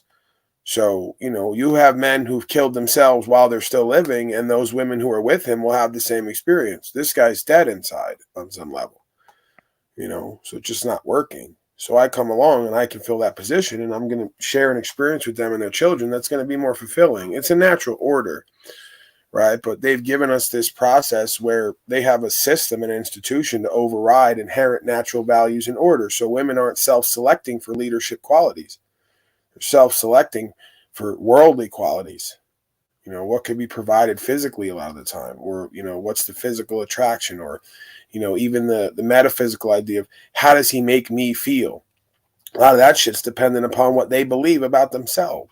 They project onto the man, and then we have a feedback loop, if that makes sense. So, if we did away with the system and the equalization of government, and then women would have to go back to the original process of self-selecting men who have certain qualities that's conducive to a life and a lifestyle that they would have to live, not even want to live, right? You want to be protected. You want to have your rights and property and freedom. You want to have some level of leadership where you're not fighting and arguing. It just works. When it doesn't, you get an understanding, and then it does work. You're going to have to select for those qualities.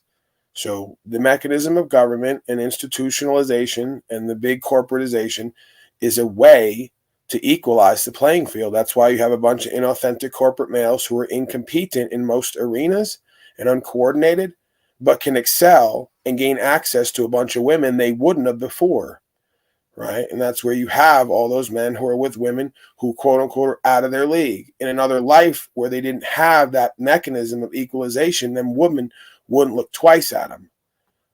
And that's, what these people want. They want a world where you can do less and be less and achieve more and get access to more benefits and privileges without the actual work and honor being part of it. They want to cheat, right? And then everyone winds up cheating on themselves and each other in the relationships because they're cheating in life. What you do anywhere is what you do everywhere. So, when a man builds himself up, is self-made, minds his own business, gets to a successful place on some level, feels empowered, inspiring, co-creative, and loving, if a woman feels that, it becomes more attractive. I don't need anything else. That's an inherent natural value system. That's true pimping, right? As it's described by the rules, I am the value. If I am the value, then like attracts like. So I will attract valuable women in my life, and we will share an experience. And if they understand the game the way I do, they're going to get out of their ego and say, we'd rather share experience with this man, if that's him honoring his nature, as long as it's real and true and there's some kind of bond there. That's not just fucking, of course. It's quite the opposite. So we see self as self. So they would rather have that on some level than 24/7, 365 access to a low value male. And they'll say, listen to Paulie and his ego. No, that's just the way it is. I wasn't always like that. I had to start to shoot for what higher value man means from the inside out, not the world and what it showed us. What does it mean to me in conscience with principle? So I worked toward that, and again, I think you see the effects from both sides to the other. So it's proof of concept for me. Yeah, I've seen, listen, I've seen the same thing, but I want to get back to what we were saying here about the whole concept. And here's something I have to put this out here because I get the fact that people aren't looking at they're looking at from a lens of today and the civilization of today and all the affordances of technology today. But if you just go back 1,000, 2,000, 5,000 years, it was a whole different world outside of civilization where most of humanity lived, like the hunter-gatherers and the agricultural and such, right? And those societies, tribes, whatever you want to call them, it was dangerous. I mean, it wasn't like you lived, you might live a long time, a long life, but you're probably going to die before then, before something happening, because there's so many things you just don't know back then. The thing is that men would be dead a lot and there wouldn't be a lot of men. And, let's say you had 2 wives or whatever in your or whatever you want to call it, and that guy dies. He's one of your hunting partners, right? And he died in the tribe. Now he's got 2 women that are loose, right? It's not like you coveted the women. It's one of the guys has enough resources, and his women would say, yeah, bring them in here and we'll take care of them and their children, because the whole tribe helps each other out. But it's a selection like that. Now, if there's a woman that's a troublemaker, she's going to be, all the other women are going to say, get out of here. You're causing trouble with our tribe. The men aren't going to have to be doing that. There's no argument between the men and the women in that situation. So everything. Hey, let's trigger. How many women, if they're being real, are going to date a man who's shorter than them? Because I know everybody likes to talk all this shit. Women are loving and caring, and they don't have as much ego, and they don't self-select for certain inherent qualities. Majority of women will tell you, I won't date someone who's shorter than me. That's what I've heard and seen. Typically they're not looking for that. It may happen, but they're not looking for that. They're not self-selecting for that. So right off the bat, you have an inherent system where they want somebody who makes them feel secure and safe, at least physically. So the taller you are, the bigger you are, the better shot you have. With certain women self-selecting for certain qualities, back in the day, right? They're not gonna self-select for somebody who's skinny and weak and frail and little, they're going to self-select for daddy. What does daddy look like? 6'3", 250 pounds. Well, I mean, if you lived in the rainforest in Australia, right, it would be the short ones that are self-selected for, because the tall ones can't make it through the trees. They can't make it through the brush. But see, that's what I was going to go into, is depending on the belief system, the culturally appropriated idea, the environment, the circumstance. Adaptation. The adaptation. But so this is where now the history and the timeline comes in. When you see everything going on now, there's going to be an inherent turning on of the epigenetic self-selection system. They're going to say, we don't want the effeminate soy boy who has the hair colors and all the accessories, because we know it leads to this thought, that leads to these actions, that leads to slavery and genocide for me and my children. So over the next 5 and 10 years, I believe you're going to see a radical shift in the way that certain women date and select for value because of what we just experienced. Right? They're not going to fuck with certain people. There's just going to be a no-go from them. Right? Now, the rest of the goofy bitches, they'll keep fucking whoever and whatever based on some worldly system. But certain women, like the ones who come here, certain men they would have like given FaceTime to, they're going to ask them 3 to 5 questions. You know what they are. We won't go into it. Did you get this? You know, did you do that? And then once they hear that, oh yeah, I don't want to know you. Right? Because you're a liability and you're low value and you're weak and you're not a leader and you put us all at risk. Because I know I'm getting that feeling from the other men as a man. I wouldn't have this motherfucker next to me. So imagine a woman who goes, I may have to bear children with this slave. I'm not doing it, you know? So the more that we have the truth revealed to us about what this world is and who and what we are inherently as a creation, the more that the rules change of how we interact. And it just becomes more apparent of what's going to have to happen. You know, every woman wants their own bozo. Well, then you're going to have to, you know, we should bring up that calculator. There's a website, right? And you ask the women, right? They did that on that one thing. Ask the women what they're like, man, they're willing to settle for is. Not even their best, settle for. It's got to be at least 5'9", 5'10". It's got to make X amount a year, right? And then let's not even bring into rights, freedom, principles, whatever. By the time the calculation's done, it's 0.01%. So your dating pool's narrowed down to 0.01%, whether you know it or not, and you're out looking for the dream man who's going to complete you. It's laughable. Okay? So, you know, when we get the facts of the matter and we get everything down to what's actually out there and available and the opportunities, it's slim to none. The kingdom of heaven is few. So there's a lot of opportunities on one hand for the individual, but on a collective level, there's few because the pool has been narrowed.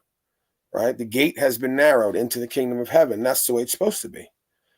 So now just by me doing and being, not doing and not being certain ways with certain things, I get access to a whole group of individuals who are going to see me as more attractive and more of a mating opportunity, regardless of monogamy or polyamory.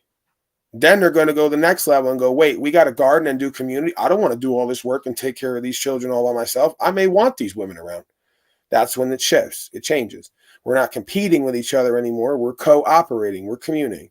And we understand that there's a natural order of all this and that when we understand it, it just works.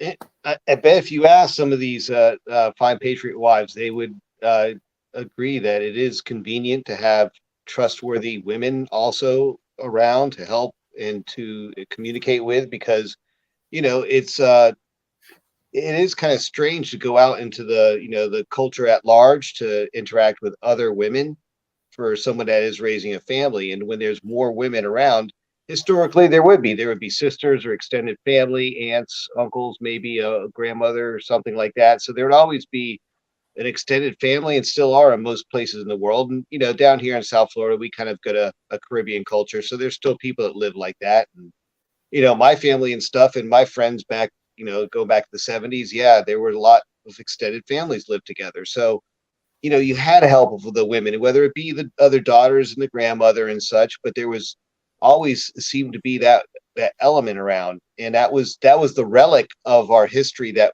allowed us to keep that monogamous thing occurring, because it was somewhat of an extended family there, right? But you made a commitment with only one. And the ultimate reason was property conveyance.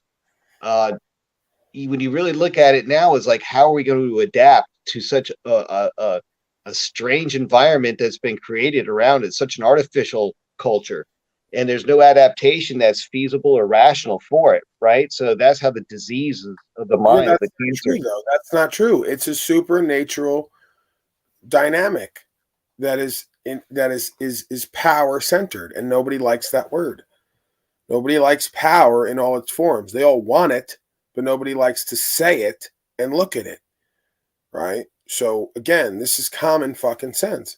A woman is not going to want a weak male if she's a real woman. That's what weak women want. They want toxic masculinity, which is not true masculinity. It's impotency. It's not power. So they want power over men. They don't want to be with powerful men. Okay? Real women who are powerful want equally or more powerful man in all arenas, physically, mentally, emotionally, verbally, spiritually. Okay? If you're not that, or you're lesser than that, then someone who is that is going to get favor. If the gods are going to favor you, why wouldn't women and children favor you? That's common sense.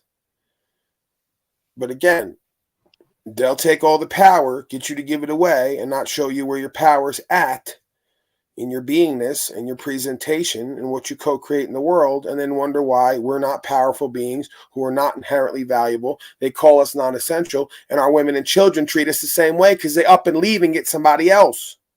Ask them, half of them who are on here. If they had that essence, that true essence of self, creator, no woman would leave. Why would they? The alternative would be like worse than death. Living out the rest of their life with a bunch of weak-ass males who don't stand for nothing. They'd rather be alone. Indeed. And, I guess what it really is down to now is a split. There's going to be people that are going to appropriate themselves into that aberrant culture because of all the effective brainwashing and technology. And then there's going to be people that make the choice. And it's an afforded choice easily. I see it. It seems almost as if we're almost encouraged to be doing what we speak of here in exercising our rights and freedoms and spirituality through the law. And it doesn't seem that if you do it that way, that there's any contention, really. It's almost as if it's being encouraged that, it's like, this is getting too much to maintain the evil. You guys want to go do that? There's plenty of room to go do that, but we got enough on our hands already, it seems. The Unabomber kind of explained it pretty well too in his thing, but I don't want to go on that because it was discussed earlier. But it really comes down to the Unabomber is an insane person. There's a fine line between genius and insanity. The Unabomber, if he did what they say he did, is not a powerful man. He's a disempowered man because he went to blowing shit up. No, but what he did was he did it because he went insane because of what he was doing. He said he was teaching these people that were destroying the environment and destroying society. I'm not interested in that. That's bullshit. My intuition tells me he might have not even did that shit, and they just did that and blamed him, because they want to write a story behind his personality and personality type, and give it to everyone forever. So anybody who looks like him, acts like him, thinks like him, speaks like him, and understands the dynamic must be a terrorist ready to blow you up. Sounds a lot like what they say about people like me. So the Unabomber's not revealing anything new. Everything he said is pretty much common sense. He's viewed as superior intellect because the majority of folks are supremely ignorant and uneducated. So, why, again, a being like that, again, it's a fine line between genius and insanity.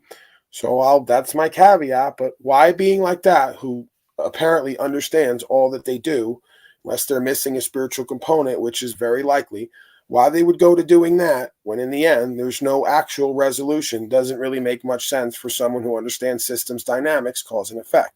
But again, if he went insane and abandoned all of his principles and understanding because he didn't have a long game faith system, I guess it makes sense. I'm trying to say this is that I think that what he was doing when he was working as a mathematics professor at the university, the level he was teaching, that at some point he said he wasn't going to do it anymore. And that's when he had to make a choice. They said, no, you have to do it. We're going to, and that's when he went off into the woods. And that's when they had to do that to him, basically a character assassination, because it's like, no, you're going to keep teaching this stuff. We don't have enough mathematicians like you because we need the statistical stuff for our silent weapons. I mean, that's what I get out of it, because I don't think any of the bombing could ever be proven that he did any of it. But there is enough evidence of when he was teaching, and there's enough evidence of how smart he was as far as his subject matter goes in mathematics. So that's the only thing I could say there's any real, convincing evidence of. But all the other stuff is circumstantial, even when he got convicted on.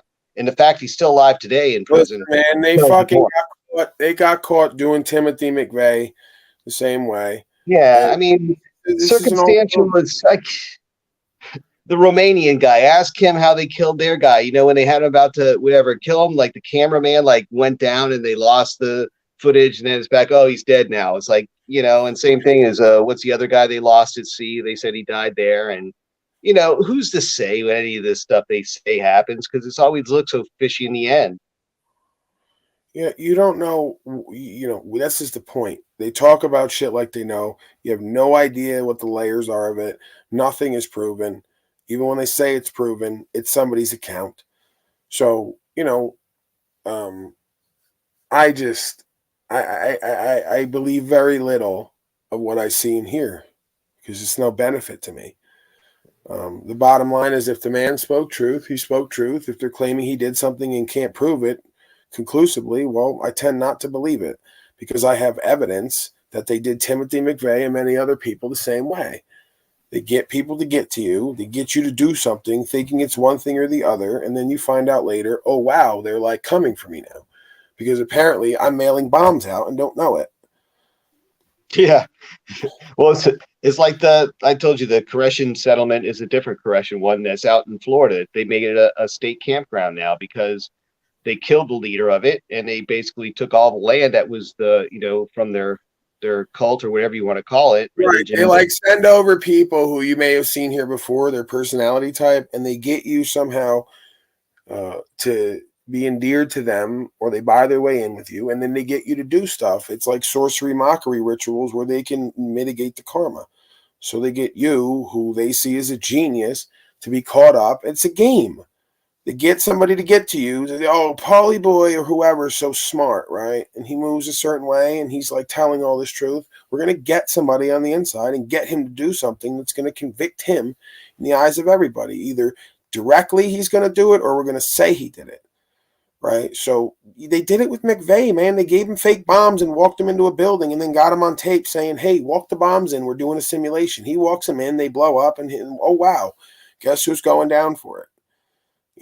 So again, it's easier to fool folks than to convince them they've been fooled. More big things happen that never get reported. Makes me think that everything reported is done for a reason. I mean, you get privy to episodes that should be reported that never are, and you wonder why. And then you see all these ones that seem insignificant that they make a big hoopla about. It's clearly all it's engineered what's reported. Nothing that's reported in the forefront should ever be considered news. It's always something meant to persuade. News is something that they want withheld from you. That's basically how I find it. The Sam guy, right? There's so many of these examples. When we go back and look, every account of the guy is a different height, a different weight, a different fucking presentment. None of it adds up. The guy says he's part of a cult. Can't substantiate it, or says there's a group, I guess. I gotta go back into the details. I don't want to conflate these cases, but what it looks to be is there's groups of people doing things and then blaming it on individuals, right? And either getting them to do shit or just blaming them outright, and trying to catch on to people who are either geniuses on the brink of insanity or regular folks who they push into an insane position. Right? So you got a lot of celebrities who wind up losing their mind and doing wacky shit. It looks crazy from the outside till you find out they got a team of people around them constantly interfering with their life, constantly sabotaging them, constantly reporting them to other individuals to get them dealt with. So they go out of their mind. right? This shit goes on all the time, and it's optics, like your boy says. Optics are high. You know, the optics are so high and everyone else is so high, they just start fucking making shit up or believing shit that was made up. You know, I'm very careful with all that at the end of the day. I don't know any of it to be true, and I don't believe any of what they say.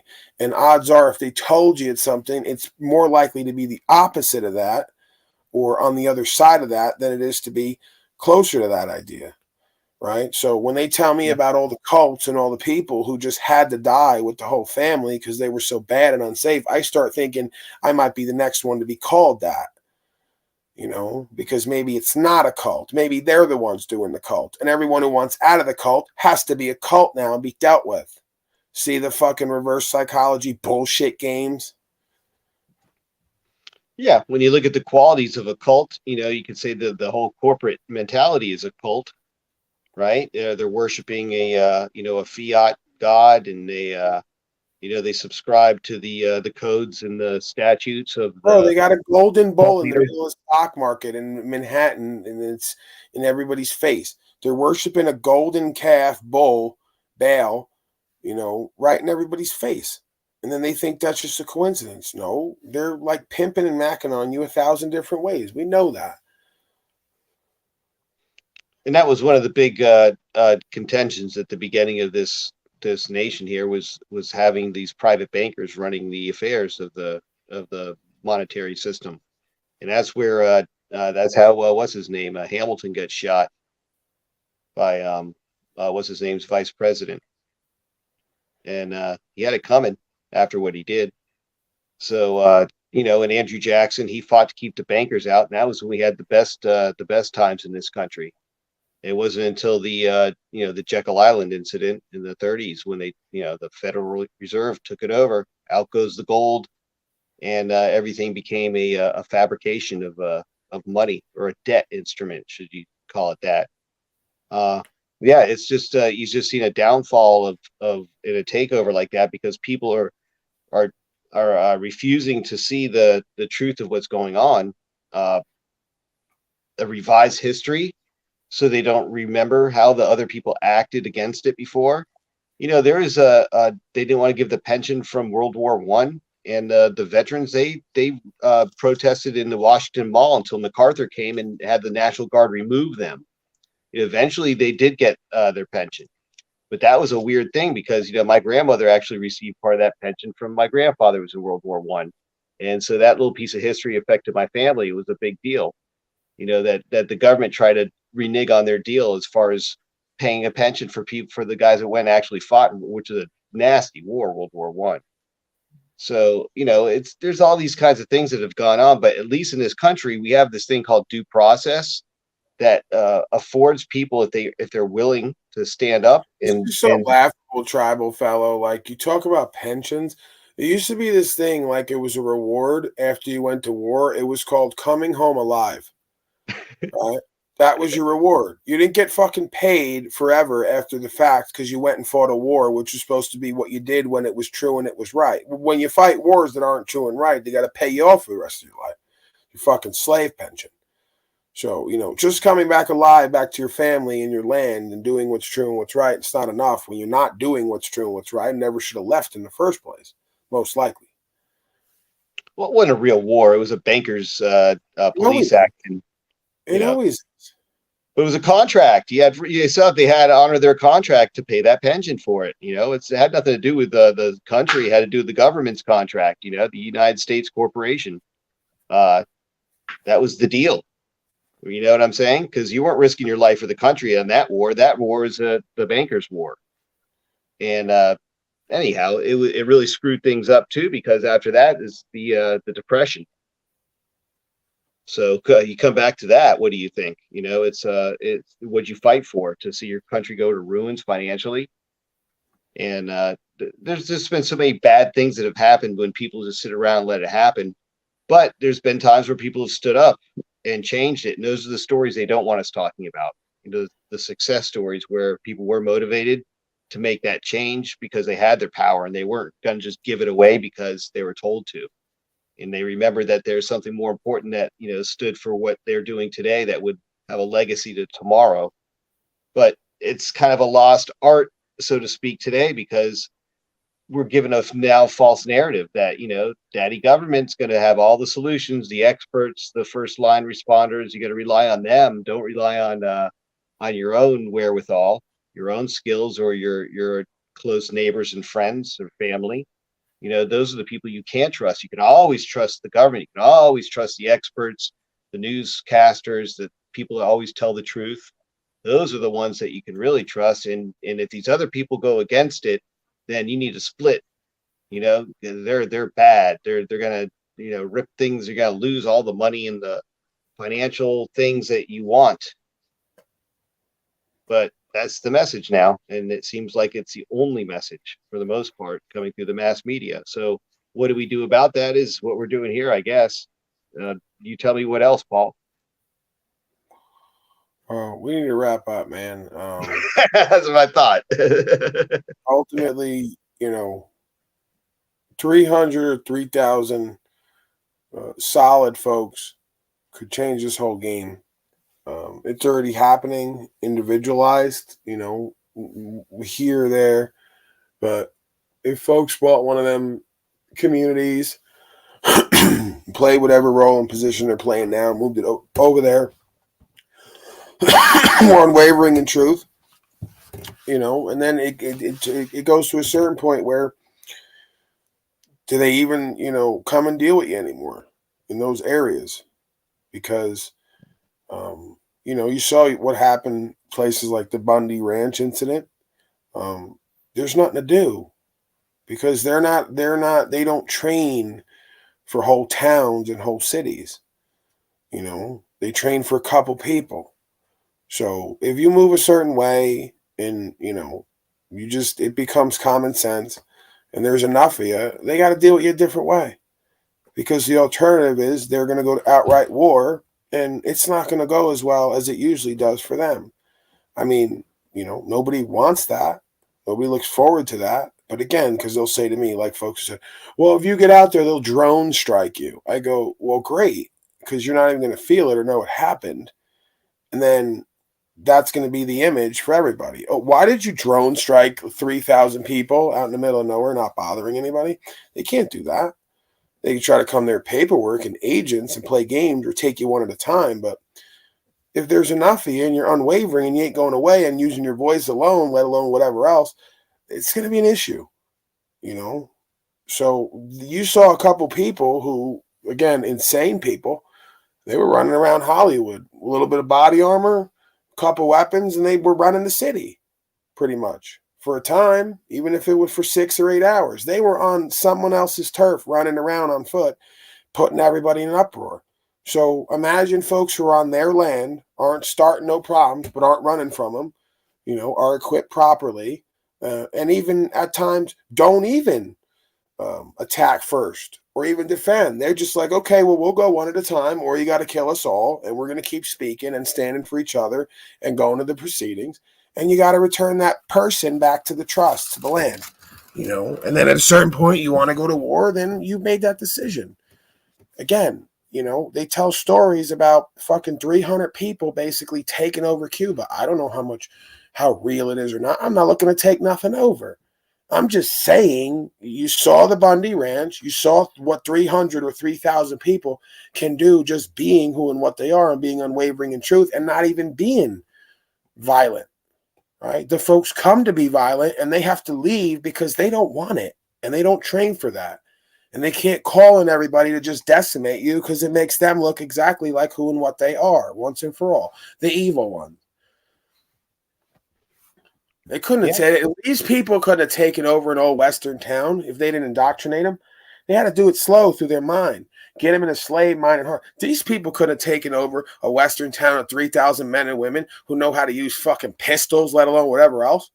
You couldn't do it. You got to kill everybody. And by that point, we've lost half of our fucking bozo troops out here because these folks are guerrilla warfare. There's no rules for them. Put something in something, it blows up. Daughter comes out because they're at war now. Daughter comes out, you look over at her, you get your head blown off, right? So, there's all types of fucking distractions, deterrents, guerrilla warfare games. And when you're like that, just like the American Revolution, man, couldn't deal with them people. You know, it doesn't matter. You got to kill them all, or there's got to be a treaty. And at some point, everyone loses because everyone's out of money and everyone's lost people and there's no end in sight. So nobody wants that. Nobody needs that. But that's how they got everybody in the mind and heart. A bunch of weak-ass slaves with no structure, no ability to unify because the trust has been broken within themselves first, no connection to communing on a higher level. So we're coming back to that because we know that it's necessary. You know, we've been a liability to ourselves and each other. We've been completely divided and disconnected. So, yeah, everyone's yelling, come together, come together. Yeah, can't come together with a bunch of weak-ass motherfuckers who ain't ready to die. It's going to be a problem.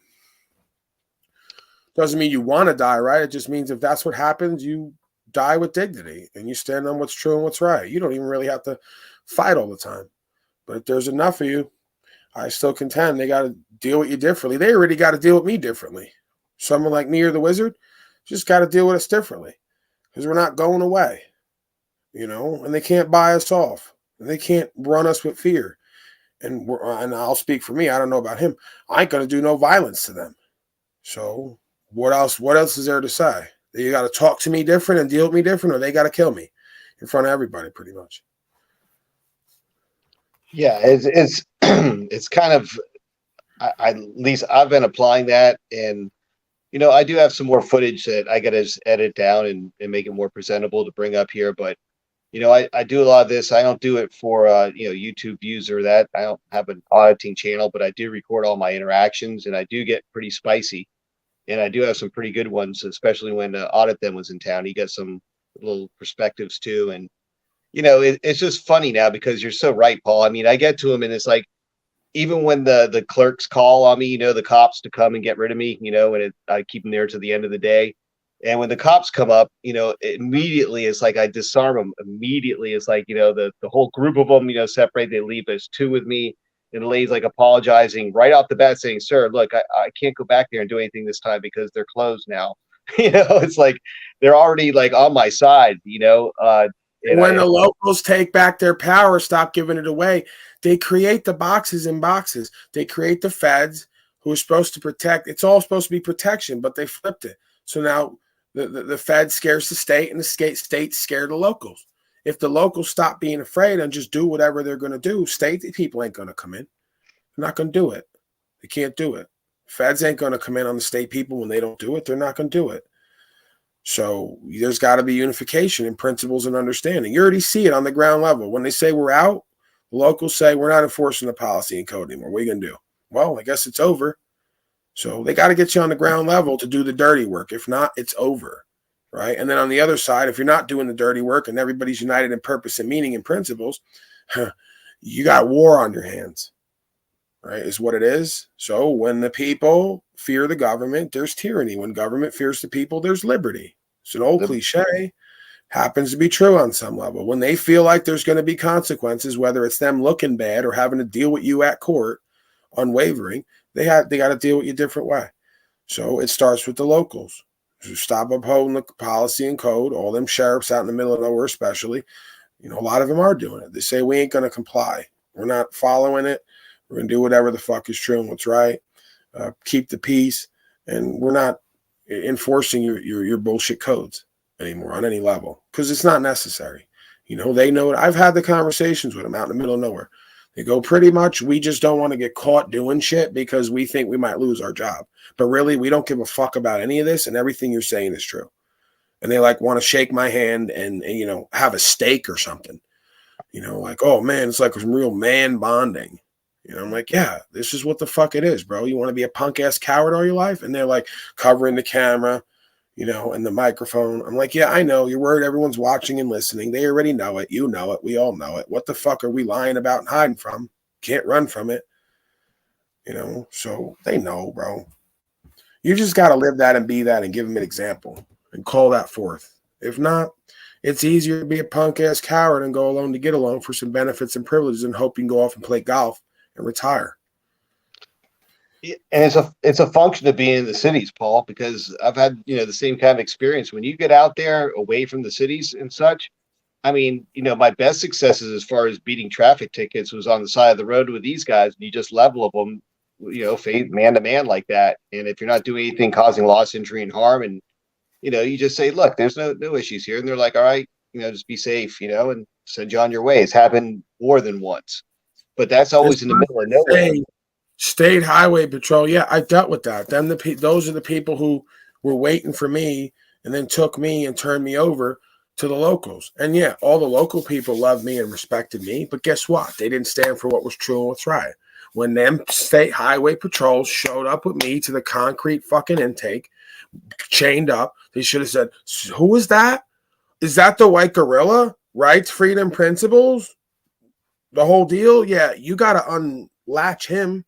You got to let him go. What did he do? Oh, yeah, no, you got to definitely let him go. Right? So they took me in and did their dirty work on a local level. If the sheriffs and the jail people did not accept me, said, we're not taking them, they just closed the door and say, we don't even hear you. What? Who's out there? If everyone did that, they got nowhere to take me. They can't take me to their fucking house. Right? So the only place they could take me, even with the state people, with all the whatever, is to the locals. And the locals do all the dirty work and processing and babysitting and housing. And by the end of it, they're like sucking my dick and going, oh my God, where did you come from? Why do you have a New York accent? And why are you more of a man than the rest of these Midwestern slaves? Because they're tired of it too. Especially when I get to talk about the last few years. Once that's happened, it changed the game now. My conversations go very different with all these people. They get confused and I go, let me break this down. Last few years, right, got it. You know what I'm talking about. What do you think now? Oh, that's right. Yeah, shut the fuck up. The conversation goes very different nowadays than it has for decades. With my father, too. He shuts right the fuck up when I go over the last few years. What I've known all along that he's just starting to figure out. So, yeah, if they closed the doors and acted like they didn't see and hear nothing and say, we're not taking them, there's nowhere to go. And they say, well, stop arresting these motherfuckers who are doing this type of shit, who act like this, because nobody will take them in and house them like products, because these are the leaders in our community. So they're already doing that, and it's changing in Nevada and other places, and it's going to keep happening because I'm not going away, and this truth is not going away, and we've already seen enough to know there's no alternative. It's live fully or slavery, suffering, and death. Yeah, and like you said, it's too easy to give into it when you're surrounded in that environment in a city. That's where I think the city type of environments and what they're really pushing is those 15-minute cities where you can't escape, essentially, and or you don't want to. You're just a prisoner of your own mind to stay in those borders because you're too afraid to leave. And I think from that, you're going to see that separation come about. There's going to be a choice people make. They can take that convenience, then all the entitlements and the privileges of being within that system, and they're going to be coaxed in there with all the, all the pretty images and things that drive people to that kind of decadence. It's going to happen, man. It's a failed endeavor. It'll happen on some level for a time with some people, but more and more people each day are going to be out. They're not going to listen. And they're not going to do the dirty work because it's not going to be beneficial for them anymore, right? Once that fucking, there's going to be a 5 or 10 year period here where it's going to go either way. But at some point, I just believe there's going to be an economic restructuring, and it's not going to be beneficial for most people to do any of this shit anymore. A lot of places it's going to be hardcore tyranny, worse than ever. A lot of places going to be acting like we never even lived like that. We're just going to go back to the default state. So, that's what you'll have is like two worlds, like they show the Hunger Games dynamic. Yeah, that's what I mean. Lawless, quote unquote, where we live by God's law. We don't need policy and code, and other places where policy and code runs everybody in their tract and trace. And then there's going to be certain intermingling of that. I mean, America is basically set up to be kind of that way. The people are the only ones that can own the land. And when they do it by dividing up the land, it would be through trust, right? With the people that trust each other could own large tracts of land that way. And it was kind of, it was meant really for that manifest destiny in a way, but there's still a lot of empty land in the United States area, whatever that they have jurisdiction over to keep, the property rights enforced here, which we have. The problem is the municipals take over of this stuff, their overreach. is where it's gotten really bad, and it's gotten to be every step of everything that you want to do. Every part of your rights and freedoms are now being somehow overreached by municipal corporations and other codes and such that infringe on our rights. People are comfortable with that, though. That's another issue, is that the comfort of it is another thing that keeps them from moving. The discomfort, like Wes says, is what he likes to be in. The discomfort is what keeps him motivated. That's his comfort, is being in the discomfort, because then he's not going to be in a state of inertia, which is death. So in a way, the motivation of this is to see this, to say, I don't want this. For us, it's more of, this is disgusting. So I'm going to learn to do things within trust of my fellow man, so I don't have to exist under the thumb of tyrants, right? Then there's going to be those that are just, for whatever reason, I can't get onto the reasons for. I can just make the observation that there'll be some that just don't have the wherewithal to do that, or get somehow duped and reduced to the point where they get apportioned into it.